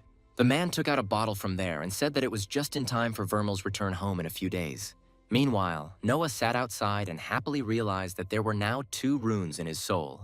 Pyroclastic resonance. He remembered that when he created the pyroclastic resonance, something was wrong with the combination, and it was made of 3 vibrations. The guy decided that the best solution here would be to replace the ash rune with the wind rune, because after all, ash is moved by the wind. But if he replaces the great wind rune, he will not be able to use the flying sword, so he must first imbue a copy into his grimoire. He understood that if it was a copy, it would lose a lot of energy. But finding a couple of monsters to restore the energy wouldn't be that difficult. To be safe, he'd have to write another pyroclastic resonance, and he didn't want to screw up and lose his arm due to it being separated. Noah hoped that Vermal's book was made of good materials. Otherwise, he would lose quite a lot of power when transferring the rune. He should be able to get by with only a minimal amount of her energy. This is to save most of the magic for future battles. Moxie had warned him that second-tier runes required better paper. Now he will find out by conducting a dangerous magical experiment with the risk of his life. He began to quickly turn the pages and realized that he had to do everything faster before the rune burned itself out, and he began to create a copy. The boy imbued the copy of the wind rune, then called for separation, feeling the energy flow from his body into the pages of the grimoire. Here they are, all 7 components. Now all that remains is to remove 1 ash rune. This was the only rune that was interfering with the perfect balance of his new combination. He replaced it with a wind rune and recombined them, and to his relief, it worked. He created a perfect rune, superior to anything he had before. Noah swore from fatigue and said that he had to return to camp. Braden announced to everyone that it was time to move on, to the finish line of their journey. All that remains is to cross a place called the Deadlands, where it is more dangerous. But if they move at a good pace, they should get out of there before dark. When asked how much more dangerous it was there, Braden replied that the monsters there were more terrifying. They are more terrible than the root demons, and for him they are not a threat, but for the students they are. Alan said he could stand up for himself and there was no need to put him on an equal footing with everyone else. However, Braden recalled that that root demon was his first real fight in many years. He added that his family sent him to arbitration because of his inspiring research. It was not because of flexible limbs that this happened, and he was told to be grateful for that. Noah had a hard time regrouping his lungs with pyroclastic resonance in such heat, and it was brutal on his body.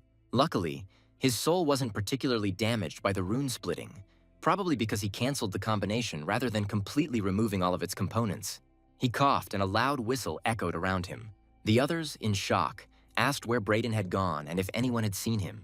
Someone screamed that they were being attacked, and Noah asked if it was the root demon again. He asked what could have made such a hole and if he could see anything, but Moxie replied that it was too dark in there. Noah said that maybe he could do something about it and started creating sparks. Moxie replied that no, it was still too dark, and he suggested stretching a vine through it to get inside, but he was stopped by a shout. Suddenly, the boy said he saw something, and Lee screamed and grabbed him to keep him out of the dangerous area. Alan called back to everyone, and Noah obediently backed away, falling to the ground. The man muttered that that worm just ate Braden. Everyone froze in silence, peering into the darkness, and Noah felt the tension growing with every second, and his heart was beating somewhere in his throat. The guy gathered all his will into a fist and prepared for battle, and Alan stood up, preparing to attack. Moxie stood by his side to protect him and the others from any threat that would emerge from the darkness. The group stood at full combat readiness, and Noah felt his new runes pulsing with energy. They were already ready to break out and destroy any enemy. He knew this battle would be tough, but he was not going to give up because he had his students behind him. Noah shouted for everyone to retreat back, and the group began to quickly move away from the dangerous place, escaping from the unknown threat. Noah said that if he were alone, dying in battle would not be a problem. But the others were here, and he couldn't risk their lives, and at that moment, something else approached. There was a scream. It was a guy screaming, and then he screamed for help. Everyone froze, and Noah asked in horror what was happening, and Braden exclaimed, "Oh gods, how disgusting!" Everyone saw Braden coming out of the monster.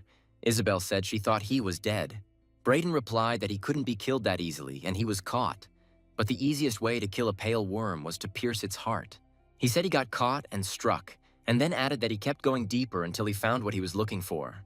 He hoped the worm would be too busy with him to fight anyone else.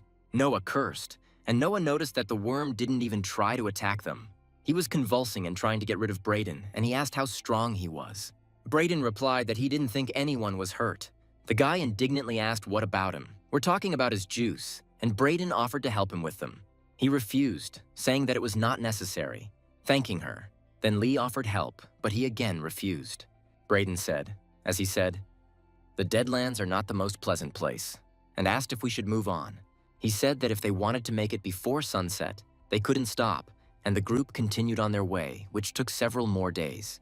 With only one day's journey left to the Linwick estate, everyone was exhausted but determined, and they moved forward, enjoying the fresh air. Suddenly, Moxie called out to Noah and said that something was wrong. He and Emily won't go any further, and that it's a wise decision on her part. She explained that even if she was quite good for Torin, none of them should appear on the Linwick territory. Noah asked where they would go then, and Moxie replied that they would train for the survival test. The hero asked how they would get back to the academy, and Moxie said that it was none of his concern and they would figure something out. Moxie replied that it depended on the circumstances and asked how long they planned to stay at the Linwick estate. Edward chuckled and said as if that idiot could handle a hellish reaper. He added that he might have performed well in the battle with the root demon, but when the Hell Reaper was killed, he was only a first rank. The hero thought he sounded almost believable and that he was getting better at lying, and Isabel asked if it wouldn't take long. Braden replied that it would only be a little while, a week or two at most, and then she would take them to arbitration, and Braden told them not to be late. Moxie said she was never late, unlike some people, and nudged Noah, and the boy indignantly exclaimed, "Hey!" Moxie wished him to keep up the good work, especially if he was dating someone important. Noah replied that it would be fine, don't worry, and asked her to be careful too, and everyone said goodbye, wishing her good luck. The protagonist thought that he knew it would be better this way, especially now. Noah looked at the Linwick estate, which was more grand than he remembered. Braden asked, "Something like that, it's really huge." The guy repeated Braden's words. This place is huge, and he expected to see a mansion or a fortress, but definitely not a whole city. The boy thought about all this, what he had gone through, everything that had happened since the moment he arrived in the Arbalest Empire. It was thanks to his father, the man he almost met, to the man who most likely sent his son to be eaten by a demon. These thoughts made his soul feel languid, and the guy lit a cigarette again. Braden asked his companions if everyone was ready, to which they replied that they were absolutely ready. A girl, the man's daughter, entered the man's dark office again. She came to inform him that Vermal was already there, to which he replied that he was aware. The group continued moving forward, entering the Linwick estate. They entered the gate, and the main character, scratching the back of his head, was again surprised by the scale of the estate. Braden announced that they had arrived, and in that case, their journey had come to an end, and it was great to see Alan. Noah replied that yes, he did too, and thanked him, and they said goodbye. Alan called his assistant along with him, and they went their separate ways. Braden turned to one of the servants, ordering him to take the three to his guest house, and the servant nodded obediently. He said that he and Vermal had an appointment with their father and asked the students not to worry and that he would meet them. The servant gestured for them to follow him. Noah asked Lee to wait a second while he picked up his things. The guy handed her the package and asked her to put it in a safe and inconspicuous place. Because he didn't want to walk around with him in plain sight, Lee sighed and said that she would take them, and they headed for the exit. One of the servants asked in surprise if it was really Vermal Lindvik himself. He asked how long he had been away from home, 2 years or 3. Noah replied that something like that was the case, and the servant named Hanlon laughed. Hanlon tried to talk to him, but Braden cut him off saying they didn't have time to talk, but Noah said it was okay.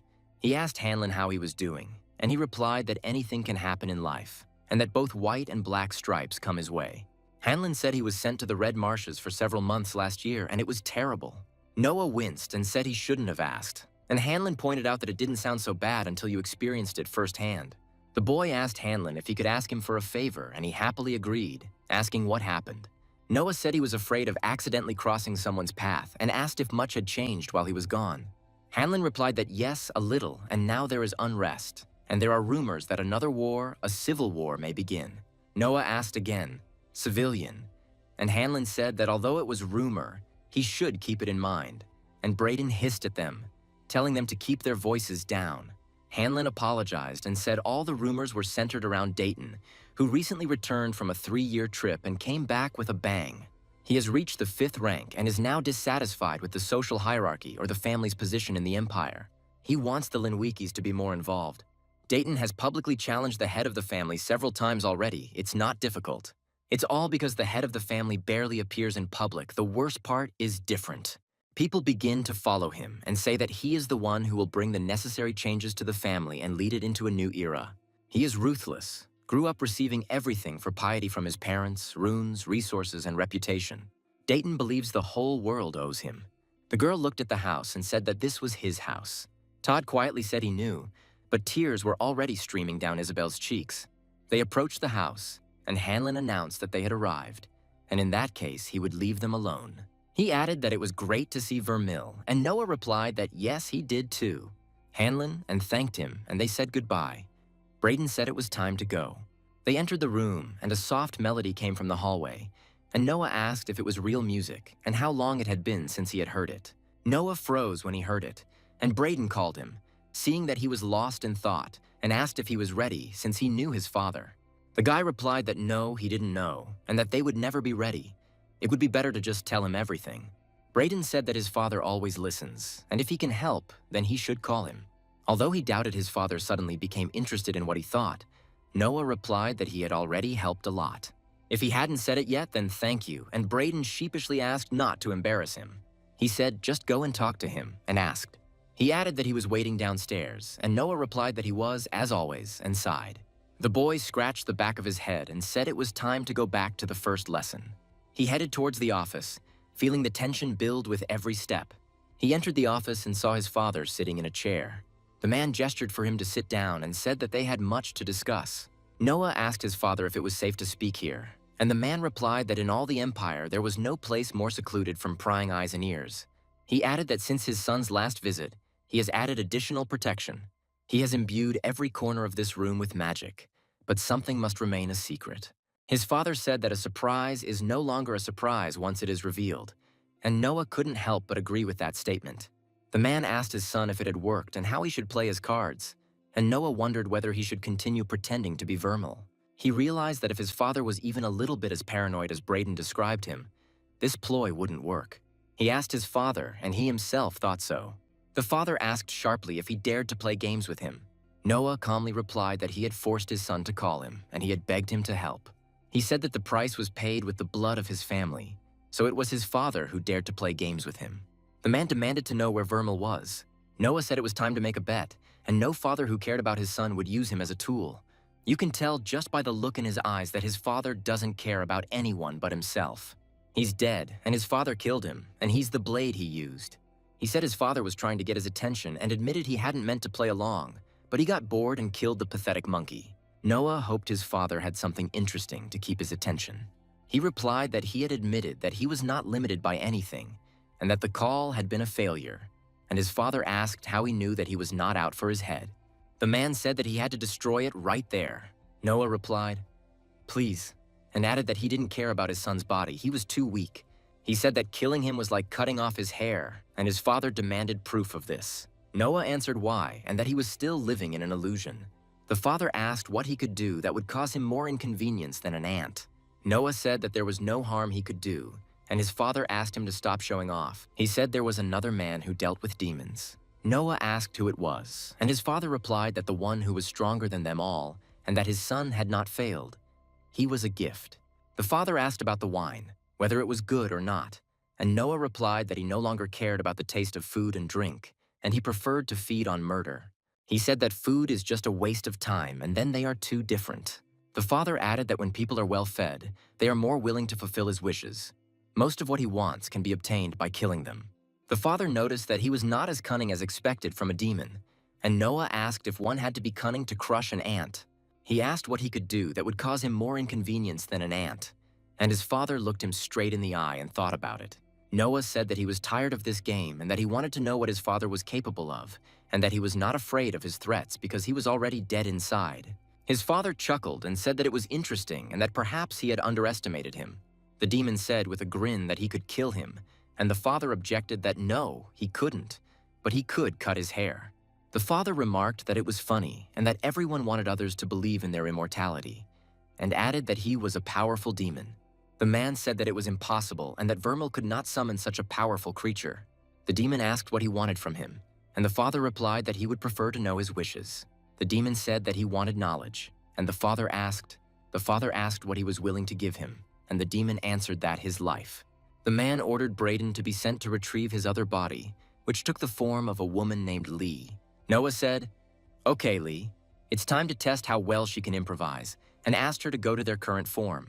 Lee responded, "Of course, with absolutely no fear of the consequences." Something monstrous began to happen next to Brayden.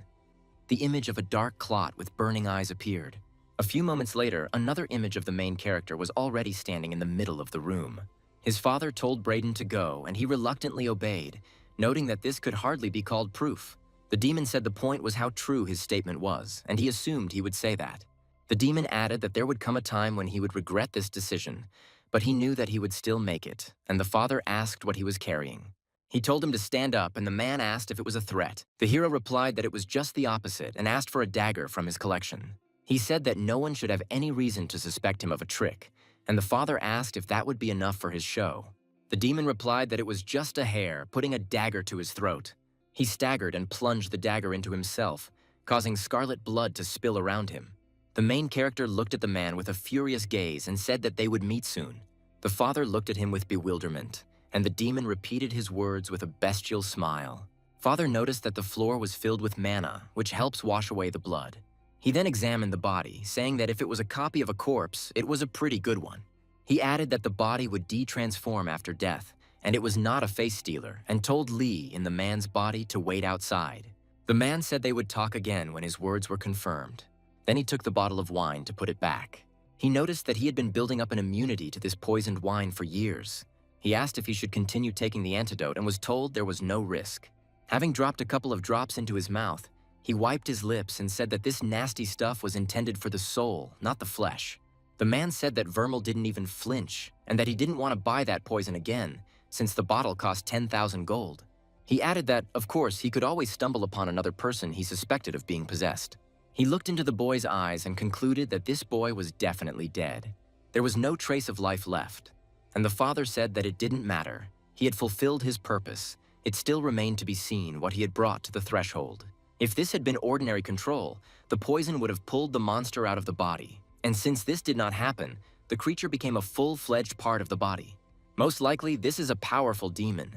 But is he an archdemon? And the man wondered. He does not think. And that probably this is the 4th rank. He noticed that when he became aggressive, the demon stood his ground, but did not get angry in response.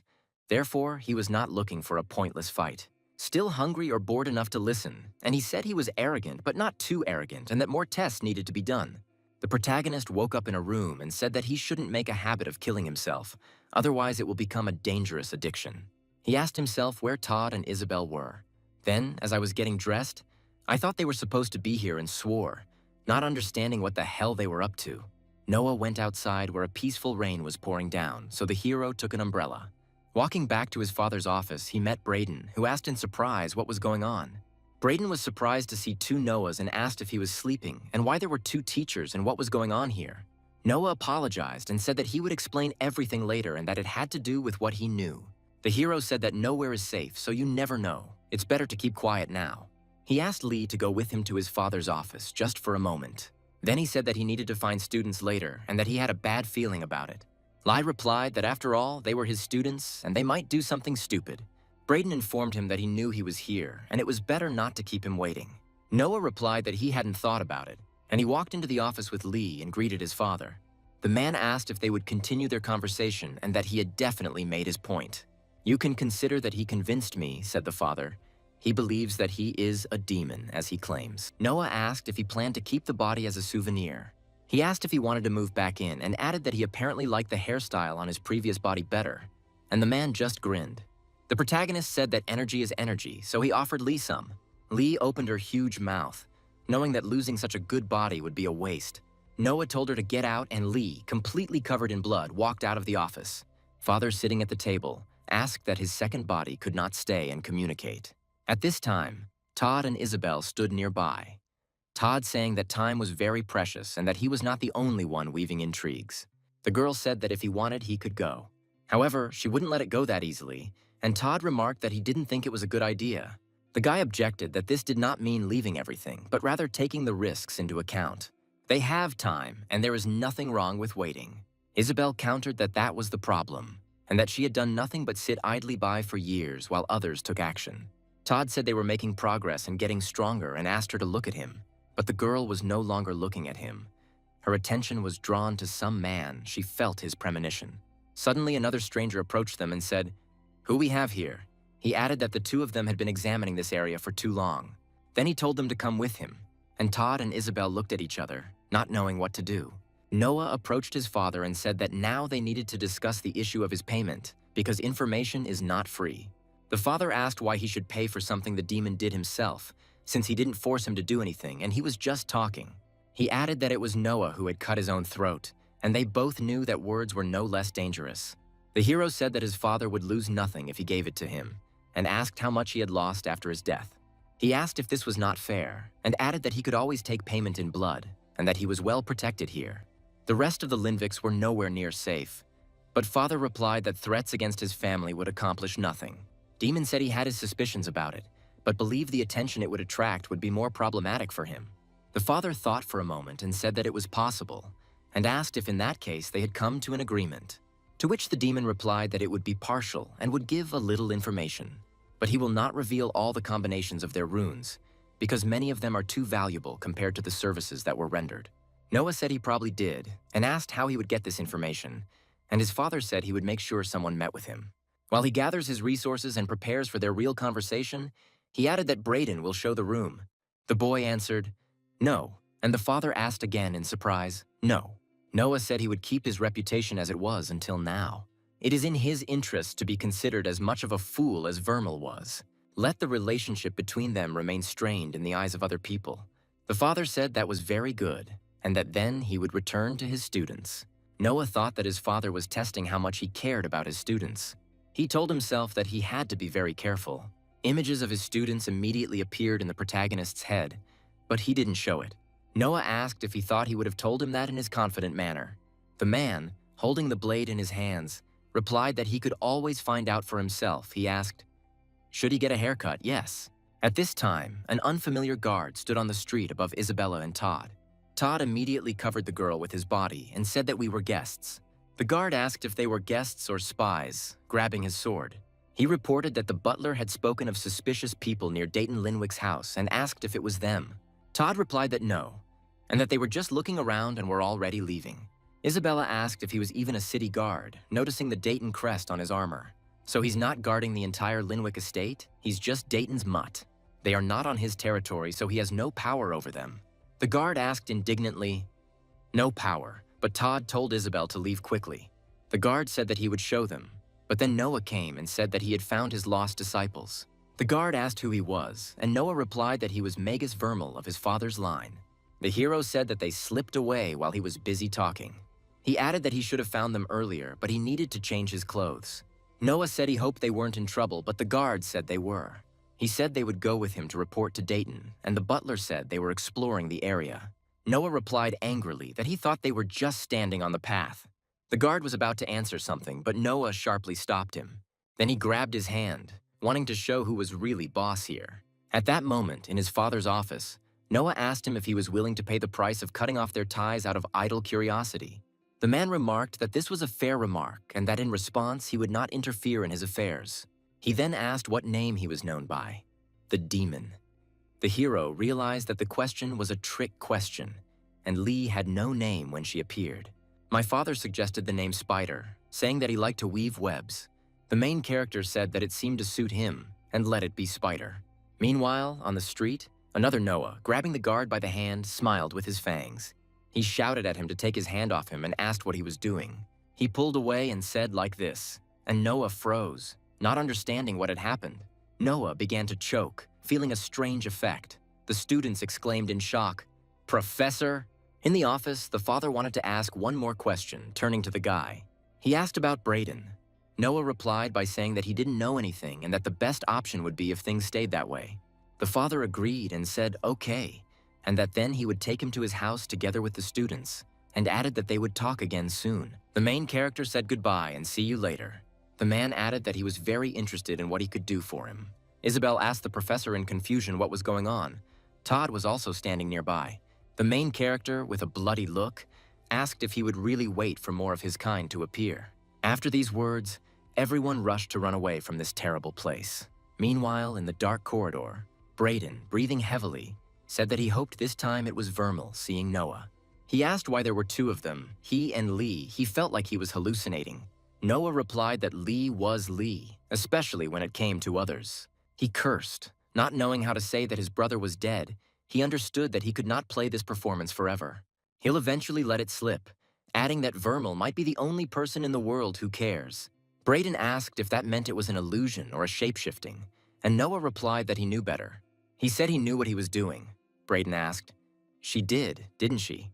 Noah realized that he meant a demon, but not the one he thought of. Out loud, the guy said that it was not for him to judge, and added that it would be better to ask his father if he really wanted to know. But Lee was on his side. He added to himself that it remained to be seen whether Braden's side matched his. Braden said that maybe when things calmed down, he could tell him all about it and asked how he felt about it. Noah said maybe, and Braden suggested getting drinks like last time and said it would be fun and told him to rest. At this time, the other Noah told his disciples that if anyone was following them, they would get away. Isabel asked what was going on and how he knew where they were. Todd said he couldn't believe he just killed that guard. The hero replied that he had been following them and had planned to simply observe. But then they had figured it out themselves. Isabel asked how, because she thought they had gone to meet her father, and why he didn't have his gourd or his grimoire with him. Suddenly the girl thought and realized that he was not Vermil. She said that he was his clone, opened her eyes wide and began to examine him. Noah replied that she had figured it out quickly, standing against the backdrop of an angry sky. The guy asked that it remained between them and that Vermal didn't need all his secrets to come out. Isabel thanked him and said that if he hadn't shown up, things could have ended badly. The hero said it was a stupid decision and added that whatever her goal was, it wasn't worth it. He said that she clearly had a grudge against the one who lived in this mansion, and that letting him know that she was hunting him was the stupidest thing. Isabel asked if he was 5th rank, and Noah confirmed. Then he said that it didn't matter, and that she wasn't even close to strong enough to resist him. He asked what she hoped to achieve, and she replied that she hoped to see. But Noah interrupted her. The hero said no. She hoped he would see her. He said she wanted him to be scared that she was coming after him. For him to feel fear, and that she wants him to feel everything that he made her feel. Noah added that she wasn't strong enough for such games and that she would eventually just die. Noah told them to go back inside, and seriously, not to try it again. They'll be lucky if Dayton doesn't send anyone after them, especially after what happened to his security. Todd asked about security. There was only one guard there. Then he turned around and said, "Exactly," and thanked him, and together with the girl, they walked away. The hero thought that perhaps he should tell Vermal what had happened. The demoness in Noah's body said that she had already caused a bit of chaos today. She asked herself if anything terrible would happen if she had a little more fun. At this time, Noah, walking down the street, thought about how paranoid his father was, how calmly they can speak when they think they are alone. He asked if he was playing into his hands, Now the father told his daughter to follow any orders the guy gave her. He added that it didn't matter which ones. And the girl answered, of course, addressing her father. The boy said he was trapped and that his father might have planned this from the very beginning. He always stays on the sidelines, and he put all the pieces into play a long time ago. Noah thought for a moment and said that even if his father had planned everything down to the last detail, no, he had calculated every detail and every step. But there was one thing he could not have foreseen. Noah walked down the street in the pouring rain, smoking a cigarette, shielding himself from the rain. He said there was no way the man could have foreseen it. The next morning, there was a knock on the door of the room, and Noah asked in surprise who was there, to which the girl replied that her father had sent her. She stood timidly in the doorway, clearly nervous and unsure of how to act, and Noah told her to come in and asked her name. The girl introduced herself as Janice, and the guy suddenly realized where he knew that name from, but he didn't show it. He asked how much she knew about his situation with his father, and Janice replied that only that she was to carry out any orders he gave her. Noah asked incredulously, "Any kind?" And he didn't like the way she said it, because there was a hidden threat in her voice. The girl asked him if he wanted to test whether the demon really liked human flesh, and Noah, after a pause, confirmed that any kind. He decided to start simple and clapped his hands, starting the interrogation, and asked what position the Linviks occupied in relation to the others. Janice replied that they were considered one of the 4 most powerful families in the empire, along with the king, Heron, and Torin. She added that there is no exact rating, but they have an extensive information network and connections that make them politically influential. Noah asked what their relationship was with the Taurens, and the girl replied that they were politically superior. This is because they have more allies, but their mages are usually considered the best fighting force. He asked if anyone held a grudge against them, and Janice said that was possible, but they had no more enemies than any other family. The guy thought for a moment and said that if Vermal was killed for political reasons, then his list of suspects would be very long. He asked if there were people who didn't like his father. Janice replied that yes, and that one of them was an influential member of the branch who enjoyed a lot of support. Noah realized that they could sit here forever if she listed all of his father's enemies. The hero decided to change the subject because it was leading to a dead end. He said he was beginning to think that whoever poisoned Vermal had been aiming at him, not his father. This does not look like revenge or a desire to spite the head of the family. The guy announced that it was time to move on to another topic and asked to tell him about the Master Runes. However, not just basic information, but details that really matter. He added that he has many questions he wants answered, but the range of questions he is willing to share is much shorter. Janice was surprised and asked again if he was asking about the Master Runes, and Noah confirmed it. She began to explain that no one knows exactly why the Master Runes are unique, although there are many theories. The main theory, she said, is the theory of the manifested aspect, which states that the Master Rune is a manifestation aspect of the universe. Noah remarked that if they were always the same, then they were essentially like laws of nature, and asked if he was sure why or how they became runes. Janice said it was too philosophical a topic right now, and Noah asked if that immutability made it hard to feed them, didn't it? The hero thought that if others did not realize that the Master Rune could nourish the soul, then she would not be the one to reveal the secret. The guy said that was true, and Janice continued that there was only one way to nourish a Master Rune, and that was to bind it directly to the soul.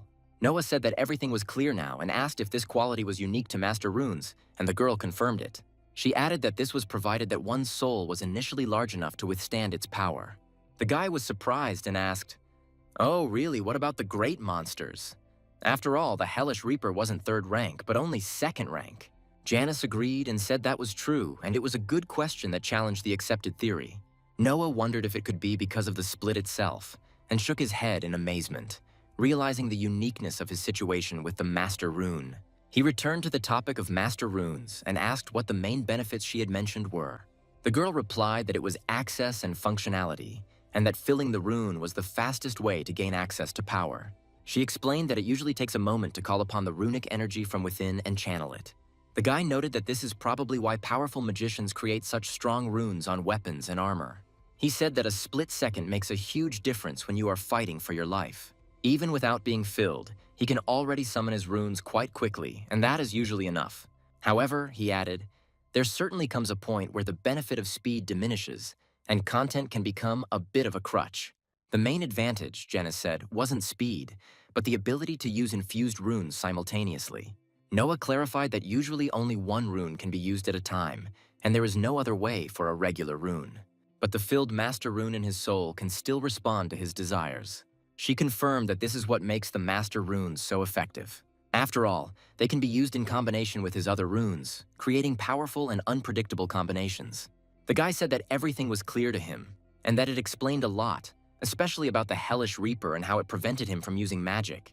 If the Reaper also had wind runes, he reasoned, then he would simply suppress his attacks with them and simultaneously use burning. Noah said that they had different abilities, and that it was time to change something in their strategy again. He decided that his questions should be similar to those a demon would ask, in order to confuse his father. After an hour of intense questioning, Noah looked at the book Janice had brought and asked what it was. The girl replied that this was the only thing that her father had placed restrictions on, and no matter what he ordered her to do. The boy asked what was so special about the book, and Janice told him to open it and find out for himself. He is allowed to study 2 runes from it, but no more. Noah chuckled and said that it was clever of his father, very clever, because he wanted him to take the runes that suited him. He remembered Lee saying that knowing every rune on a demon could tame it, and that extracting the first-tier runes from it would be a mistake, especially if it really was a demon. The boy asked if his father had placed any restrictions on what he could do with these runes. Janice replied that no, it was a gift, and he could do whatever he wanted with them. He asked if he had also included any combinations he could take. The guy looked at her and said that he didn't need the runes, and loudly called out to Isabel and Todd, telling them to come to him. The students ran up and asked what had happened and if everything was okay. Noah replied that he was more than happy and told them to thank his father. Todd immediately announced that the teacher had officially become the best mentor who had ever lived, and he made a promise. Janice reminded him that he had only been given 2 runes, and Noah thoughtfully repeated that he had understood that. If they take his runes, he will never get any more. The boy stated that he did not need such ordinary runes, and that refusing them would make his father nervous and think about his true intentions. The students thanked the teacher, and Todd said that he liked the new Vermeil, referring to his changed behavior and concern for them. Noah asked which rune Isabel had chosen, and she replied that it was the armor rune. He was surprised because he was sure that she wanted to be a melee combat mage. Todd noticed that she also had 2 stone runes, and that it was curious, but he was missing something, and thanked the teacher on his own behalf. Isabel said that Todd was right and that it was incredible and that the teacher was spoiling them. Noah replied that they would repay him with their success and announced that that was all for today. The boy wondered if Janice's father would punish him if he tried to take more than 2 runes. When Janice turned to leave and said that if that was all she would go, Noah stopped her. He said that he hadn't yet and that he still had a few questions. At this time in the room, Todd said that he felt like he was falling in love with someone else. The girl didn't understand what he meant and called him an idiot. Todd whispered excitedly that they had received 2 high runes, but Isabel told him to be quiet so as not to disturb the teacher's conversation. She said they didn't want to interfere with what he was doing and that there was clearly some political maneuvering going on down there. Todd said he couldn't stand it. He admitted it was too much effort for him. The girl replied that Todd was just like her father. Then she said that he was right and that she was afraid to show hope again.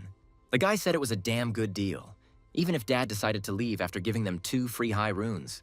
Todd noticed that at this stage she was already thinking about her 2nd-tier rune. Isabel said she already knew which one she'd choose, and Todd added that either Professor Vermilion would have done it. The girl asked him to shut up and threw him onto the bed. Isabel asked what rune he had just taken from the book, and Todd replied, "Armor." Isabel was surprised and said he was too, and he retorted that she wasn't the only one who had been greatly impressed by her father. Noah warned Todd not to do what his father did, because everything has its limits, even the content, and Todd replied that who would talk, meaning that the teacher himself is at risk. Isabel noted that he could at least pull through if he had a master rune. The guy asked her who he thought he looked like, hinting that he already had such a rune. Todd said that just a few months ago everyone was his type. He called him the strangest face thief in history, referring to his uniqueness and unpredictability. Meanwhile, Noah knew he wanted to give his father as little information as possible. Of course, he would realize that that was exactly what he was doing, but he added that, oh well, and that his whole conversation with Janice had come down to that. He thought that Moxie could be in serious trouble if anyone found out about their secret relationship. The Torrens are said to be very cruel and do not forgive betrayal. Noah said thoughtfully that it sounded like the truth, although he would have to confirm it with someone who wasn't Linwick. Master runes are most effective when used in conjunction with other runes. They are unique, but not necessarily rare, and that high-ranking mages are likely to have them, including the father. The boy noticed that his father's name literally means father, which is strange, and that it was written the same way in the book. Well, at least it's not Daddy, he chuckled at his thoughts. The protagonist stretched and said that he couldn't stand all this political nonsense. He just wants to study magic and teach quietly, without getting involved in intrigues. The guy said that he had probably done enough work for today, and the guy said he'd like to get into real music someday. Hearing her for the first time in centuries in his father's house, he did not realize how much he missed her. He noted that pyroclastic resonance should help, but it alone is not enough to create music. He needs something for resonance, either more wind runes or plants. Noah added that he could create his own wind instruments using magic, but his thoughts were interrupted by Lee. She ran into the room through the window and apologized, saying that she had gotten a little carried away when she jumped. Noah, shocked, asked what the hell she was doing. She replied that she had told him she was jumping through the window and that she had been running and did not want anyone to see where she had gone. He asked who she was running from, but Lee was no longer listening to him. The main character did not like this state of affairs at all. At that moment, the fair-haired man cursed in his office and said, "Damn the plane. 8 dead soldiers in 1 day, and he had to send someone." The guy swore and said that she knew he took it and sent someone after him. But then he calmed himself down, saying that no, everything was fine, and that now he knew. He added that the next time they came, he would be ready, and determination lit up his eyes. Lee asked what it was and explained that it was some of that non-alcoholic moxie potion. Noah, shocked, asked why the hell they were even trying to kill Dayton. She replied that she thought he had killed their parents. Both parents, 4 of them in total. The guy noticed that it seemed like Isabel harbored a very strong grudge against him. Lee added that they were foolish enough to go against a 5th ranker, but they didn't actually plan to kill him yet. She said she thought Isabel wanted him to know who was coming to kill him, and that was why she had been studying the Linwick family tree. Noah asked if he had noticed them. Lee said she didn't think so and that she had gotten the boys out before things got too bad. She had to kill a few guards, but it wasn't too hard because Dayton's guys are idiots. Noah said they bought it all and that he didn't want to know the details. Lee asked him if he thought Todd and Isabel would try again. The guy replied that he didn't know because he had scared them quite a bit, and that it probably wouldn't be soon, but that they would do it eventually. Lee added that he killed both of their parents. Of course they would want revenge, but the guy said that was for later, and if they were planning to bring down the whole house on us, he needed to be ready. Noah asked if he should stop them, but immediately said why, because having a reason to become stronger is a great motivator. Lee said that she would go to bed then, and added that perhaps you should keep this hobby of yours to a minimum. Before I forget, when she entered, I felt several active feelings in the house. She explained that she thought they were there to spy on them, but not to worry. She had destroyed them. Noah asked if it was true and said it was convenient and thanked her. He wondered, left alone, if he was being too cold. He should have been more hurt by Lee telling him how many people she had killed, but it hardly changed his feelings about her. Granted, if they didn't want to die, that changed things, but he understood that she was acting in the interest of protecting his students. There was a knock on the door. It was the father's messenger, but the main character was not in the room. He greeted him, coming up from behind. The man said that his father had sent him and that he was waiting for him. The boy nodded and thought about what his father could need from him. Entering his office, the father told the boy to sit down, noting that he had had a stormy night and must be tired. However, Noah replied that he thought boring would be a better word, and he said that he hoped he had something interesting for her. He then added that the information he received was mediocre. The father asked, "A demon interested in politics?" The hero replied, "Why not? There is no better way to start a war." The man handed him a glass of alcohol and said that in his room the time was always the same. Day, night, it didn't matter. The hero remarked that this sounded like a veiled way of saying that he was a reclusive alcoholic who never left his mother's basement. Father said that since Janice said he was intrigued by the affairs of noble families, he believed he would appreciate her request. He took a sip and said that the Linwicks were like a tree, perhaps. But he was getting ahead of himself, but the service she was looking for was pruning. He said that he wanted them removed, leaving no connection with him. The hero thought that it was about some kind of elections. He asked who exactly, and his father replied that they could start with the one he already had his eye on. My father firmly said that it was Dayton Linwick and ordered him to be eliminated. Silence fell over the room, broken only by the crackling of the magical fire in the fireplace. Noah noted that it was much more straightforward than he expected from such a political deal. He wondered if his father was sure he wouldn't betray him, or if there was something else going on. Maybe he thinks the information he has on him is enough, and it probably is. The guy said that Dayton's goons were a nice way to kill time, but killing a rank 5 is no easy task. The man said that this scoundrel was only a 5th ranker in name, and he did nothing but revel in cruelty and use the resources of his branch to climb the ranks. Even if he possesses a 5th-tier rune, it is only a pale reflection of true power, and yet it is still a 5th-tier rune. Noah asked if he really expected him to lower the price. His father replied that perhaps not, and asked what he wanted then. The boy said that she had given him useless runes, to which his father asked if he was complaining about the gift. He also noted that he had bad manners calling him Spider. The guy replied that he never said that he was a supporter of decency. Noah said to be honest with each other for at least one sentence. He wants runes, but he doesn't want him to know which ones. The father wants him to kill the man, but he doesn't want it to be associated with him. The hero said that he would take Dayton's runes. The father added that he was the head of his branch, and his grimoire was worth much more than his life. The protagonist asked if he was worth his death. The father replied that he could take a quarter of his runes, but Noah demanded 3/4, and she said 1/4, no more, and he offered half. The father asked him why he thought he cared about the rest of his house.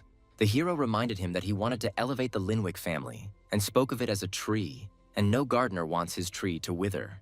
He added that even if Dayton was a fool, he had decent people under him, and suggested that he planned to take them under his wing. Father said that was very insightful and that it looked like they both had trees that they were nurturing. He added that it was probably in their mutual interest not to sprinkle salt on the ground. The hero realized that this was a threat addressed to Todd and Isabel. He said that if he agreed to this now, it would be very clear that he cared about them. He offered half the grimoire, saying that the trees could be replanted, but he was much younger. Father said 3/8, and Noah agreed, and then they would sign the last one. The hero asked if he had to be dead, and the father replied that that was the whole point. The boy asked if a cowardly fugitive was worse than a dead martyr. He said that if he could get him to show his true colors and escape, then he will renounce the name of the Linvicks. That will be even better. Father said that they had come to an agreement and that within a week he would either be dead or on the run. Noah confirmed that they had reached an agreement and they parted ways, preparing for the upcoming hunt for Dayton. Noah walked slowly down the corridor, his steps echoing loudly in the silence, and he felt a heaviness in his soul. The father noticed that this time the hero was being watched much more closely. However, he did not find any sign that Vermal had poured out the poisoned wine that had been slipped to him.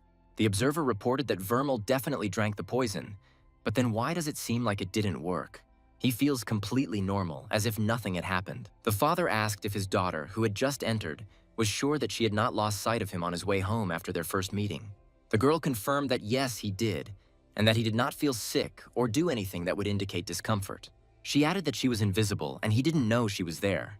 However, the magical contents in their house were destroyed as expected. His only belongings were a grimoire, a travel bag, and a gourd, and he did not drink from the flask. The father said, okay, ordered them to go, and, left alone, he thought about the fact that without an antidote, even for a demon, the effect of the poison would be terrifying, unless his soul really is the size of an archdemon's. He wondered who this spider was and if it was the demon he was expecting. Maybe he's someone else who accidentally slipped through Vermal's portal, or maybe he's something else entirely. His father said he couldn't wait to see how he handled Dayton. If he survives, he's not as stupid as he dismissed him as, and he might even be interested in him. Noah came out to the disciples, who asked if the hero would join them, and they reported that they had brought food. The main character was surprised and asked if they really ate it, or if they were crazy or something.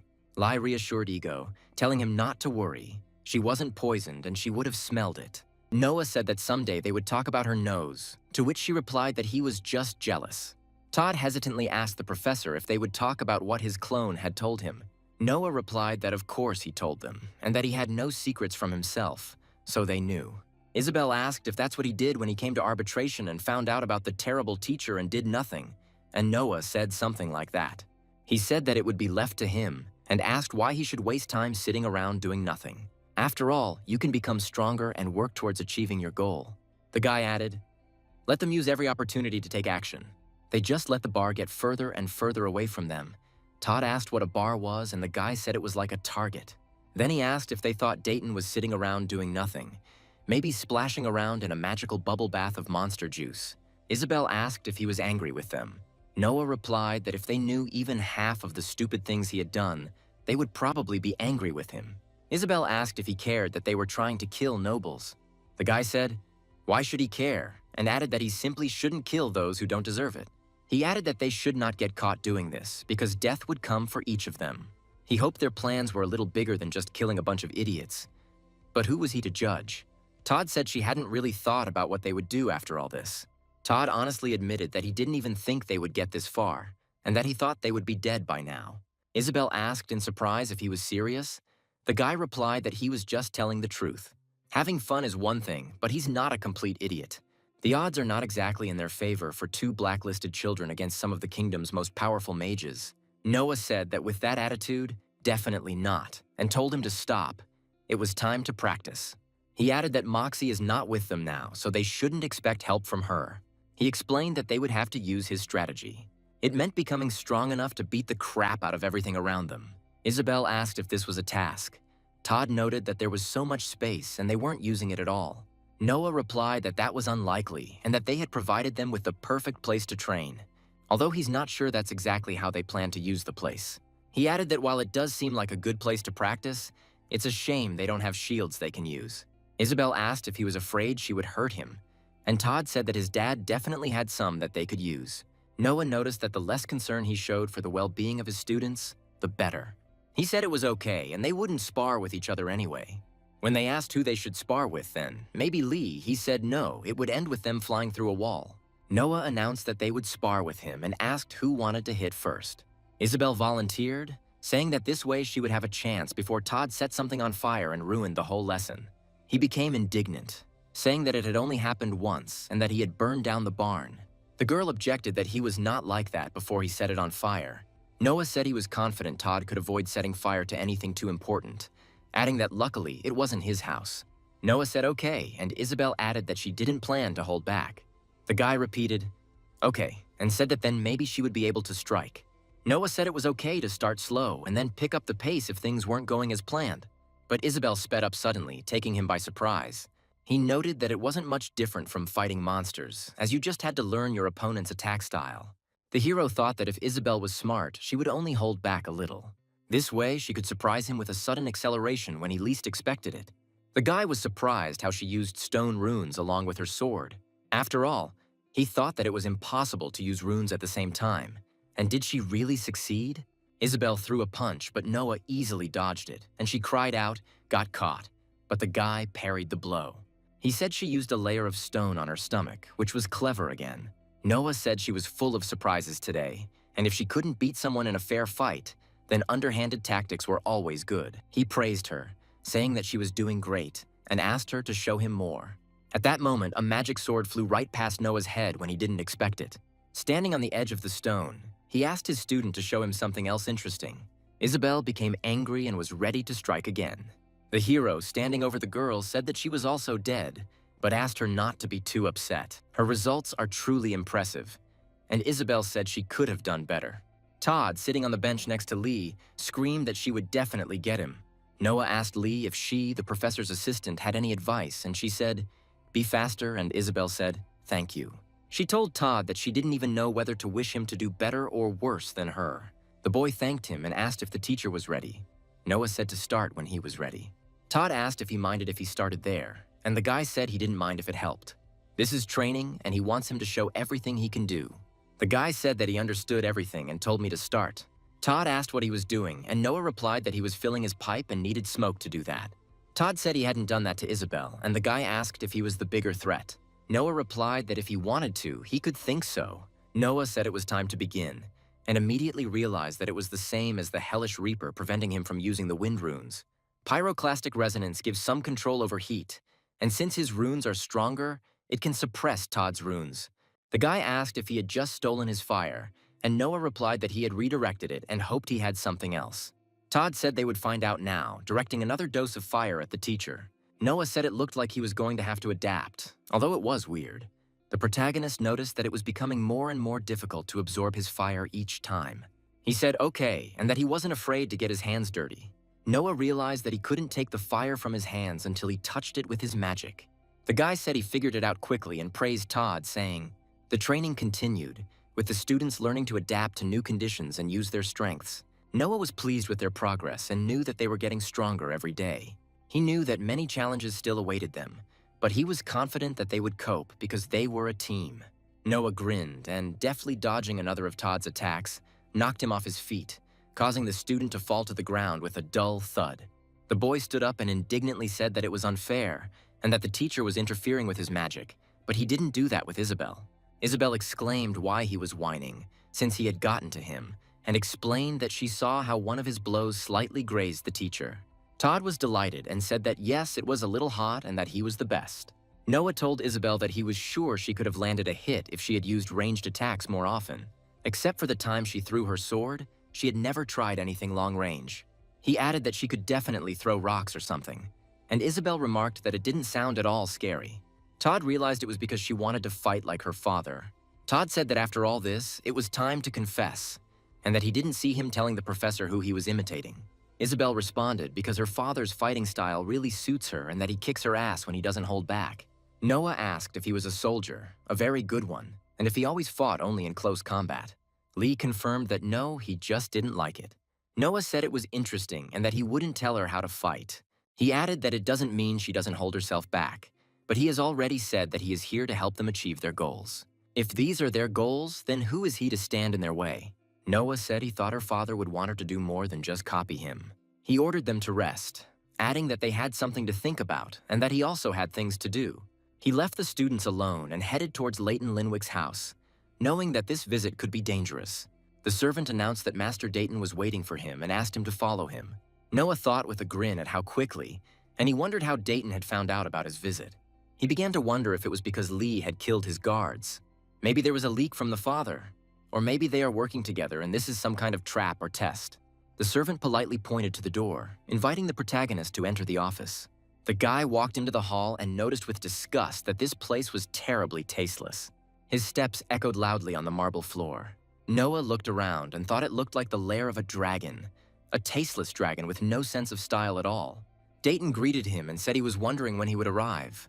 Although he didn't think he would just show up and knock on the door, Noah replied that he had been told he was unpredictable. The guy asked how he knew he was coming, and Dayton chuckled and told him not to play dumb. He recalled that yesterday he dealt with several of his guards. He added that half the Linwicks were hunting him, and it wasn't hard to guess. Noah asked if he really thought it was him. Dayton said that of course he was a killer, although he admitted that it surprised him. His father had never shown any hostility towards him, and he thought he might even be one of the few who agreed with him. He noticed that his father seemed to be jumping around in his judgments, although it was not that he was wrong. Noah said how sweet. Did he really think his father would associate with the assassin he hired to kill him? Dayton thought for a moment and said that that would be extremely stupid. And Noah, seeing his confusion, wondered if he had really stumped him. He added that there are dozens of reasons why the father could have done this. If only to prove that no idiot would behave like that, Dayton asked why he was here then. He said he thought he had come to try to kill him, and Noah asked how about he answered that question for him. The hero asked if he felt the power of his runes. Dayton replied that, of course, and at most the third rank. He couldn't even scratch him, and asked if he really thought the killer was a third rank one. He asked mockingly, who simply showed up at his front door after killing a bunch of guards to bask in the glory. Dayton said that his patience was wearing thin at the time, and that he hoped he had come to amuse him. But it seemed he was here simply to die, and Noah asked again, to die. He said that he had done nothing to make him believe that he intended to harm him. Dayton replied coldly that he did not like him, and that was reason enough. Dayton added that the Linwicks had become soft, and all this politics, all this dependence on other families and caution was disgusting. If they want to regain their former strength, they cannot continue to waste resources on games and empty talk. They need action. Dayton stated that actions that begin with following the heart. His heart tells him that Noah can't be trusted, to which the boy replies that he's sorry to hear that. He said he hoped they could talk before things got worse for him.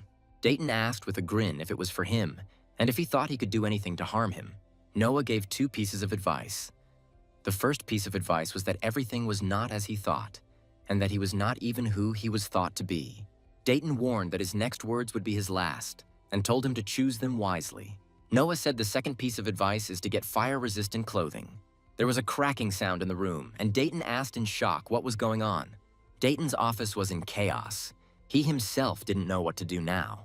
He thought it was some kind of self-exploding puppet or hoax. Dayton wondered if he was being played and whispered that he was scared. The servants in the corridor also heard and felt the explosion. Dayton tried to escape the heat. He used a protective shield. However, even under it, there was an uneasy feeling. Sweat was running down Dayton's face from the fire. This act made the man very angry. He bared his teeth, wanting to kill the main character. Noah himself, already outside his body, whispered to Dayton, "See you tomorrow." Dayton was left alone in the smoke and chaos, unsure of what had just happened. Noah couldn't wait to see the look on his face and cursed him. Noah left the room, saying that suicide wasn't the most pleasant experience, but Dayton would be pretty damn confused. Once Dayton makes some inquiries, he learns that Vermal was allegedly at the market the whole time. The next time he visits him, he thinks he will be much more willing to listen to him. Noah exclaimed and asked what Lee was doing there, to which she replied that she was hanging out. The girl jumped from the chandelier and asked why the hero asked her to wander around the market. Whether he was trying to throw someone off the scent, the guy confirmed this. Noah asked Lee for help again tonight. Lee assumed he was going to Dayton again. That was correct. Then she handed him the bread, and the main character asked where she got it from. The girl said she had it, saying she took it from the kitchen. He thanked her and asked where he was from, and she replied that she had already eaten a dozen of such loaves, and said goodbye until the evening. Noah thought she was so weird, but that's who she is. That same night, he went to Dayton's lair, creeping through the dark alleys. Lee carried him in her arms, and he asked her to be careful, but she told him to stop whining, and they went inside. Noah asked if it was necessary to carry him like that, and she said yes, and that it was fun, and asked if he was sure he didn't want her to stay. Noah said he was sure and told her to return to safety. She said he would have fun alone while waiting for him to show up. The guy told her to trust him, that he could handle it, and said goodbye. The girl obeyed him and jumped out of the window through which they entered. The protagonist turned Dayton's table over for his convenience. He sat down on the man's chair, already anticipating how he would enter his office in the morning. Dayton walked leisurely along the corridor and only after waking up headed to his room. As soon as he opened the door, he became very scared and screamed. Noah met him and asked him if he really wasn't going to do it again. Noah chuckled and noted that he hadn't taken his advice to get fireproof clothing. His clothes are also easily flammable. Dayton demanded to know who he was and declared that he would not leave until he received an answer. Noah said he didn't know he needed his permission to leave. Dayton asked if he thought he was that smart and who he worked for. Was he trying to turn him against his father? And Noah was surprised that he thought so.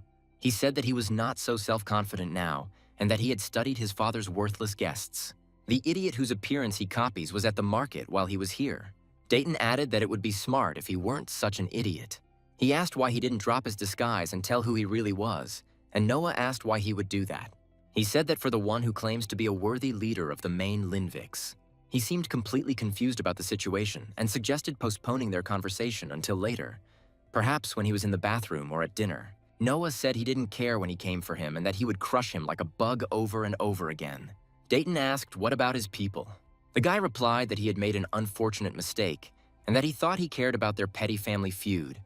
But that was not the case. He said that maybe he was strong enough to not let him catch him. But what about the rest of his estate and the Linwiks under his protection? And Dayton called it an empty threat, saying they were replaceable. Noah noted that to a certain extent, and that in the end, there weren't that many of them. He called Dayton from an empty house and asked if that was an impressive title, wasn't it? He added that no Linvik would support the extermination of their people, and he did not think his threats had any force. And Dayton paused, realizing that his opponent knew much more about him than he had assumed. Dayton stated that he was no fool and that his threats were unsubstantiated, and asked if he still didn't understand. Noah remained silent, and Dayton, breathing heavily, said that he was not Linwik at all, and asked if he worked for any of them. He demanded that he answer who exactly it was, and suggested that it was her. The guy told him to throw a tantrum. He wanted to see if whining and complaining would help him get what he wanted. He added that for every visit he made that was wasted, he would take something from him. Then the hero got scared and thought that this weirdo was really going to kill him. Coming out of his body again in spirit, he thought that this was not what he had expected. In the evening, the hero visited his father, who asked why he was there and whether he had a task. Noah asked if the son could just visit his father while filling his glass and remarked that the wine was absolutely amazing. He said he needed some supplies to deal with Dayton, and my father asked if there were any difficulties. The guy replied that he was not at all and that he was running out of clothes, and the man was surprised and asked if he was trying to seduce him. Noah asked if it was worth it and smirked. He said no, and Noah replied that it was fine, but he still needed clothes. He wants perfect copies of the one he's wearing now, and reminds her that his clones don't appear dressed right away. The man called his daughter and told her to call his tailor. He asked her to tell him it was an urgent order, and the girl nodded, leaving the room to carry out the order. In the morning, the servant sat and calmly leafed through the newspaper. Noah entered and announced from the doorway that Dayton was waiting for him, and the servant asked if that was really the case. but the boy replied that he shouldn't worry. He knew the way. He called out loudly that he was back, and Dayton, breathing heavily, asked what kind of creature he was. Noah replied that he was still asking the wrong questions. The guy asked if he would believe him if he said he came to help. Dayton said that maybe he's not a complete idiot, and unfortunately that's why he's here. He was outraged that he was helping by breaking into his house and burning down his office. Noah pointed out that he was alive, wasn't he? And Dayton said that at first he was hinting that he was there because he was hired by one of his enemies. Now he says he came to help, Dayton asked. Even if he started listening to him, why should he believe a single word he said? He noted that these statements were not mutually exclusive and told me to simply say what he wanted. Noah replied that he would help, of course, and said that he was going to die soon. And Dayton called him an arrogant bastard. He said that just because he couldn't kill him completely didn't mean he would listen to him. The guy said he didn't say he would do it and asked how many enemies he had made. Dayton replied that more than he could count, and that the weak would always envy the strong. Power is taken with fists, not with pathetic words. Dayton said it was obvious his enemies were scared, and instead of challenging him personally, they were sending him. Noah thought it was her again, and that Dayton had connected him with someone not from the Linwick family, but with someone he feared. He said he should find out who she was, and Dayton asked if he could just tell her what he wanted. He is here to help him or fight him, and Noah replied that he is here to have fun. He was bored and someone offered him a job. The pay wasn't great, but the offer sounded interesting. Dayton asked how loyal he was to his employer and said that he could pay him more and that he had the resources. He asked if it wouldn't be funny to turn his attention to them. Dayton said that at first he wanted to fight everyone personally, but now he is trying to bribe him and asked how cautious he is and why. He said he thought he wasn't afraid of a fight, and he already thought he knew who his employer was. The man asked who else it could be, and Noah replied that it was Evergreen Torin. Dayton was surprised and asked Evergreen Torin, Moxie's family, and said that she had been interfering in other people's affairs for years. She's the only one who would have the nerve to summon something like him, and he's sure of it. He said he knew who he was, the creature, and Noah asked, "Oh yes," he asked, to enlighten him. Dayton replied that he was a demon, perhaps even a servant of the archdemon, the one who had given him his powers, adding that he had been keeping an eye on his father's suppliers. He also has connections, and that the luggage for the next month, as it cooled down and he was preparing to defend himself from the demon, every month he orders soul poison. Dayton said he was scared, but he knew better, and that demons had no allegiance, so he could be bought. Noah replied that it was possible, and that it was more important to make sure that Lee never touched him. Dayton said they could talk it over, but Noah said no, that he held all the cards and that he could beg. She wouldn't send some small fry after him, and Evergreen always acts in a big way and asked if there was anything else, right? Noah remained silent, and Dayton, realizing that his opponent knew too much about him, thought about it. He thought about how to get out of this situation and realized that he had fallen into a trap from which there was no escape. Noah thought that the more Dayton thought of it himself, the better, and asked if he was just one of many. Dayton asked what her conditions were since he said he had come to help. The guy replied that he just needed to get the Linwick estate rid of him within a week. Dayton was surprised and said that in order to be strong enough for this, he was not a servant, but rather an archdemon. He asked what she had offered, and Noah replied that his reward was the runes from his grimoire. Dayton said it was a meager offering, but fun, and that the real reward was the act itself, not the payment. He said he could give more, and Noah replied that time, several weeks, was not a commodity he could bargain with. The guy said that he originally planned to just torture him at night at random times, but this is even better. He noticed that he wasn't even trying to hurt him with those fire blasts, and that he should have known the magic was too weak. Dayton said he wouldn't die that easily, and Noah said he would die and then come back to him, and again and again and again. Dayton, in fear, said no, he couldn't, and said he had found a loophole. There would be no trace of him left in the estate if he left. His contract would be fulfilled, and Noah asked, perhaps, but why would he want that? Dayton asked why he would let go of his reward and said he could have the whole damn grimoire. He said that he didn't need it anymore and that he had already combined his runes, and asked what about the entertainment part. Noah said that his time would be wasted if he left with a bunch of pathetic runes. Dayton said that if he really was an archdemon, then he posed no danger to him. He vowed to become stronger and fight him and asked him to give up momentary pleasure for the promise of getting something. Noah said that when the day comes when he will think about the correctness of his choice, let him listen to the wind and hear the cries. Dayton asked what about Evergreen, and Noah replied that what he does is his business. He told me to keep my end of the bargain and not to look too hard into the shadows in the corners of my eyes. He added that he could find him there, and Dayton was left alone in his office. He understood that he had lost this battle, and that his life was now in the hands of a creature he could not control. Noah walked out of the house, but Lee caught him and said she thought she could help him leave in style. She added that it was an excellent speech, very pompous. The father asked his daughter in surprise what she had just said. She reported that the gate guards confirmed this, and she personally double-checked his mansion. Dayton fled the city. The man thought, the demon really did it, but how? He asked if those small explosions had been enough to scare him off, then asked if she had any tasks for today. The girl replied that unless he wanted her to follow him outside the city, father said he had other spies for that, and he ordered her and Braden to join the demon and his company for dinner. At this point, Noah asked Lee if there was anything worthwhile there, and she replied that she had no idea. It looks impressive, and what do you think? It's a third-rank rune. She said she couldn't say for sure until she consumed it, but it felt powerful. Lai warned him not to try to absorb third-tier runes because his soul would burst like a grape. Noah asked if it was that bad, and she said it was, and that she had seen it happen to greedy demons. He asked what he should do with them, and that he had promised his father to give him the book, but did not plan to just part with these runes. He said that he could then use the division to turn them into a pile of lower-ranked runes. Noah said it felt like there was a lot more energy in them, a lot more, and he cursed. He realized why Dayton was so afraid of Evergreen and asked, "He stole a whole bunch of her runes, right?" Lee asked him if he thought she missed them, and Noah said that given how scared Dayton looked, yes. Lee added that if she found out he had them, he would end up in the same mess as Dayton. She asked if he had thought about just not telling her, and Noah said that was great advice, as always, and that he would do just that. He said that, however, nothing could be done about it now, and for now he would carry them with him, and that his father should have been more precise. A few hours later, Janice and Braden were standing outside Noah's door. Braden asked if she had brought anything, and she said no. The door swung open, and Noah saw Braden and Janice standing in front of him, and he said he was glad to see them. And with gifts, he didn't know that Janice would also join them. Braden asked if he was busy or just avoiding him, and Noah replied that he would never do such a thing. I was just up to my ears in work, and Braden said he was causing quite a stir with this hellish reaper, and the investigators were out for blood. He just talked about leaving while the investigation was going on and nothing more. And Noah said that everything was fine and they already knew.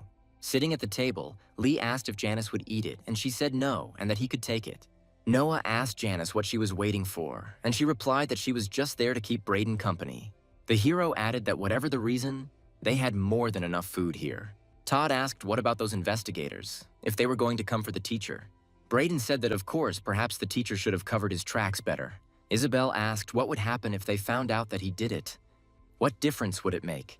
He was from the Linwick family. Braden said he might get into trouble, but he doubted he would get boiled. Janice said she was sure everything would be fine. Braden was a master of his craft. He said that he does a lot of things, and that the word master is too strong a word. Usually he can simply put pressure on people with his authority. Noah asked Braden not to get into trouble because of him, and said that he was able to deal with the consequences of his actions. Braden said it was okay, he was just following orders. Todd and Isabel were surprised and asked again, "I was following orders, I mean." The protagonist cursed and said, "Not now," and Braden said that technically he didn't do it, it just happened. Todd said it seemed like they were trying to make a boring story out of an interesting one. Noah said he had something to eat and grinned, and Braden said okay and that he had to go. Work couldn't wait. He thanked her for the invitation and said it was always nice to see her. Noah replied that he felt the same way and said that he was going and asked them to try not to get into trouble. Braden laughed and said he couldn't promise anything, and Noah waved and said bye. The main character thought to himself that they are not brothers. After all, Vermal died at the hands of the man with whom he had just dined. The protagonist thanked Janice for coming.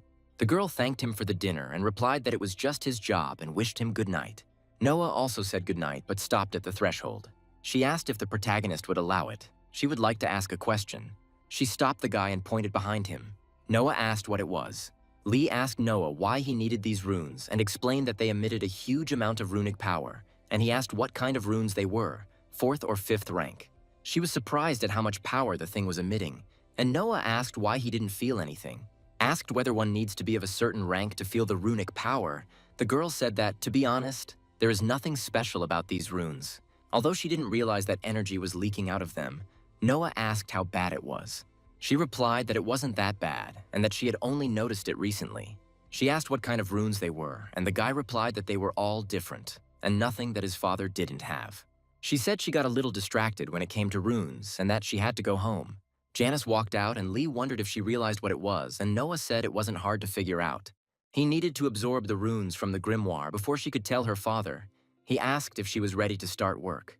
Lee replied that it would be a long night and that she was ready, then added that besides, it didn't really belong to Dayton and that he had stolen it. Noah said he thought the strategy right now was to focus on getting as many second and third tier runes as possible. Then take the higher ranked ones as your promised part of the grimoire. He added that therefore he was not obliged to give it to his father, and a few minutes later Lee asked which was the last one. Noah said that life-giving water, second rank. Lee noted that it sounded quite sophisticated. Noah said he doubted Evergreen would use them for herself, but the rune combinations were to be kept a closely guarded secret. She said she bet she was furious about them going missing, and asked if he was thinking about getting them back. Noah replied that he would never do so, and that he had a better idea, and asked that the rune of the earthly cataclysm be brought to him. He said that it was certainly a well-formed rune, but it was not perfect. Noah said he might be able to fix it, and something similar to what he did with his vibration runes, but with more fine-grained control. He said he wanted maximum clarity, and Lee noted that the title had completely changed, although the components remained the same. Noah said it was another perfect rune. He added that intention does change how the runes fit together, and more importantly, what he got. Lee let out a joyful exclamation, and Noah said, yes, it worked, and that it was perfect. The girl was glad to finish her work, so she began to eat the treats. Todd said the last couple of days have been absolutely amazing, and it feels like they have a personal chef. Lee asked him if he had ever had a personal chef before, and he said that, well, yes, he and Isabel had one for a while, but not anymore. He said that, well, they were blacklisted, both their families, and that Isabel's father was an explorer and technically a soldier. Todd's father was his filler, and their families were very close allies. Todd added that both of their houses were minor nobles and had gone unnoticed until Isabel's father got his hands on the Master Rune. Suddenly, they found themselves in the spotlight. Nobles of the third and fourth ranks from all the great houses were knocking on their door. They demanded that she be given back, and there were even representatives of the fifth rank, and that it was very scary and dangerous for their families. Todd said his dad didn't mean to do it and that he was awesome and that's why he got killed. He added that at first they tried to bribe them at home, and when that didn't work, they started threatening them. But his father didn't want to give up this stupid thing.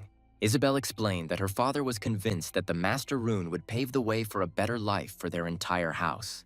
So he was ready to fight for her, but powerful houses act differently. She said that when they didn't get what they wanted, they simply poisoned him and his mother. Before anyone could explain themselves to them, they killed her parents and almost everyone else in his house. This all happened because of a rune they didn't even have, and one of those scumbag nobles probably took it. Lee asked what happened next, Isabel explained, then used their families as cover. Noah asked how the two of them survived, and Todd replied that several other noble houses eventually intervened. They pretended to be cleaning up, but they of course sided with the larger houses, and all who survived were blacklisted and made an example of. At this point, her father asked Janice if that was all she had to say about last night's dinner. She replied that yes, Vermal seemed worried when she pressed him and asked about that scroll. Father said he thought he had outwitted her, and that she should rejoice in the grimoire of that fool Dayton. He added that whether he was a demon or not, he was just like everyone else, focused on the prize instead of looking at his feet. Janice asked what she would have her do now, and her father told her to spread the news of Dayton's retreat. He said that such an act of cowardice would be his undoing, because he always insisted that strength should be the master of everything. He added that in this way they would undermine his authority and lure members of his house to their side. Father said that of course they still needed to deal with the demon, and he would like to get more out of him, but this guy was too smart. Janice asked if it was poison, and he said no, and he suspected it wouldn't do any good. He said he was asking for a favor, and when the demon returned to the arbitration in a week, the Inquisitors would deal with him. Janice asked, and the students, and said that she knew he told them to ignore the blacklist. But if the other houses found out that they had taken them in, then her father told her to let him worry about the other houses himself. Her goal was to carry out his orders, and she replied that she understood that he had ordered her to bring the demon the clothes he had asked for. Janice again said that she obeyed her father and would do everything as he said. He added that he should have something decent to look good in the grave. The next week flew by, and Noah said that very well. Isabel and Todd trained hard every day. Todd asked if it was unfair, since when did he know how to make earthquakes, and how did they lose 2 against 1? Noah spent every night studying the Dayton runes and choosing which ones to dismantle and take for himself. He said things were going unusually well, and one morning Lee burst into his room and screamed that it was time to wake up. She saw Noah lying on the floor. She jumped up and asked what happened. She clung to him and told him not to dare die. Then she thought about it and was glad for the free snack. She was about to bite the hero when he said, "Please don't eat him." Then Lee became even more happy and began to hug Noah, saying that she was very glad because he was alive. The girl said he had a strange place to sleep. His bed was over there, in case he didn't know. Noah replied that he had not been sleeping and that he thought he was being smart to study all of Dayton's runes. He figured out which ones he wanted to split and which ones he wanted to keep. But it turned out that everything worked out. He needs to stuff himself with runes like a pig. He said that he had divided one of the third-tier Dayton runes, the Howling Cyclone, the Pitch Black Night, and the Crushing Whirlwind. He stuffed 3 of her second-tier components into his soul at once. Noah added that he then lost consciousness as the pressure of the runes caused his soul to rapidly expand. Although he felt fine now, it didn't seem to have caused any permanent damage. He said there was no point in getting new runes if he wasn't going to test them. He asked Lee if she wanted to go with him, and she said she had agreed when he was still talking about the pig. Lee asked if that meant he now had 5 second-tier runes, and Noah replied that yes, 6 runes in total. He listed them, and Lee noticed that this meant there were only 2 left until the 3rd rank. Noah said that the rune of the Crushing Whirlwind is a complete mess, and if there is an opposite of the perfect rune, this is it. He'll probably just take it apart. Noah activated his new rune, and a powerful gust of wind swept around him. Lee remarked admiringly that it was cool, and he agreed with her. Lee asked if he ever intended to give the runes back to his father, and Noah replied that only when it was absolutely necessary to do so. He may suspect a shortage, but since he didn't say anything, he won't either. He said he would give them to Janice before they left, at least the ones that belonged to Dayton. Suddenly, Braden came in and told them to pack their things because they had to leave. Somewhere far away, at this time, priests were praying for Johan's strength. Noah asked in surprise what and why, what was happening. Braden replied that these were bad omens, and that Janice had told him of the appearance of powerful monsters on the way back. Noah said he thought it was safe here, since it was Linwick territory. But Braden replied that monsters didn't really listen to rules, and the longer they waited, the worse things would get. Noah asked what kind of monsters they were, and Braden said that the investigative committee wanted him back in arbitration. They don't want him to stay here too long because there's a chance something might happen. Noah chuckled and asked if they thought he would run away, for example. Braden replied that they were more likely to think he would be killed because he saw something he shouldn't have, but he didn't know for sure. At this point, Todd and Isabel said that they were kind of eavesdropping on their conversation, but they weren't spying, honestly. Noah asked if everyone was ready, and Todd said almost, and Noah said they were running out of time. The main character asked if he left something here. His father would get it. Braden replied that he was sure Janice would bring it to him when she cleaned the house. Noah then decided to leave what he wanted here, and the group set out on their journey. Isabel asked what about Edward and Alan, and of course it was great that they weren't with them. But still, Braden replied that they had returned to the arbitration a week ago, and there would be 5 of them before they met Moxie. Noah thought he couldn't understand why, but he expected more. Despite everything that could have gone wrong, everything went almost too smoothly, and it's strange. They stopped for a rest, and Todd asked if they were stopping for a rest yet. This is because there may be monsters roaming the area, and it will become unsafe at night. Braden explained that there were powerful runes ahead, something very strong. Braden said to stay here and he'll go check it out. Noah asked if he was sure he didn't want to take someone with him and that Lee could. He replied that there was no need to worry and that he was not so easy to kill. He said that he would be back soon, but if something went wrong, then run to the estate. Todd noticed that Braden had just teleported, and he thought he was saying it was too hard and he could. He said he wanted to learn teleportation and that it was an amazing fighting style. Lee said she did too. Isabel responded sarcastically, wishing him luck in finding the right runes for this. Todd said he would get Braden to spill the beans at some point during their trip. The main character, noticing Lee's confusion, asked if everything was okay, what happened. Lee suddenly said she thought she smelled something, but added that it must have just been her imagination. At that moment, a stranger appeared before them and said that he assured them that he was not an illusion. Noah asked what it was, and the stranger introduced himself as Johan and said he was here to help.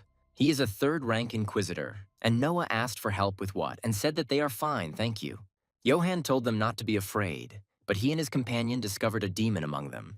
Noah tensed, realizing that their secret was out and that they would now have to be doubly careful. He looked at Johan and said that he was wrong and that there was no demon among them. Johann chuckled and said that he didn't think so and that he felt the presence of demonic energy. He added that he had the means to smoke out the demon. Todd tried to intervene, but nothing worked. Johann stated that he had the authority to destroy any demonic threats in the Arbalest Empire. The Inquisitor raised his hand and began to scan the area, and suddenly his attention was drawn to Lee. Looking at the others, the man said that he could not guarantee their continued existence. He said he found it was her, enough, and Noah said he was making his students nervous. He told him to go away and that he would not repeat it twice while Lee was convulsing. Johann asked if he had really decided to intervene and added how unfortunate it was. Noah took a deep breath and prepared himself for the final battle. Knowing that his life and the lives of his disciples depended on the outcome of this fight,